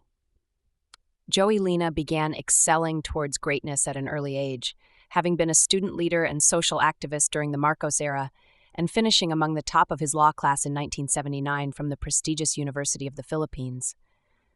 At the culmination of the EDSA People Power Revolution of 1987, He was appointed by then-President Corazon Aquino as governor of Metro Manila in 1986-87 to facilitate the peaceful transfer of power during an unstable time. From 1987 and 1995, Joey served as the youngest senator in the Philippine Senate. As senator, he was responsible for several landmark measures, including the Urban Development and Housing Act of 1992 and the creation of the Philippine Sports Commission, which provided the chance for Filipino star athletes to compete internationally and to aspire for the Olympics. Afterwards, he became governor of the province of Laguna between 1995 and 2001 and did many great things for his hometown province. He helped make Laguna one of the wealthiest provinces per capita in the entire country. Between 2001 to the present, Joey served in the cabinet as Secretary of the Department Interior and Local Government under President Gloria Macapagal Arroyo, and then transitioned to the private sector as president of the historic Manila Hotel, a columnist for the broadsheet Manila Bulletin, and a public affairs program host for the long-running radio-TV program Sagot Ko Yan. In the spring of 1995, our family first met Joey through my daughter Wendy and her group of fellow Harvard Law School students who came to the Philippines for an overseas law and trade mission to meet government and business leaders.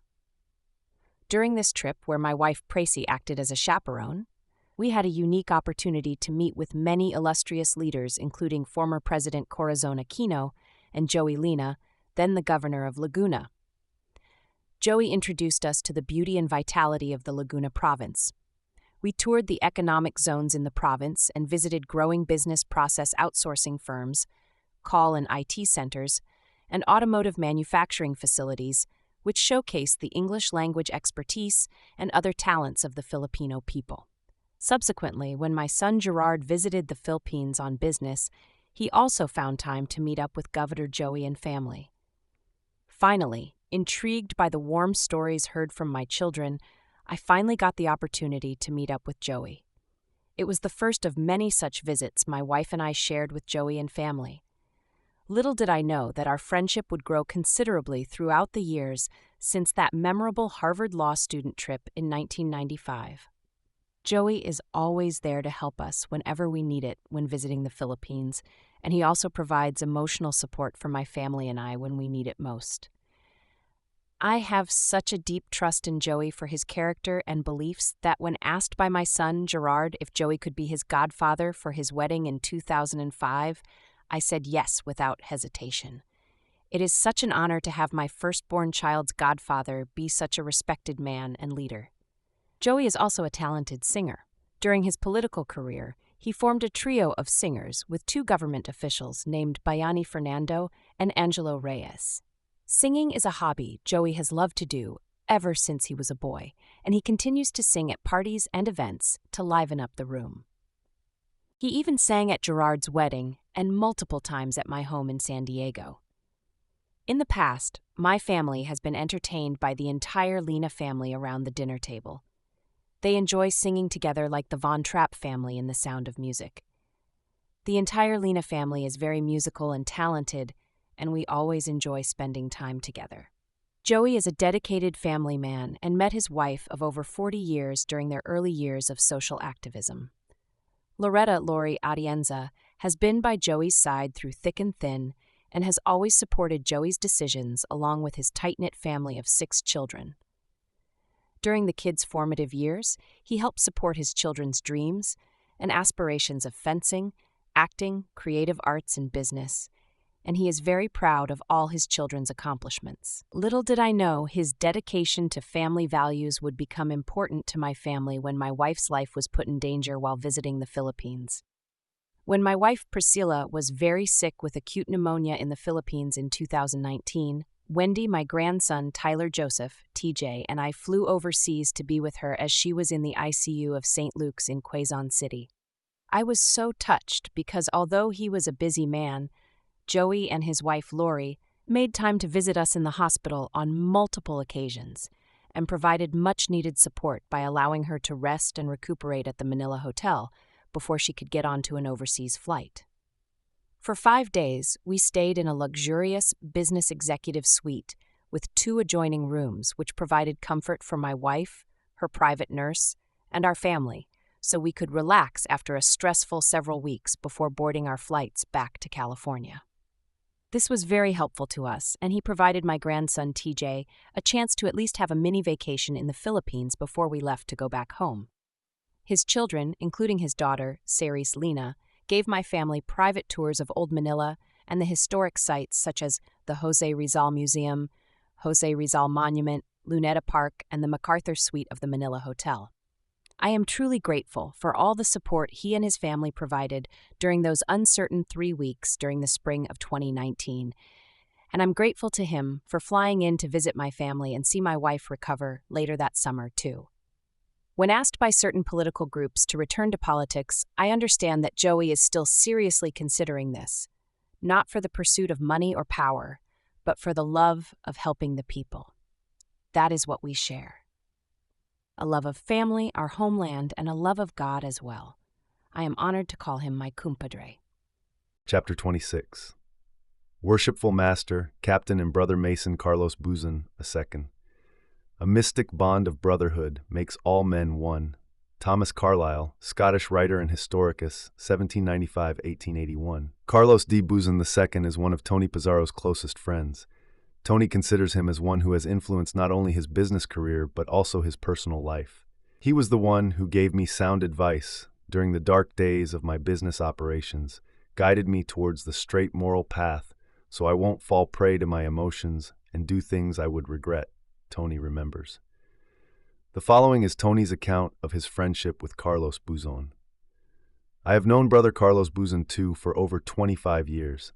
I have followed his impressive military career that started from humble beginnings of the lowest rank of an enlisted man. He has endured all the hardships of life. Faced by many difficult situations, decisions, and discrimination, he was able to handle them easily and retired from the naval service as a full captain, Supply Corps officer of the United States Navy. When I learned he was getting ready to retire from the U.S. Naval Service, I asked him if he would be interested in joining me in what I was doing, which was government contracting. On September of 2000, Carlos joined our company, and I designated him as our president and chief operating officer until we both retired. On February of 2004, as I was assisting my older brother's funeral, my assistant comptroller reported to me that my business partner was stealing funds from the company. I sued my partner, and a jury eventually found him guilty. I was awarded 2.8 mens. I was raised to the rank of a Master Mason on May 27, 1997 at the Chula Vista Lodge, San Diego, California, number 626. Upon learning that Carlos was being lined up to be a Worshipful Master of Coronado number 441 at Coronado, California in 2001, I transferred my lifetime membership to his Masonic Lodge and joined him. Worshipful Master and Brother Carlos would take time to counsel me on my lawsuit problems during the darkest moments of my life. He told me to balance my mind, and in so doing, he became my close brother Mason and advisor to keep my sanity always on the level.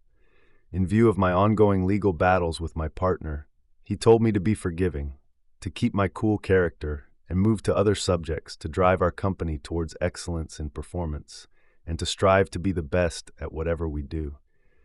It is in this spirit that I commend him for helping sustain me during my dark moments and encouraging me to learn from the lessons of the past. He is my mentor who stood by me every step of the way, with his constant urgings of encouragement and inspiration. He had moved me towards taking greater steps and attaining fuller peace, progress, and prosperity. I am grateful, and I want to express my profound and abiding gratitude, especially for his brotherhood. Carlos D. Buzon. Two short biodata. Carlos D. Buzon II was born in Metro Manila, Philippines, and was educated at the University of the Philippines. He enlisted in the United States Navy at Naval Station Subic Bay in 1975. After 6 years of enlisted service as boatswain's mate and hospital corpsman, Carlos earned his commission at OCS Newport, Rhode Island in April 1982. Then S. Buzon reported to NSCS Athens, GA for basic supply training. His first commissioned tour was as material officer, Air Anti-Submarine Squadron 37, VS-37. Afterwards, Then LTJG Buzan served as officer in charge of the Navy Petroleum Training Unit in Point Loma, qualifying as a Navy fuelie. Going back to sea, then LT Buzan served as supply officer on board USS Merrill 6, winning the ship's first Blue E, NAE Award, Best Ship Store Award, and ComNav SurfPack Financial Management Award. Before serving as the last assistant supply officer at Naval Air Station, QB Point, Philippines, then LCDR Buzon attended Naval Postgraduate School in Monterey in the fields of government finance and contracts. After the base closure of the Subic complex, then LCDR Buzon served as business financial manager for all naval aircraft engines at NavAir, Washington, D.C. He then went back to sea and served as assistant supply officer, USS Kitty Hawk, CV-63, followed by a tour at ComNav Airpac as logistics outfitting and readiness grooming officer. Then, CDR Buzon moved to be the supply officer at NAS North Island, where he won the NAE Award 5-star rating for his galley, the American Petroleum Institute Award for his fuel operations, and 4-star recognition for his 5,000-bed bachelor housing complex. In this capacity, he also served as site director, Fisk North Island. He served on board 2 destroyers, a guided missile cruiser, and 3 aircraft carriers, making 6 Westpac and 1 Mediterranean cruises, before he reported as supply officer, USS Bonhomme Richard, LHD-6, winning 2 NAE awards, unprecedented in large deck category, and 2 NEXCOM Sales and Services Excellence Awards while prototyping Navy cash.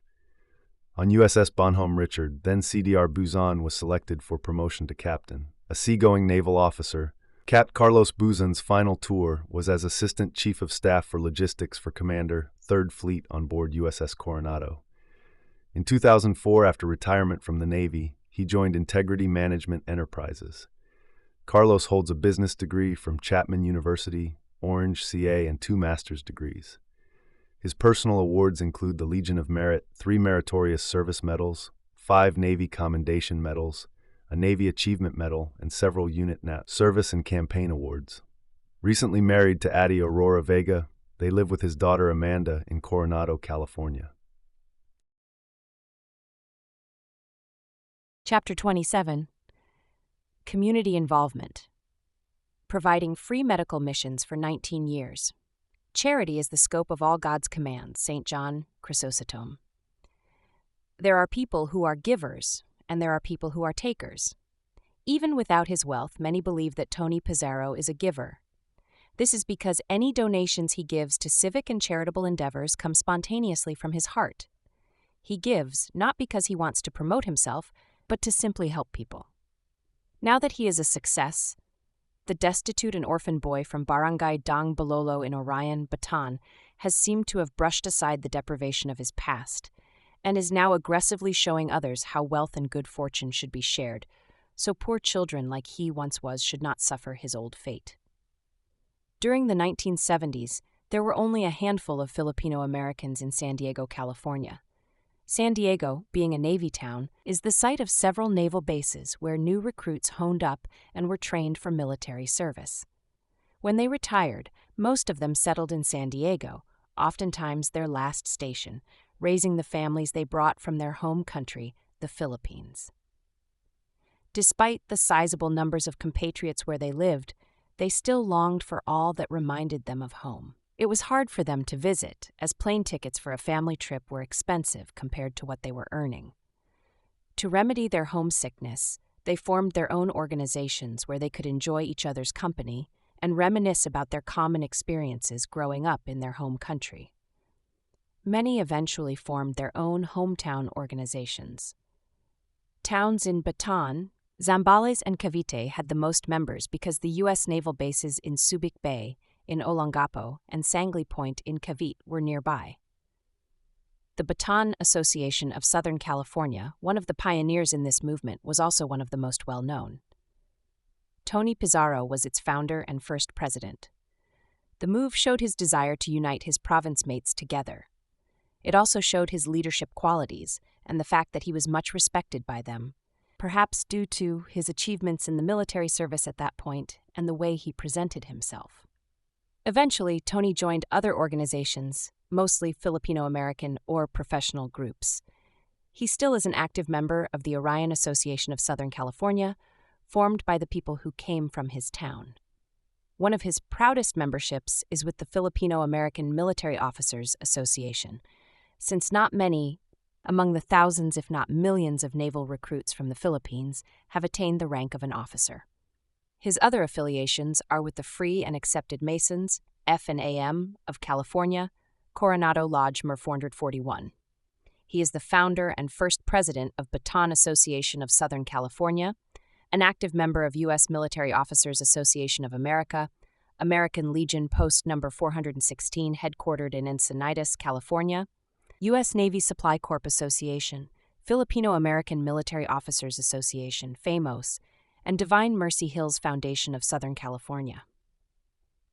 Tony and his wife, Priscilla, have also participated in pro bono medical and dental missions for the past 19 years, providing free medical diagnosis, treatment, and medicines to indigents in different countries like Vietnam and Mexico, as well as in remote barrios in the provinces of the Philippines like Bataan, Pampanga, Zambales, Cebu, Tarlac, Nueva Ecija, Bicol Region, Mindoro, and Cagayan. In 2006 alone, Tony and Priscilla Pizarro participated in the medical mission of the Cosmopolitan Lions Club of San Diego in Bataan and Zambales from May 10th to June 1st. Some of the beneficiaries of the mission were the towns of San Narciso and San Marcelino in Zambales Province, Barangay Barreto in Olongapo City, and the towns of Orion and Pilar in Bataan. Almost 1,000 people were given free medical and dental services. In Barangay Stat Rosa in Pilar, Bataan, a total of 180 eyeglasses were given to patients, 72 were extended dental services, and more than 400 patients availed of medical services. Tony and Priscilla Pizarro also awarded scholarships to deserving students and organized book drives to fill up the libraries in their province with books that could help in the education of the poor children. In May of 2008, Dr. Priscilla Santos Pizarro, together with her husband Tony, after hearing a Sunday Mass, received a request from the Religious Pastoral Council of Dawn, Orion, Bataan, for financial support for the completion of their chapel. Tony took a good look at it and saw that only the walls of the unfinished chapel were built and installed. He immediately got in touch with his friend, Rick Bernabe, a retired U.S. Navy Chief Warrant Officer living in Orion, and asked if he could assist in completion of the chapel, just like what he did with the Gawad Kalinga Santos Pizarro project. His response was very positive. Mr. Bernabe provided Tony a rendering plan and financial breakdown on how much the project would cost. Tony and Priscilla, with the support of their children, donated the requested $45,000 for the completion of the project. On May 10, 2010, the newly constructed chapel was inaugurated. The event also coincided with the turning over by the Pizarro couple of the remaining 32 units to complete the balance of the Santos Pizarro Gawad Kalinga project in Dang Pare, Orion, Bataan, Philippines. Mr. Tony Melodo, the founder-president of Gawad Kalinga, and his staff attended. Cleaning up of the San Vicente River. On February 10, 2011, Tony Pizarro saw the unsatisfactory condition of the San Vicente River in Orion. For many years, it had become the dumping ground of trash by the town people. Tony took charge and rounded up some good citizens of the town. They met with the town councilors and barangay captains, and a river cleanup was scheduled February 16, 2011. He also recruited some 1,200 volunteers to help in the project. It was a well-attended activity with even 100 members of the Philippine National Police joining in. Through the Pizarro couple's initiative, the river is not only clean, but also has become a fertile fishing ground of the citizens of Orion.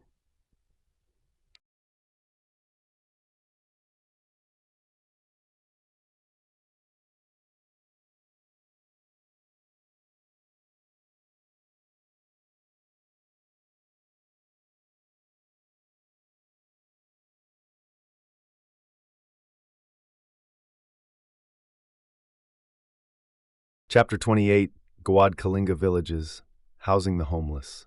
At the core of the solution is a change of one's heart and mind, coupled with a strong desire to work together to change the status quo. Gawad Kalinga. Together with his wife Priscilla, Tony Pizarro supported the Gawad Kalinga Giving Care initiative led by its founder and chairman, Tony Melodo. Gawad Kalinga is an approved, nonprofit organization in the Philippines whose objective is to help the homeless and impoverished by providing free shelters and vocational training. The Pizarro couple, with some friends, financed the building of 42 homes from the ground up to be given to the poor and homeless in their hometown. The community they built was named the Santos Pizarro GK Village. It was completed in May 2008 and is located in Barangay Dangpare in Orphan, Bataan. Gawad Kalinga is an integrated, sustainable, holistic program which aims to address poverty in the Philippines and rebuild the nation by transforming poor communities, especially slums. According to a GK brochure, the holistic nature of its programs and its stewardship of the poor have been shown to deliver sustainable and quantifiable results in hundreds of communities all over the Philippines. The land for the GK Village project, located at Barrio Dang Pere, was donated by Mrs. Lorna Sarmiento of Orion, Bataan. The GK Village was built in 2 phases. Phase 1, Shelter and Values Formation, Child and Youth Development Program, Teacher's Salary, Site Improvement, plus General Fund for Help. And Phase 2, Productivity Program and Facilities or Infrastructures such as Multipurpose Center and Schoolhouse. The proponents believe that breaking up its work into bite-sized areas or villages, built not only with concrete blocks but on solid competencies, leads to true self-reliance of its communities, rather than simple charity. In GK's approach to community building, specific needs are identified and matched with opportunities for livelihood and productivity. The concept fosters community spirit and motivates beneficiaries, according to a brochure presented to the Pizarro couple. The beneficiary does not pay for his home financially, but he contributes in his labor. It is called sweat equity. For every day that he/she works, a peso value is deducted from the cost of the home. This way, he has a sense of dignity that the house is not a dole-out and he can pay for it with his sweat, even though he is unemployed or does not earn enough to afford the materials for his house. The beneficiaries of the Santos Pizarro GK Village came from nearby barangays of the municipality of Orion. These homeless families live with other families, and others have built their houses on land they do not own. Most of them are tricycle drivers, carpenters, and subsistence fishermen. These workers were struggling just to provide their families with the basic necessities. Tony and Priscilla's donation, around $177,400, has indeed improved the lives of the least of their town mates.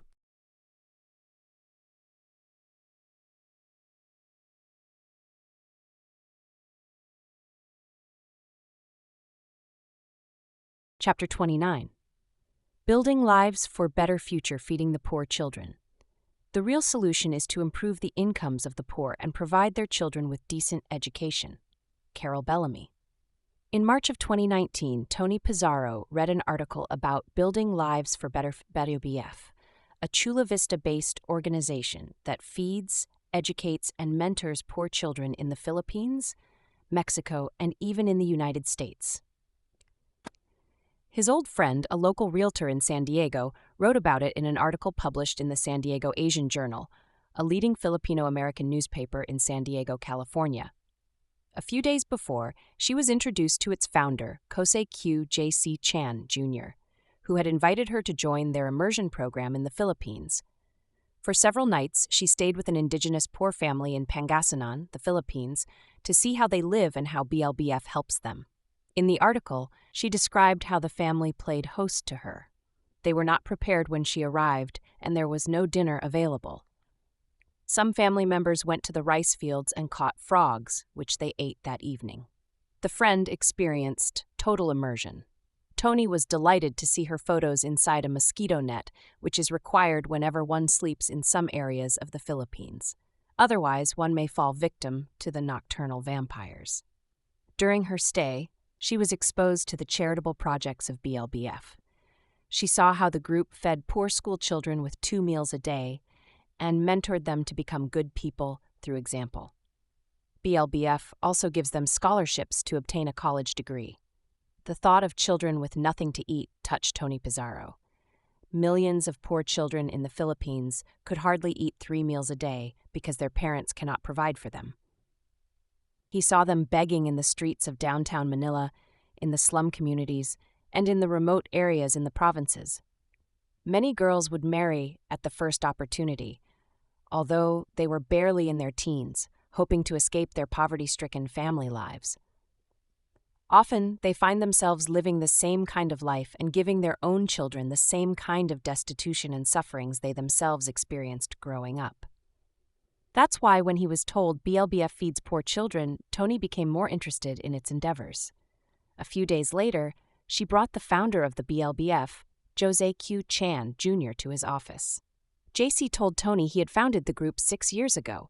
He was by himself at first and using his own money to carry out its mission. He said he earned more than 6 figures as an internet entrepreneur. Virtually all of his earnings went to the project.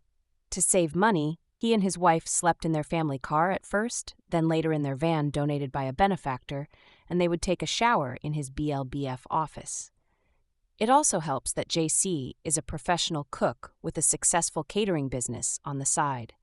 He cooks the food that feeds senior citizens and children in San Diego and Tijuana, as well as those in the Philippines whenever he is there. His culinary expertise enables him to save money for and enjoy implementing his projects. "It's like feeding my family with food I cooked myself," he says with a smile. Another friend told Tony that he had the opportunity to see the facilities of Building Lives for a Better Future in Pizarro, Pangasinan in the Philippines during his visit in October of 2019. They drove from Manila to Pangasinan for only 3 hours as freeways covered the route. BLBF's Angat Buhay Center is just one story, yet is well-designed and functional, according to Tony's friend. JC Chan showed him around and explained how the place operates. "We have at least 100 scholars, all elementary and high school students from poor families, attending several schools in the area," he explained. In the morning, his staff prepares breakfast and lunch. The food is placed in a plumbera, tin containers on top of another, secured by wires. The food is delivered to the schools, and the students are fed in the morning and during lunch. This would guarantee they are well fed and can absorb their lessons properly. At one time, many could not afford to eat before and during school because their families were too poor to feed them. On weekends, the same students attend sessions at the BLBF Center, where they are further mentored to succeed and taught additional skills in life. They tend their own garden in their yards back home, the produce of which BLBF buys and uses to feed the same students. This way, they could also earn extra money and learn proper values. BLBF vows to educate and feed them until they all graduate from college. After a sumptuous merienda, JC and his driver brought the visitor to their other operations in San Nicolas, Pangasinan, a 1-hour drive. They drove northeast towards the foot of the Sierra Madre mountain. On the other side of the mountain is the province of Nueva Vizcaya. It was already dark when they arrived at the San Isidro National High School. Right beside it is the BLBF facility that houses at least 100 indigenous students, children who belong to the ethnic tribes in the nearby mountain. There are 2 huge rooms that contain double-decker bunk beds where the BLBF scholars live and sleep, the visitor from San Diego told Tony. The boys are separated from the girls, and iron grills ensure no intruders go inside during the night. "Many of the students leave to visit their families during the weekend," said JC, who explained why only a third of them were present. "These students have to walk far longer, maybe 2 hours, before reaching their huts in the mountains. That is why they could not visit home as frequently as the others." Some students were playing chess, a skill that could sharpen their minds and help with their endeavors. The school principal, Jesus M. Lucas, Jr., donated the lots that house the facility in support of the BLBF's projects. The vacant lots would be used as gardens, so the students could raise some of the food they eat. He was the one supervising the facility, and JC even brought him together with a few students to San Diego during the group's gala event recently. "Have you eaten?" JC asked 2 elder boys assigned to supervise the younger ones, Tony's friend recalled. "Not yet," they replied. It was already past 7 in the evening. JC asked why not and was told the food budget for that week was already spent inexplicably. When the visitor heard about the problem, he handed JC 2,000 pesos for food for the night. "Is that enough?" he asked JC. "It's okay," he said. He handed him another 1,000 pesos, $20. How about this? He asked. It's okay, JC said again. The visitor still felt guilty, so he handed another 1,000 pesos.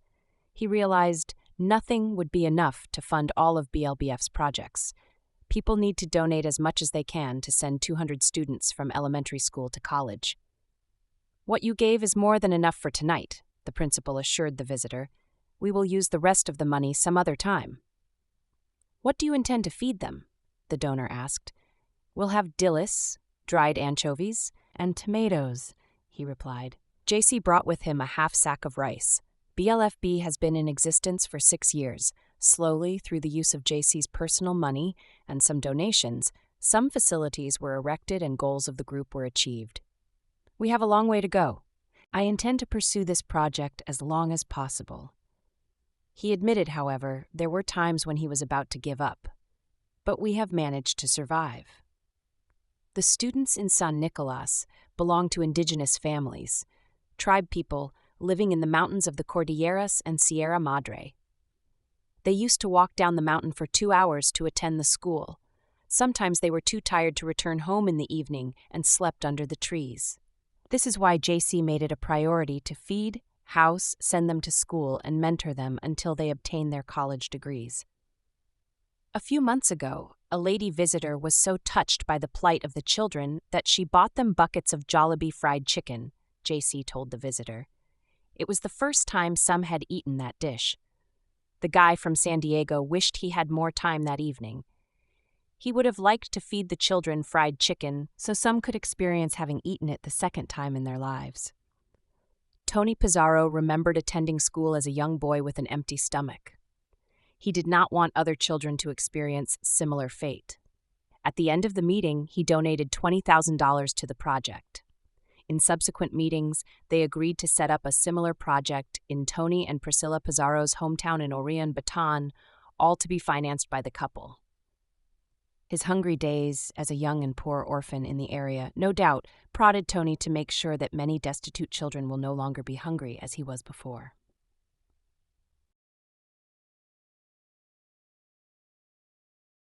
Chapter 30. The Divine Mercy Project. Spiritual Donation. As you walk with God, your faith will grow, your confidence will increase, and your prayers will have real power. Bill Hybels. On February 26, 2017, Dr. Priscilla Pizarro met with a horrific accident that almost cost her life. She had just entered Interstate 5 driving north in her Mercedes-Benz sedan in the National City area and had safely merged in the space between two semi-trucks when the rig in front of her decelerated and came to a sudden halt, catching her and the driver of the semi behind her off guard. The Mercedes was crushed like a tin can. An emergency crew had to extract her from her vehicle using a hydraulic rescue tool known as the Jaws of Life. Astonishingly, she emerged alive although injured. Looking at the wreck, Tony and his family could not believe that she survived the accident. Priscilla, delicate and petite, was already advanced in age and weak and suffering from several ailments. Therefore, her recovery astonished her doctors.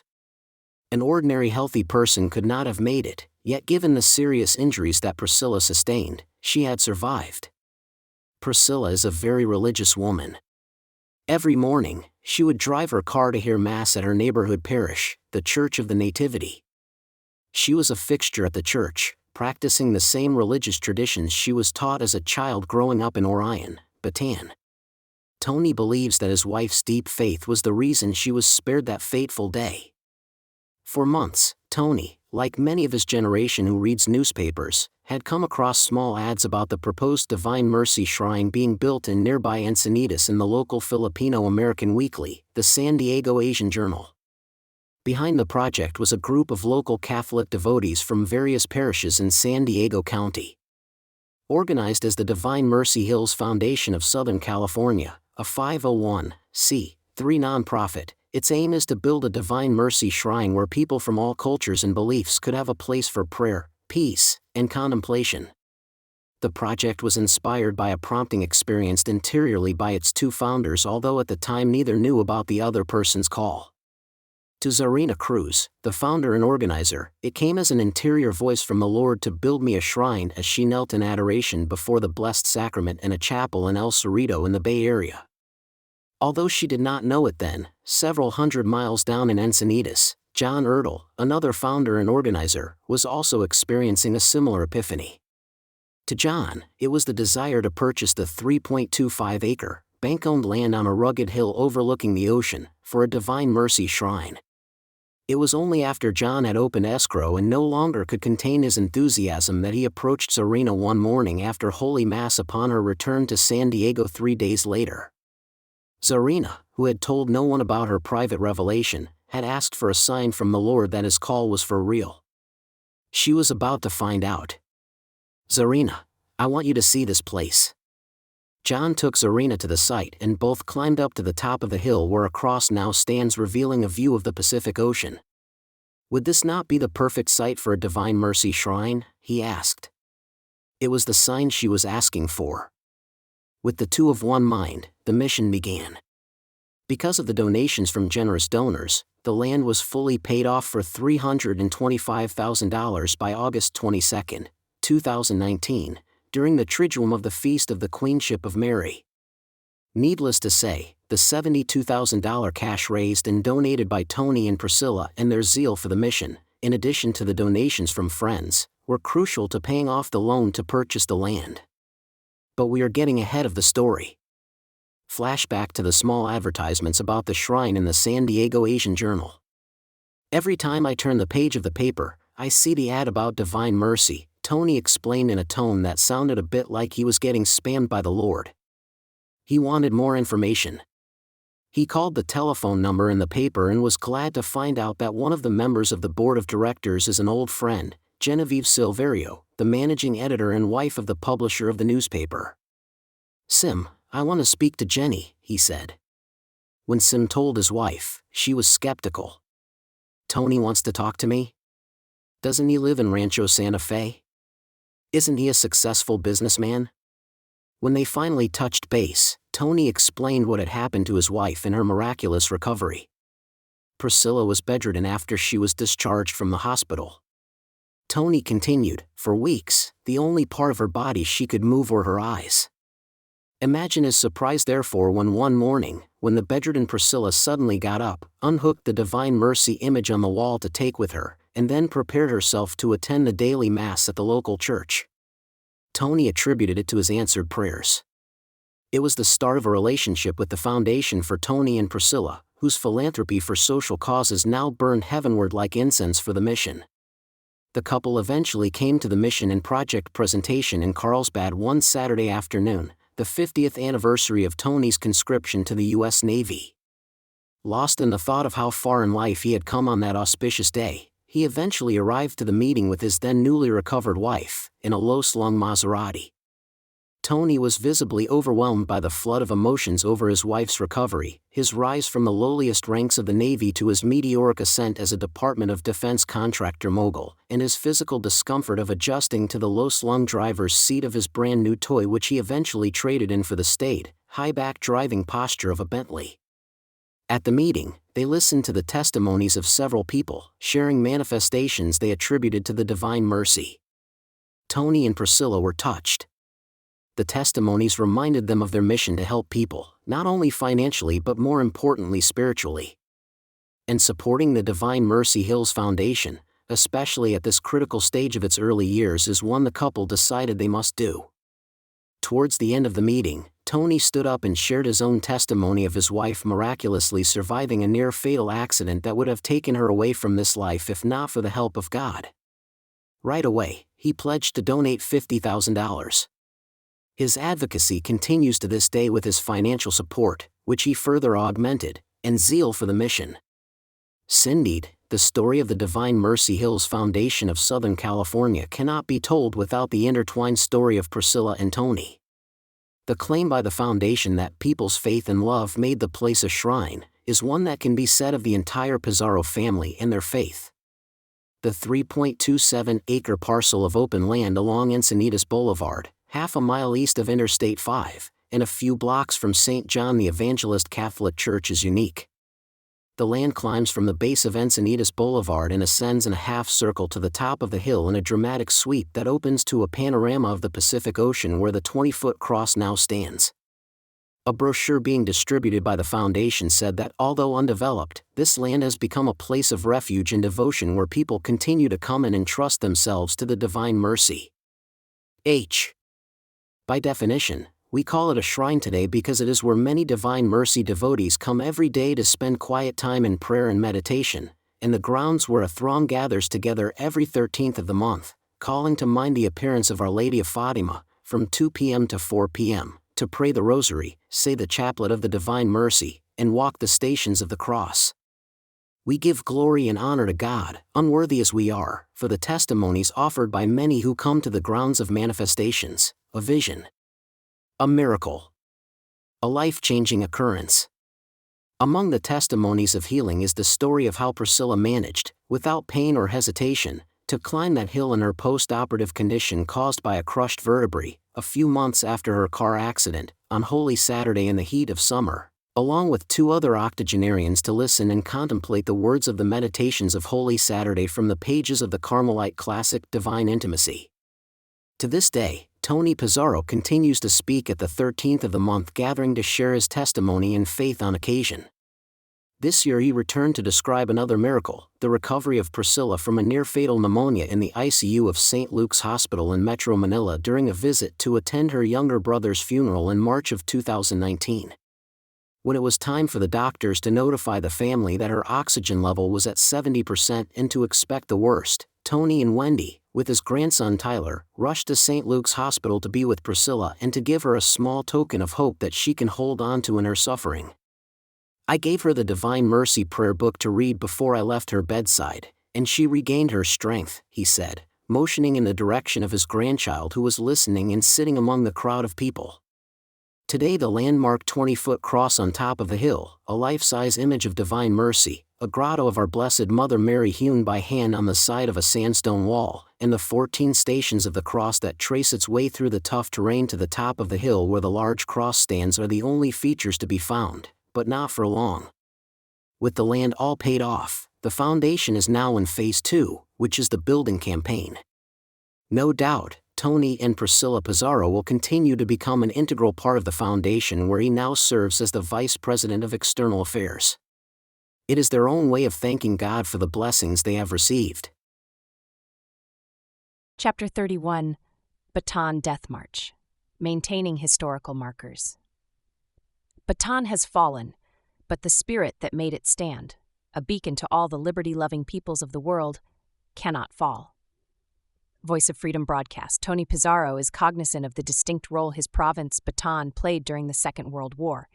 It was the site of the infamous Bataan Death March, where thousands of American and Filipino prisoners of war captured during their heroic defense of Bataan and Corregidor were ordered to march for 66 miles from the Mariveles to Capas, Tarlac. Injured, tired, and hungry, those who fell along the way were stabbed to death with bayonets by their captors, the brutal Japanese Imperial Army soldiers. On April 8th of each year, the Philippine government hosts a commemoration of the fall of Bataan. Hundreds of Americans and Japanese are invited to attend. During a visit to a hotel Tony owned in the Orion town, one of his employees reported to him that an old Japanese tourist asked for a room to stay. "Where is he now?" Tony inquired. "Oh, I turned him away," the employee nonchalantly replied. "Why?" "He was dirty and full of sweat and perspiration." Tony tried to look for him and was so disappointed in not meeting the visitor.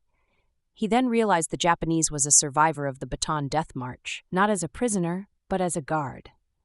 That same afternoon, he found out that he was there to reflect on the dark events of the Japanese occupation of the Philippines during the World War II. He also realized the site's potential for tours about the town's historical landmarks that hold sentimental memories to both the Filipinos, Americans, and Japanese survivors as well as their families. Before he went back to the U.S., Tony spent his own money to have workers clean and paint the Bataan Death March markers placed along the highway. It was his own way of thanking the forgotten defenders and the remaining survivors of the Bataan Death March for their service.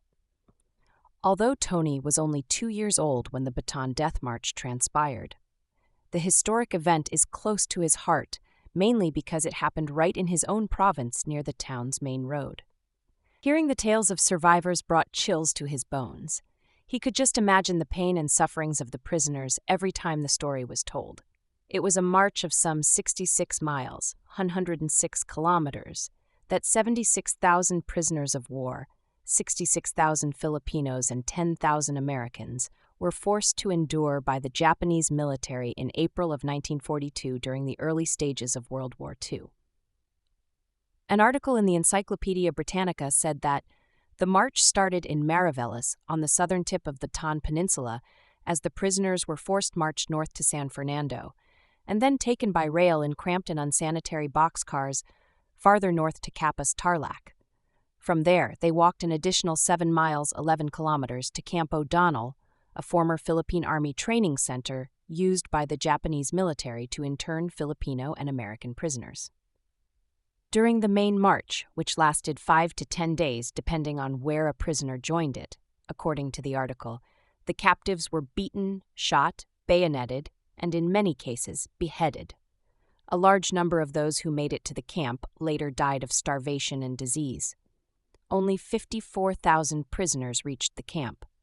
Though exact numbers are unknown, some 2,500 Filipinos and 500 Americans may have died during the march, and an additional 26,000 Filipinos and 1,500 Americans died at Camp O'Donnell. Chapter 32. Ingratitude, the winds beneath his wings. The essence of all beautiful art, all great art, is gratitude. Friedrich Nietzsche, German poet and philosopher, 1844 to 1900. There are many people who were generous to me, taking time out to answer what I fear might seem to be tiresome questions to them. For that and other kindness, I wish I can name and thank them all. Below are some names of people who are very important and close to my heart. They graciously and patiently alleviated my ignorance.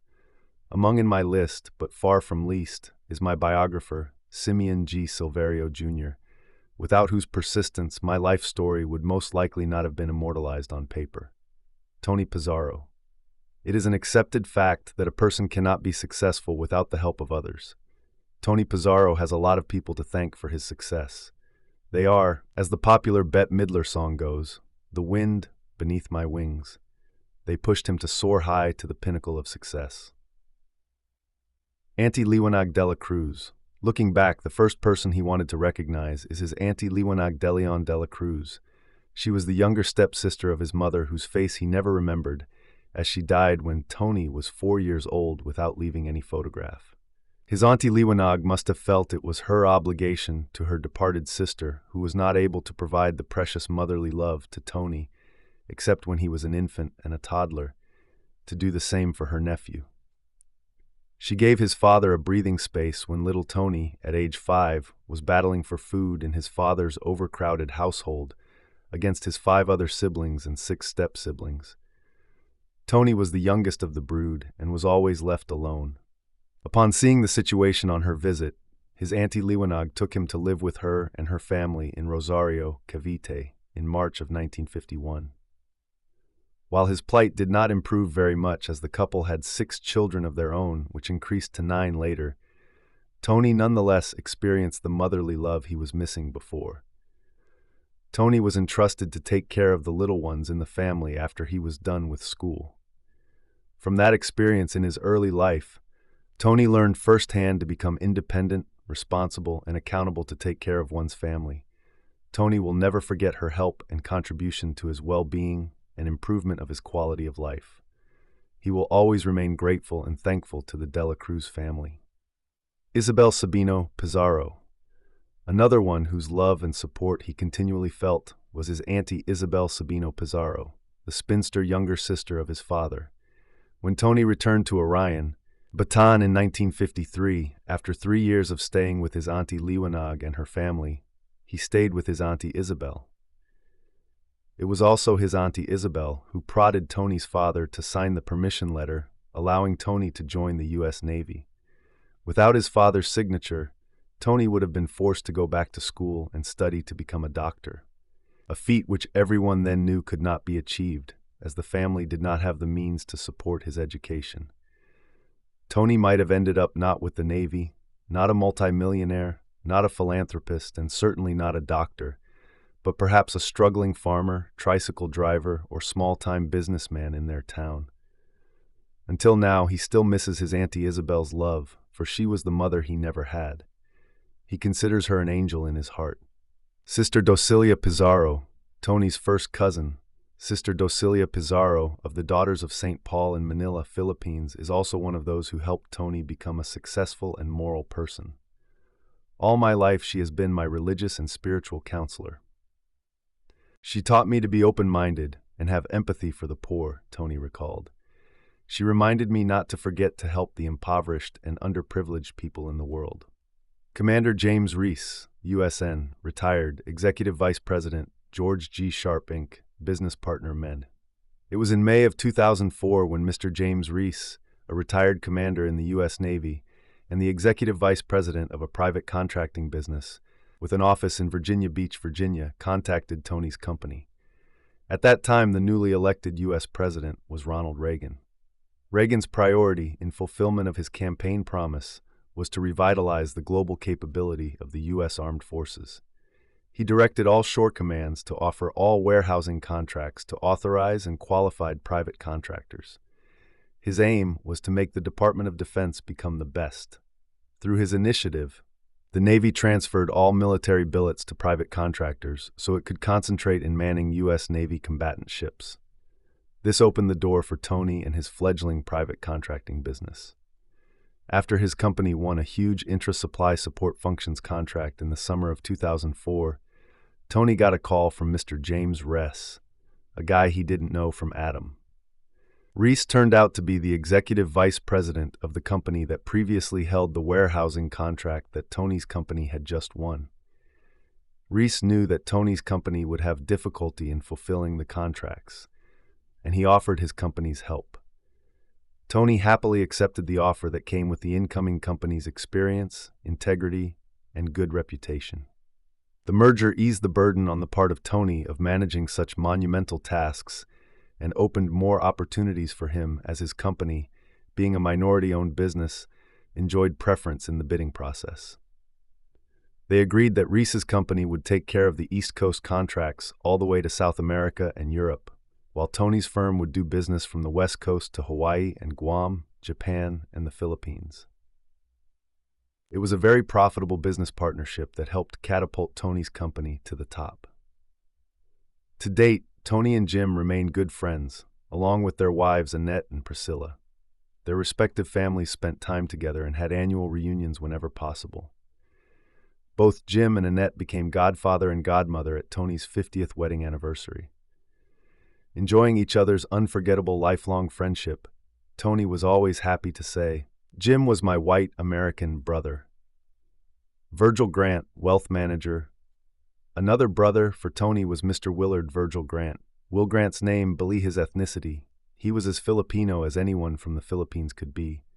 Tony met him in Filipino social functions during the 70s as one engaged in the real estate business.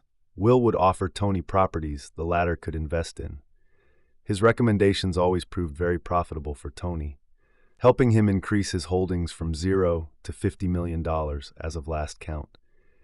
As a wealth manager, Will would make it easy for Tony to obtain loans, guiding him during the real estate transaction process from start to the closing of the escrow. He simplified and shortened the acquisition process of properties for Tony for many years. He helped the Pizarro family, according to Tony, achieve its dreams. From humble beginnings, their partnership stood the test of times until they realized one of the most outstanding success stories in real estate business. Will identified the investments, offered them to Tony, and helped guide the transaction to the end. "Why don't you buy the property yourself?" he once asked Will. "That way you too can get rich." "I am rich enough," Will smiled. "I don't want to be bothered with the details. I'm satisfied helping people like you and getting my commission." Will happily enjoyed his retirement years with his wife for a long time, until one day, on a return trip from a pilgrimage to Holy Land, he suffered a stroke while aboard the plane on his way back home. Tony grieved the loss of his brown brother on October 19, 2017. Master Chief Leroy James Edgar, USN, retired Master Chief Mess Specialist Leroy James Edgar was another person Tony is very grateful to. He was the one who endorsed Tony to the officers program and recommended him as his replacement to his job as the leading division officer and food service officer. In his recommendation letter, Edgar noted that he had met Chief Warrant Officer Tony Pizarro while I was stationed at the U.S. Naval Air Station in Miramar, California in September 1982. I found him to be intelligent, wise, an excellent leader of men, and a hard-working individual.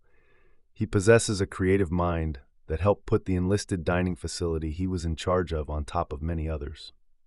Commander Stephen Hamilton Edwards, USN. The last but not the least among the people who helped boost Tony Pizarro's climb to success is Commander Stephen Hamilton Edwards. Commander Edwards' recommendation letter submitted to the selection board of the officer program was a turning point in Tony's career.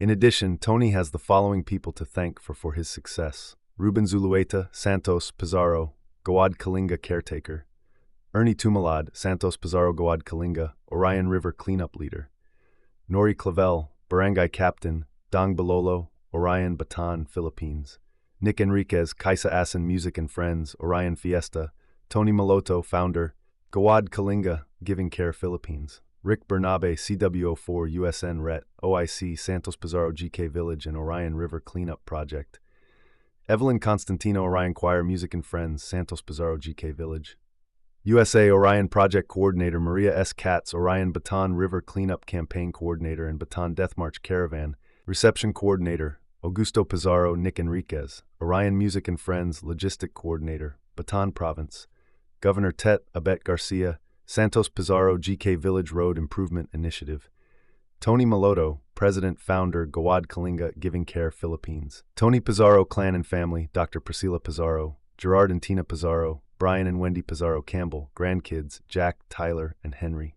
Chapter 33. Filipino American Military Officers Association, the fruits of their labor. Ability may get you to the top, but it takes character to keep you there. John Wooden, American basketball player and head coach, 1910 to 2010. One organization close to Tony Pizarro's heart is the Filipino American Military Officers Association.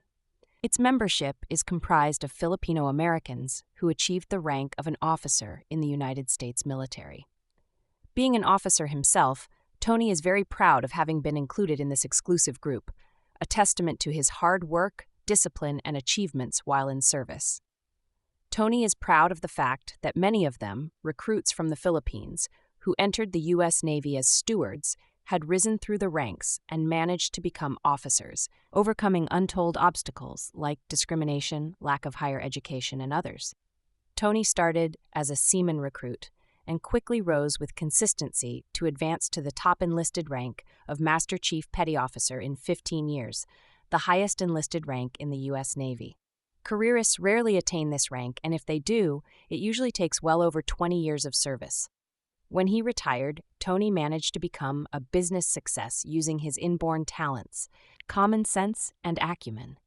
He is extra proud of the fact that the former stewards in the organization managed to raise successful children who achieved the highest ranks one could imagine during their own naval careers.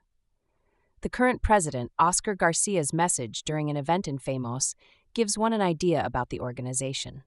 A message from the president of FAMOS. At the outset, please let me greet every officer and member of FAMOS with respect, joy, and happiness in my heart forever. I also would like to thank you all for your unwavering support and willing participation in all our activities and projects. To sum up the many purposes of this organization, my hope was that it shall elevate to a pedestal level of respect, total confidence, and belief for the greatness of the Filipinos by peoples of the United States of America. In turn, that will bring prestige, honor, and pride to our children, our children's children, and the future generations of Filipino Americans. Yes, FAMOS has accomplished several projects and things good for the community and country. However, I can say without fear of contradiction that it has not come to the level I was talking about. Not even close. Since I came to this country, all I heard is that Filipinos in the United States came from different regions of the Philippines, making us all regionalistic. A good reason why we cannot unite. I know I am not the sharpest tool in the shed, but may I state my 2 cents worth. I suggest that we should shy away from thinking analytically. Analytic meaning that we always approach by putting numbers to all what we are doing. For example, in school, most always want to be number one, valedictorian, summa cum laude. When a student knows a lot, she will not share it to classmates, because they will then be competitors to being number one. For me, there is nothing wrong when all are number one, and that means cooperation rather than competition. And that's what we need if we ever hope to be united, to be seen, to be heard, and to make Filipinos count. In fact, I suggest the Philippines introduce the idea starting from kindergarten to high school. After 30 years, the ones following them 15 years behind will also graduate from high school. In another 15 years, there will be 3 generations exposed to the system of cooperation, and year by year, it will slowly eliminate the generation of competition system. Long before this write-up, CW04 Tony Pizarro, chairman of Famous Projects Committee, proposed to establish a museum for Filipinos. He and the Pizarro family donated $10,000, putting his money where his mouth is. I was unequivocally convinced to echo his proposal. My thought was that it will be the beginning of my hope to be realized. In my mind, when we have a decent place where Filipino families can come and spend lots of time together, that creates close acquaintances promoting mutual respect, which will in turn promotes understanding. And when there is understanding, regionalism becomes moot, resulting to unity. This time the proposed museum is on hold, and I hope it will gain support from our kababayans. Famous members are well educated with proven leadership abilities and extraordinary people-to-people skills. It's just fitting and proper that we should spearhead the efforts toward the realization of the proposed museum and many other significant projects. By Oscar Garcia. Famous President, Famous Officers, 2020 President CW04 Oscar S.A. Garcia, First Vice President CDR Bienvenido Valerio, Second Vice President Seferina Ruiz, Third Vice President CW5 Teddy Datwin, Secretary Mrs. Remedios Liwag, Treasurer CW02 Ernesto Liwag, Auditor Mr. Roger Ang, Advisor Capta Elsa Ang, Advisor CW04 Manuel Supnet Pro CDR, Maria Balam, Cesar Adan Pro Mr. Simeon Silverio Jr. Here are some of the Filipino-American officers in the U.S. Navy, many of whom are children of Filipino stewards, who managed to rise from the ranks, achieving what their own parents themselves deemed impossible to reach. They are considered by the early Filipino U.S. Navy recruits who started as stewards as the fruits of their labor.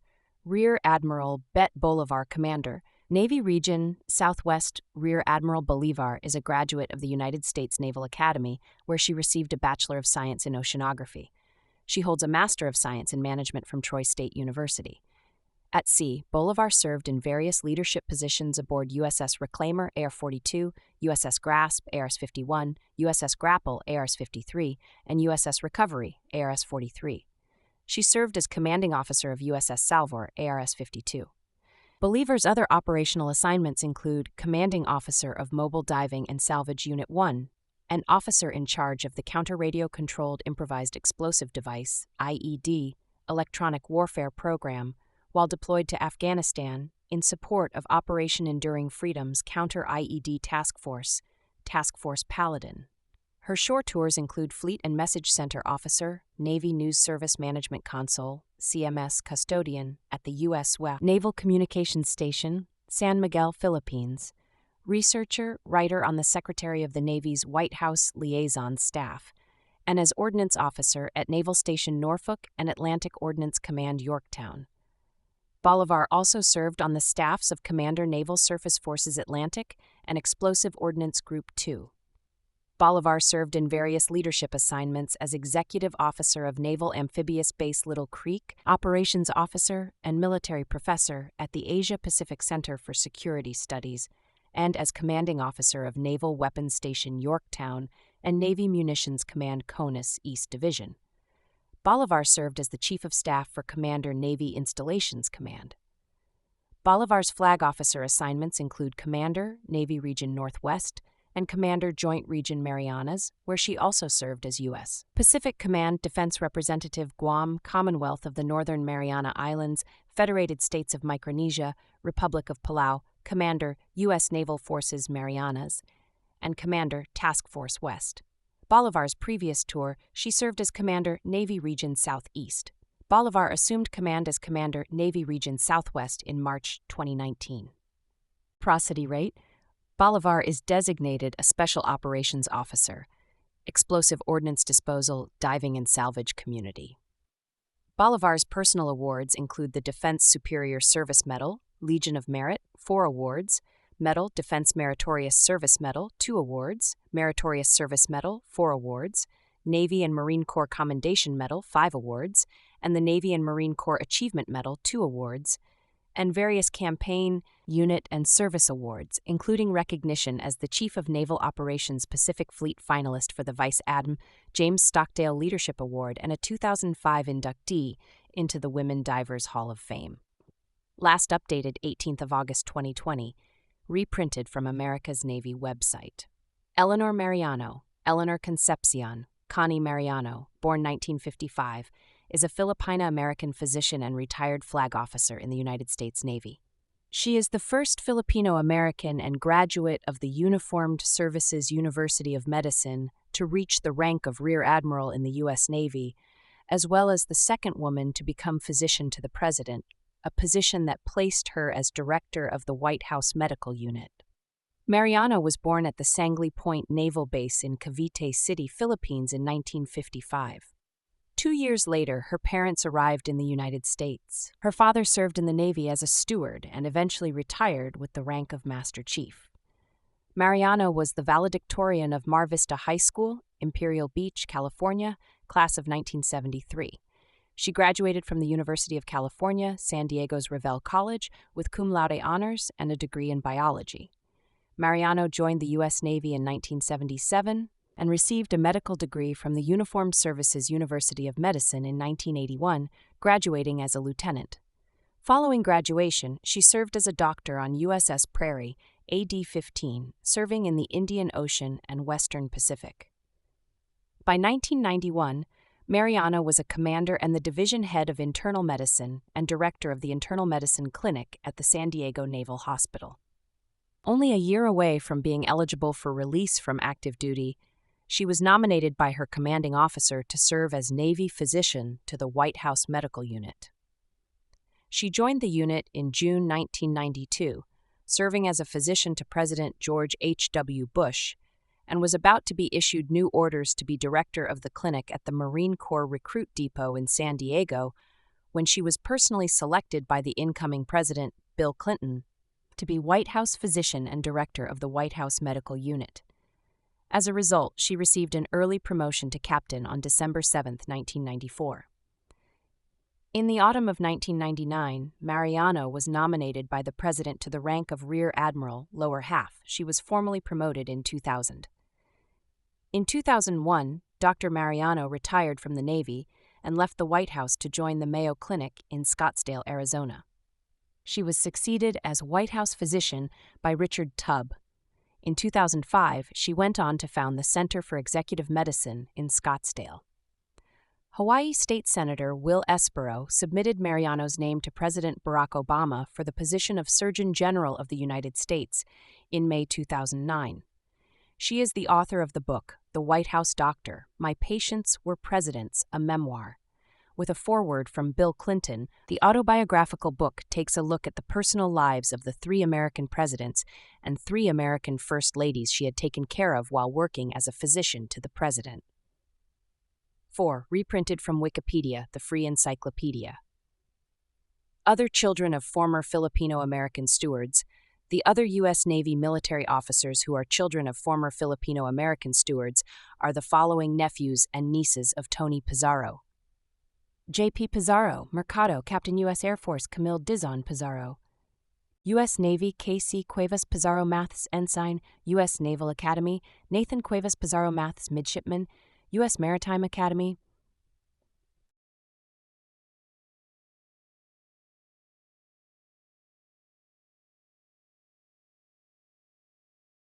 Chapter 34, Family Coat of Arms, Running of the Bulls. Happiness is having a large, loving, caring, close-knit family in another city. George Burns, American comedian, 1896 to 1996. From July 6 to 14 of 2002, Tony's company had successfully acquired a dozen government contracts to manage.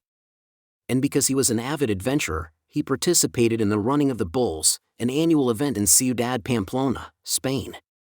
It has been one of the most popular tourist stops and an ongoing tradition for centuries. The Running of the Bulls is only one of the many festivals to honor San Fermin, the patron saint of Pamplona since inception in 1591. During the festival, 6 humongous bulls are released into the narrow streets of the city and corralled by a posse of Spanish bullfighters into the bull ring in the city center. Thousands of bystanders and tourists who come from all over the world watch the spectacle in close quarters as the stampeding bulls push their way perilously into the massive crowd. Since 1924, 15 people had been killed in the spectacle, most recently a 27-year-old Spanish man in 1929. On July 15 that year, Tony fulfilled his lifelong dream of participating in the event. And while on his way back to Madrid, he thought of visiting Ciudad Trujillo.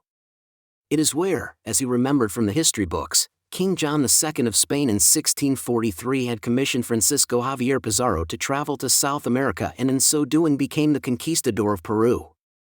While he was checking in at the Pizarro Hotel, the receptionist saw his last name as Pizarro. She became curious and decided to call Mr. Alberto Pizarro, the godfather and oldest among the Pizarro family in the area. The receptionist informed Alberto that they have a visitor from Islas Filipinas. Immediately, Mr. Alberto Pizarro showed up at the hotel lobby to welcome Tony. He hugged and embraced him tightly and was so thrilled to see who he considered to be a relative from the Philippines. Tony was equally pleased. That evening, Tony was invited to a reunion of 4 remaining Pizarro families in the area. The Pizarros, Tony included, partook of the famous paella dinner with Spanish wines at the town plaza. He was told that other Pizarro's families had moved out of town, some settling in Peru to seek new opportunities.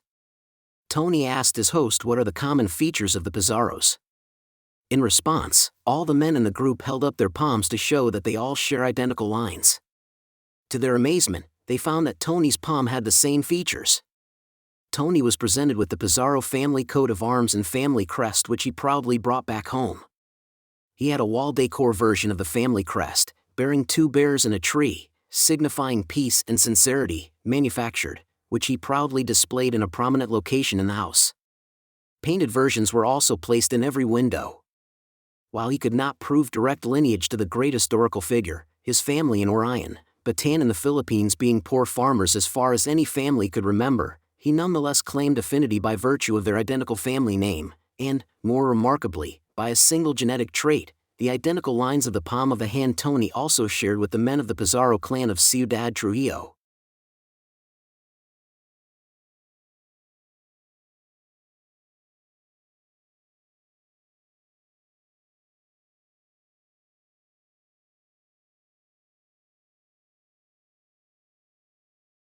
Chapter 35. The Secrets of His Success. Like a cat with 15 lives. Consider the postage stamp, my son. It secures success through its ability to stick to one thing till it gets there. Josh Billings, American humorist, 1815-1885. Tony has managed great success in his lifetime because he holds true to his values and surrounds himself with good people. There are no guarantees for success in life. Tony himself started out with very little stability or likelihood of success. However, he has remained true to himself, and that has made all the difference. It's not uncommon for Navy men to ask Tony for the secret to his success. Tony always replies with a list of important personal qualities and a short recounting of his career and the difficult times that he had to rely on those personal qualities. It's worth noting that this chapter, and furthermore this book, is here because Tony's advice has worked for others. Ernesto Domingo, a young new recruit who started from the bottom in the Navy in March of 1982 at the Naval Air Station Miramar, asked Tony about the secrets to his success early on, and he and Tony had a long talk about it. He then checked in with Tony throughout his career. He was incredibly successful. He recently achieved status as a CWO5, a Chief Warrant Officer, who now outranks Tony's CWO4. Arnell himself has cited Tony's advice and life path as the key to the success of his career. Tony and his family is extremely proud to have helped this incredible young man succeed. For his part, Arnell shared his view of Tony Pizarro. When I met Mr. Tony Pizarro the first time and saw him in uniform with CWO bars, it left a long-lasting impression on me.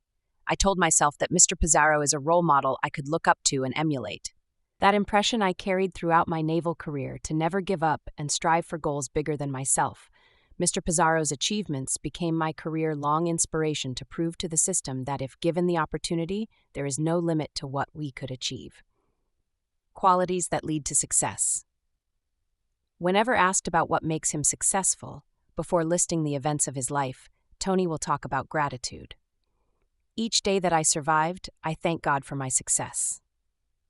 Tony confessed. Tony is a man of consistent hard work, perseverance, and integrity, but he places gratitude first amongst his qualities that helped him achieve his dreams. Tony explained that without gratitude, success means nothing. If a man achieves his dreams but cannot be grateful to God and the good people in his life, then he can only lead an empty existence. Success should be shared and given back in service to those who need it.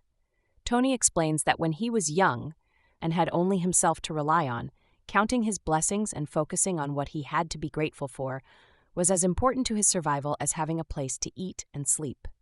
Without it, hard work means nothing. Tony observed, "It can't all be about you. Life is bigger than just yourself." Gratitude can be an inherited quality. Tony's father was always interested in helping others however he could as a small-town politician. Being respectful can also be an inherited quality. 2. Hard work and humility. 3. Advocate for yourself, Tony being the 11th recruit at a 10 max. 4. Service. 5. Good people, Carlos Buzon, sanity. Sister Docilia, religion. Wendy and Gerard, law, family, and love. Each day that I survived, I thank God for my success, Tony confessed. Some of the lessons I learned and the character-molding techniques that I believe must be followed are: 1 must be disciplined, consistent, ambitious, have integrity, honest, fair, creative, willing to climb the highest mountains, courageous, know the art of giving back, thankful, and have strong belief in God, country, and family. Like a cat with 15 lives. That Tony DeLeon Pizarro encountered more than his share of obstacles in life is very much evident by now. While other people ordinarily have 1 or 3 obstacles to surmount, Tony had about 15. Some career, others life-ending pitfalls. For a start, he was born at the wrong place at the wrong time. His birth province, Bataan, was the epicenter of atrocities committed by the invading Japanese Imperial Army against the Filipino people and their soldiers. Life was cheap in the area, where hundreds of killings were committed each day. The chances of surviving the war in Bataan, compared to the other parts of the country, was little. Tony and his family were lucky to come out unscathed, although his own mother fell victim to malaria and died. His mother's early death was another tragedy Tony had to contend with. He was only 4 years old when she passed away, leaving him with no motherly care and support. For a child to survive with a mother is difficult enough. For one to be able to do so without one is almost impossible. Imagine Tony at 4, barely able to talk and ask for his needs, or comprehend things. He must have been ignored by the adults in the household, yet as they too had their own responsibilities to carry and problems to solve. This was intensified by the fact that the family was poor, and there was not enough food to share around. Another obstacle Tony had to contend with was the marriage of his father to a widow with 6 children of her own to take care of. This increased the mouths to be fed, further diluting his father's already meager income and dividing his share of fatherly love and family resources. Tony Pizarro would have not grown to adulthood had he not survived 2 critical events in his life. During the war, the Japanese soldiers were looking for his father on suspicion he was helping the Filipino and American guerrillas in the hills. His father hid in the closet, holding the 4-year-old Tony while covering his mouth. If he cried or made any noise that might lead to their discovery by the Japanese soldiers who were then searching the house, his father was ready to suffocate him to death. He was ready to sacrifice his son rather than leave his 5 remaining children fatherless. Luckily, Tony did not make any noise. His life thus spared, he now gives hope to other lives. Life-threatening incident. Another life-threatening incident was when he went swimming with friends in the summer of 1956 next to a sunken Japanese tanker left by the Japanese Army during the Second World War on the ocean in front of their hometown in Orion, Bataan. While swimming in the choppy waters, Tony passed just inches away from the ship's razor-sharp motor blade. It was a miracle of God he went a different direction. He could have died had he hit the blade, but during that particular event, God was looking after him. He was not meant to die after all. If one is a betting man, one would have given Tony little chance to become a success, given his destitute condition at this point of his life. But the setbacks also galvanized Tony's resolve to hone the skills he would use as an effective tools to achieve his goals in life. When he was sent to the care of his aunt and her family in Rosario, Cavite, he learned how to become self-reliant and to live harmoniously with other people outside of his family. He learned to contribute to the day-to-day survival of the family by taking on added responsibilities unasked, like babysitting the younger children of his Aunt Liwanag and doing other household tasks by fetching water the family would need. He realized at an early age that he could not depend on other people to take care of him. He could not indulge himself with the luxuries of life, for his family was poor. He could not afford not to spend his waking hours contributing to the family's need. And more importantly, he understood early on that he must take advantage of all the opportunities given him to make a success of himself. Thus, he studied hard, even if sometimes he would go to school on an empty stomach. With his inborn intelligence, perseverance, and hard work, Tony did well in high school. He was elected class president each year of his class, and the most serviceable person of the year in 1956. From 1957 to 1958, his senior year, Tony was elected president of the student council and handpicked as the school's battalion commander of its preparatory military training (PMT) program. He was also with the school's champion debate team, as well as the winner of the oratorical contest. His winning piece? The José Rizal's classic poem, My Last Farewell. Even when he was applying for the U.S. Navy, Tony encountered problems that would have snuffed out his storied military career. He almost did not pass his personal interview, as the interviewer declared him unfit to join the U.S. military and was in fact told he failed and told to leave. But Tony would not let that misunderstanding scuttle his dream. He did not leave as ordered and argued his case. "You asked me what I have inside my pocket, and I answered handkerchief," he protested as he pulled out the handkerchief from his pocket. The interviewer thought he was guessing. One incorrect response would have doomed Tony's life forever. But Tony was not born to give up that easily. The stakes for him were so high that he would not let a simple misinterpretation of his response ruin his future. He wanted to show his willingness to do anything to pass, and his aggressiveness to get in the Navy. The interviewer realized Tony was indeed right. He was amazed at the applicant's confident and quick response to the question. Tony, the respectful but bold aspirant, could indeed comprehend the English language correctly. With great relief, Tony was given another card, ordering him to report back the following Monday, March 3, 1959, for his physical examination. Only 10 were supposed to be allowed in. Tony was the 11th as they made an exception to their rule. Despite passing all the tests with flying colors, Tony's admission to the U.S. Navy suffered another setback. His father, still hanging on to the impossible dream that it was his last chance to have a child of his race, obtain a college degree, a medical degree in fact, refused to sign the papers that would allow him to join. Only through the patient pleadings of Tony's Aunt Isabel did his father realize that the dream was impossible to achieve as he did not have the financial means to support his son's education. Even when he was already in the U.S. Navy, Tony's success was not yet guaranteed as he faced more obstacles. One was when he was court-martialed as a result of his decision to put fresh paint on the mess hall building. The problem was that the paint job turned the building pink as a result of mixing the free cans of paint Tony gladly accepted and put to good use. He did not know about the Naval Facility Manual that mandated approved colors for government buildings. He pleaded guilty to the charges, although he meant no malice.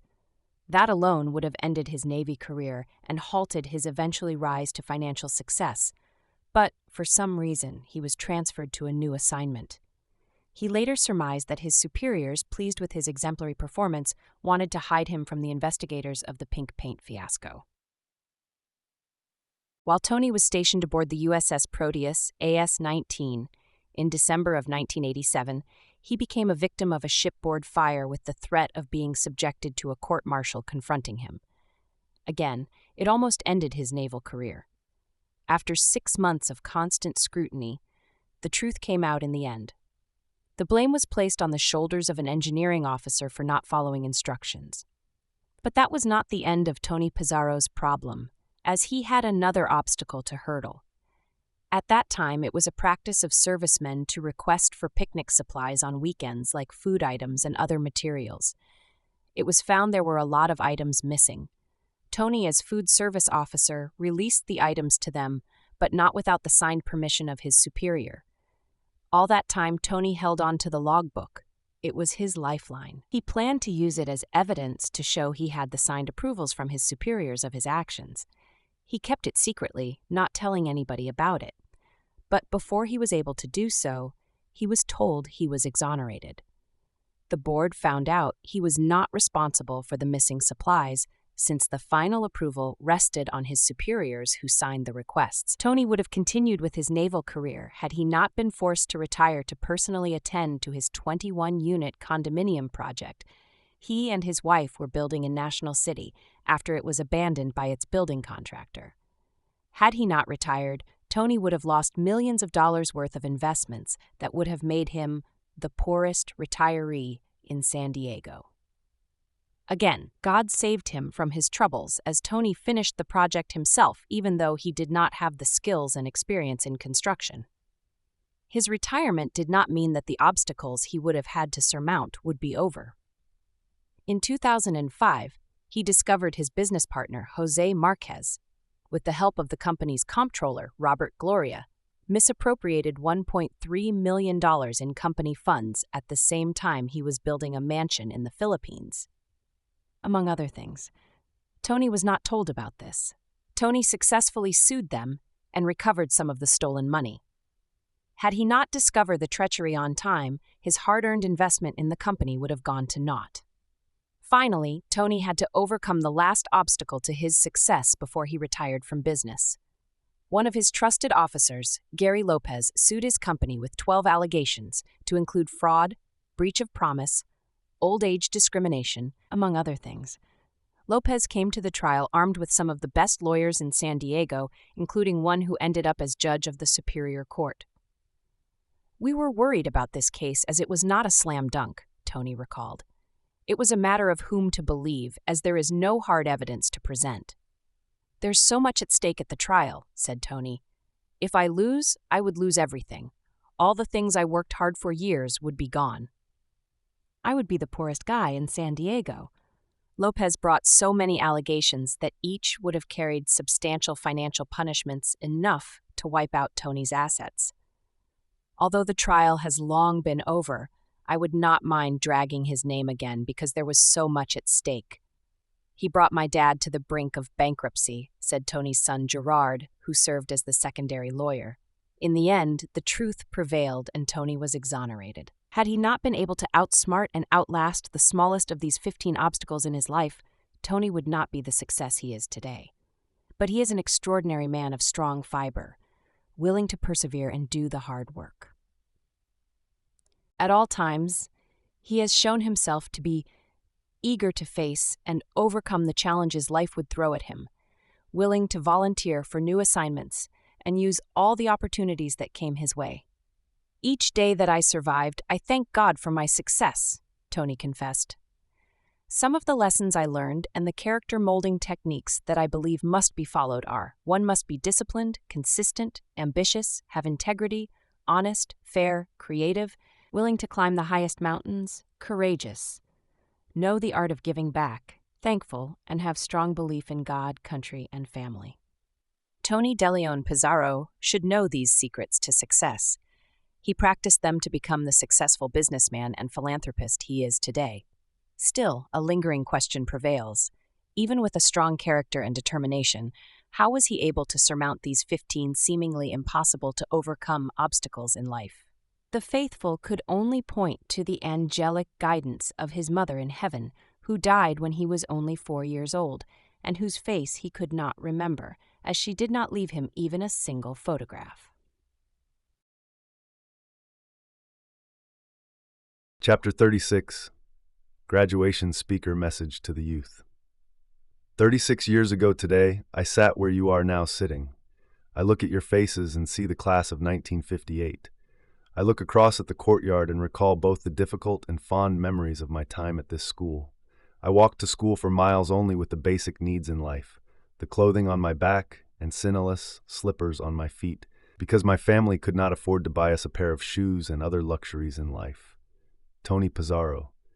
In April 1st, 1995, Tony Pizarro was invited by his high school principal and cousin, Mrs. Josefa A. Simeon, to be the guest speaker at the graduation ceremonies of his alma mater, Jose Rizal Institute, in Orphan, Bataan, Philippines. One of the policies of the school for many years, which we have been faithfully following, is the selection of a successful alumnus in his own field of endeavor to be the guest speaker on graduation day, she wrote Tony in her letter of invitation.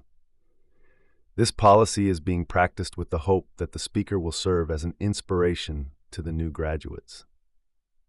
In this connection, and with a firm belief that you will no doubt inspire them, the candidates for graduation, class 1994 to 1995, we are extending to you our sincerest invitation to be their guest speaker come April 1st, 1995 at 5 p.m. in the school campus. Tony gladly accepted the offer and traveled to the Philippines for the special occasion. Below is his inspiring speech, which sums up the story of his life. Tony De Leon Pizarro's speech. Good afternoon, distinguished guests, Mrs. Josefa Simeon, Principal, Jose Rizal Institute, teaching faculty, graduating class of 1995, students, family relatives, friends, ladies and gentlemen. I have flown for over 18 hours and traveled over 10,000 miles to be here with you today. I am truly honored and privileged to be your guest speaker for this memorable graduation day. 36 years ago today, I sat where you are sitting now. I look at your faces and see my class of 1958. I look across the courtyard and recall both the difficult and fond memories of my time at JRI. I walked to school for miles only with the basic needs in life, the clothing on my back, with the sinneless slippers on my feet, because my family could not afford to buy us a pair of shoes and other luxuries in life. Yet we learned even more how to appreciate the simple things in life. I was not lucky enough to have the love, support, and encouragement from parents during my childhood. In my humble beginnings, I grew up as the youngest of 7 children, moving around from house to house and living with different families, because my mother had passed away when I was only 4 years old. But during those years of hardships, I became strong, efficient, independent, mature, and always unquestionable, seeking a quest for a better life.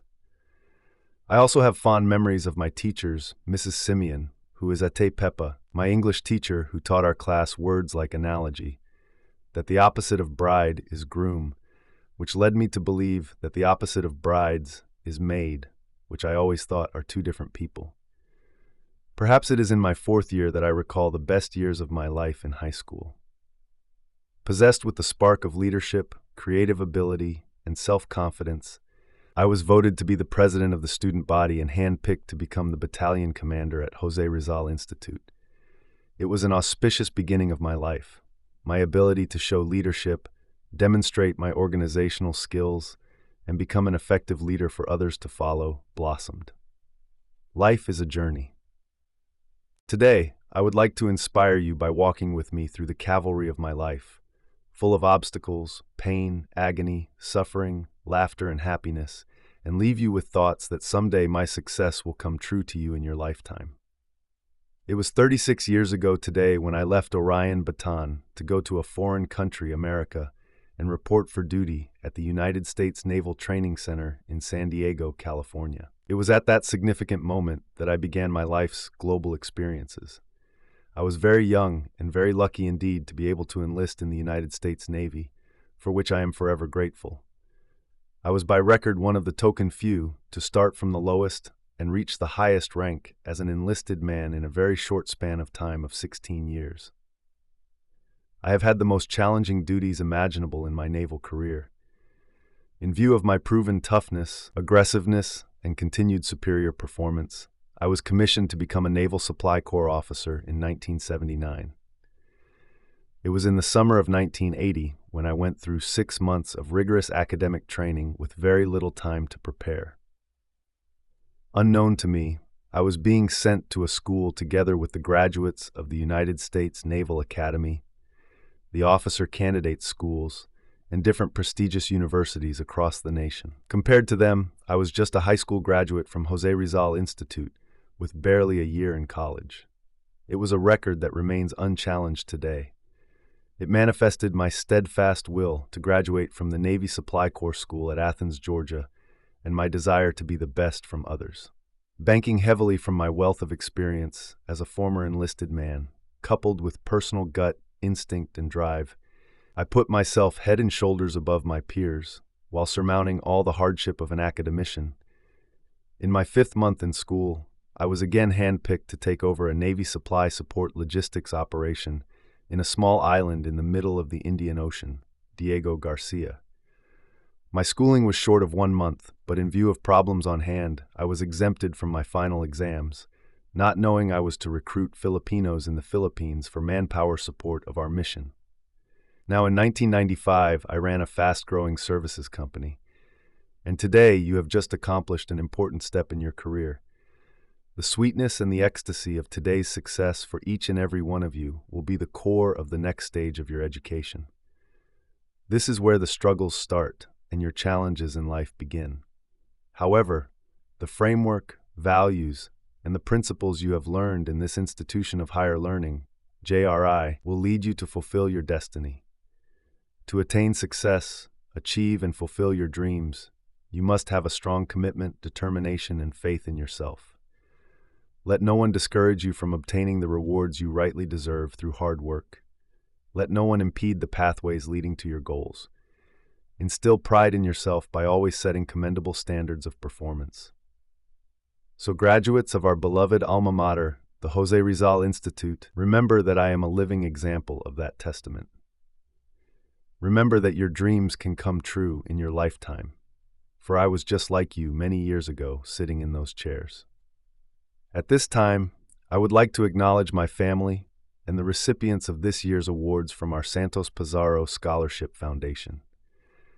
This foundation aims to give an opportunity to other deprived students who could not afford to finish high school and continue their educational endeavors, so that someday he or she can become shining examples for others to follow. At this time, I would like to present them to you. When I graduated from high school, I did not have the opportunity to continue my college education due to lack of funds.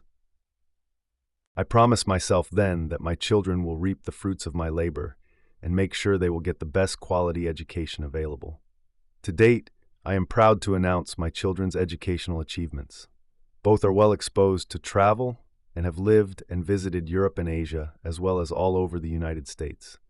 My oldest son, Gerard Pizarro, 28 years old, is now a practicing lawyer in San Diego. In 1992, he obtained his Juris Doctorate degree from the Western State University in San Diego, California, and passed the California bar exams on his first try. He also has attended the following universities while pursuing his bachelor's degree in law: University of San Diego, University of California in Los Angeles, and American College of Switzerland in Lausanne, Switzerland. My daughter, Wendy Mae Pizarro, is 24 years old and is currently completing her 2nd year at Harvard Law School in Cambridge, Massachusetts. She will be graduating next year for her Juris Doctorate degree. Wendy completed her bachelor and master's degree in political science at Yale University, where she graduated magna cum laude in 1992. Upon graduation, she accepted a Rotary Ambassadorial Scholarship to attend Oxford University at Oxford, England, and graduated with a 2nd master's degree in British Commonwealth history. While in high school, she was sent by her school to study for a semester at Granada, Spain, and had witnessed the fall of the Berlin Wall in the summer of 1991. As I have instilled in my children the importance of education, I also hope that they will also inspire young people to pursue their studies and careers. As they have thanked me every Father's Day, now I should also thank the people who have influenced and supported me in my life. There are many I must thank, for I cannot ever forget where I came from. First, I would like to thank God for providing me through the years with good fortune, my parents for creating me, my Auntie Isabel and Auntie Liwanag, who recently passed away, and who had taught me values and wisdom, and to my sister Ida, who helped me grow up through the years. I would also like to thank my family, especially my loving wife who could not be here today, Dr. Priscilla Santos Pizarro, a practicing physician in San Diego. She was born in Wawa, Orion, Bataan, graduated from Arellano Elementary School, attended high school at the University of Santo Tomas in Manila, and subsequently completed her Doctor of Medicine degree at UST. My son Gerard and my daughter Wendy also could not be here today due to other legal commitments. Last but not least, I would like to thank my school teachers for giving me insight and academic exposure. Without them and their abilities to teach me, I will not be standing in front of you today. Remember, graduates, the fundamental ingredients of success: self-motivation, determination, self-discipline, self-empowerment, courage, and wisdom. But the most importantly of all is education. Stay in school as much as possible and always strive for personal excellence. Don't lose any hope, for the quitter never wins and the winner never quits. Education must be accompanied with a strong faith in God. I encourage you to take risks and learn from all your mistakes with the hope that you never make the same mistake again. Thank you for inviting me to be your honored guest speaker today. May the Lord be with you always. Good luck. Mabuhay ang Pilipinas. Mabuhay ang Filipino.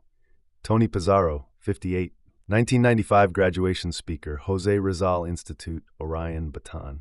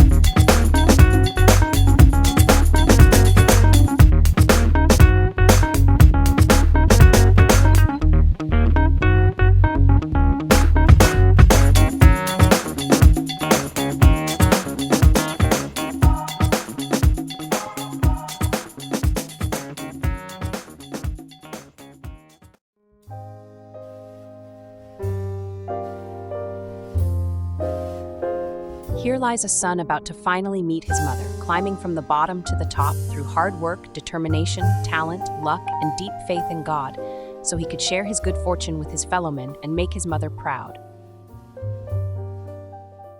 About the author. Simeon G. Silverio, Jr., is a graduate of Bachelor of Arts in Journalism from the University of the Philippines and finished the required academic units for Masters of Arts in Communication and Masters of Business Administration, except theses from the Ateneo de Manila University. He worked as a public relations officer of a government corporation, editor of a book publishing firm, writer and managing editor of Sunburst Publications, which published Sunburst International Magazine and Business Outlook in the Philippines and Asia, and co-owner and editor of Business Ventures in the Philippines and Asia. He migrated to the United States in 1982 and founded the Asian Journal, a Filipino-American weekly newspaper based in San Diego, California in 1987. He worked as its publisher and editor until he sold the business to retire in October of 2020, partly due to the COVID pandemic. Aside from writing hundreds of articles, he has self-published a dozen books. He is spending his retirement years writing more books under his new company, Philippine stories. He lives with his wife Genevieve, also a writer, in Chula Vista in San Diego County of California. They are blessed with 3 daughters, 2 sons-in-law, and 5 grandchildren. He can be reached at simeonsilverio@aol.com.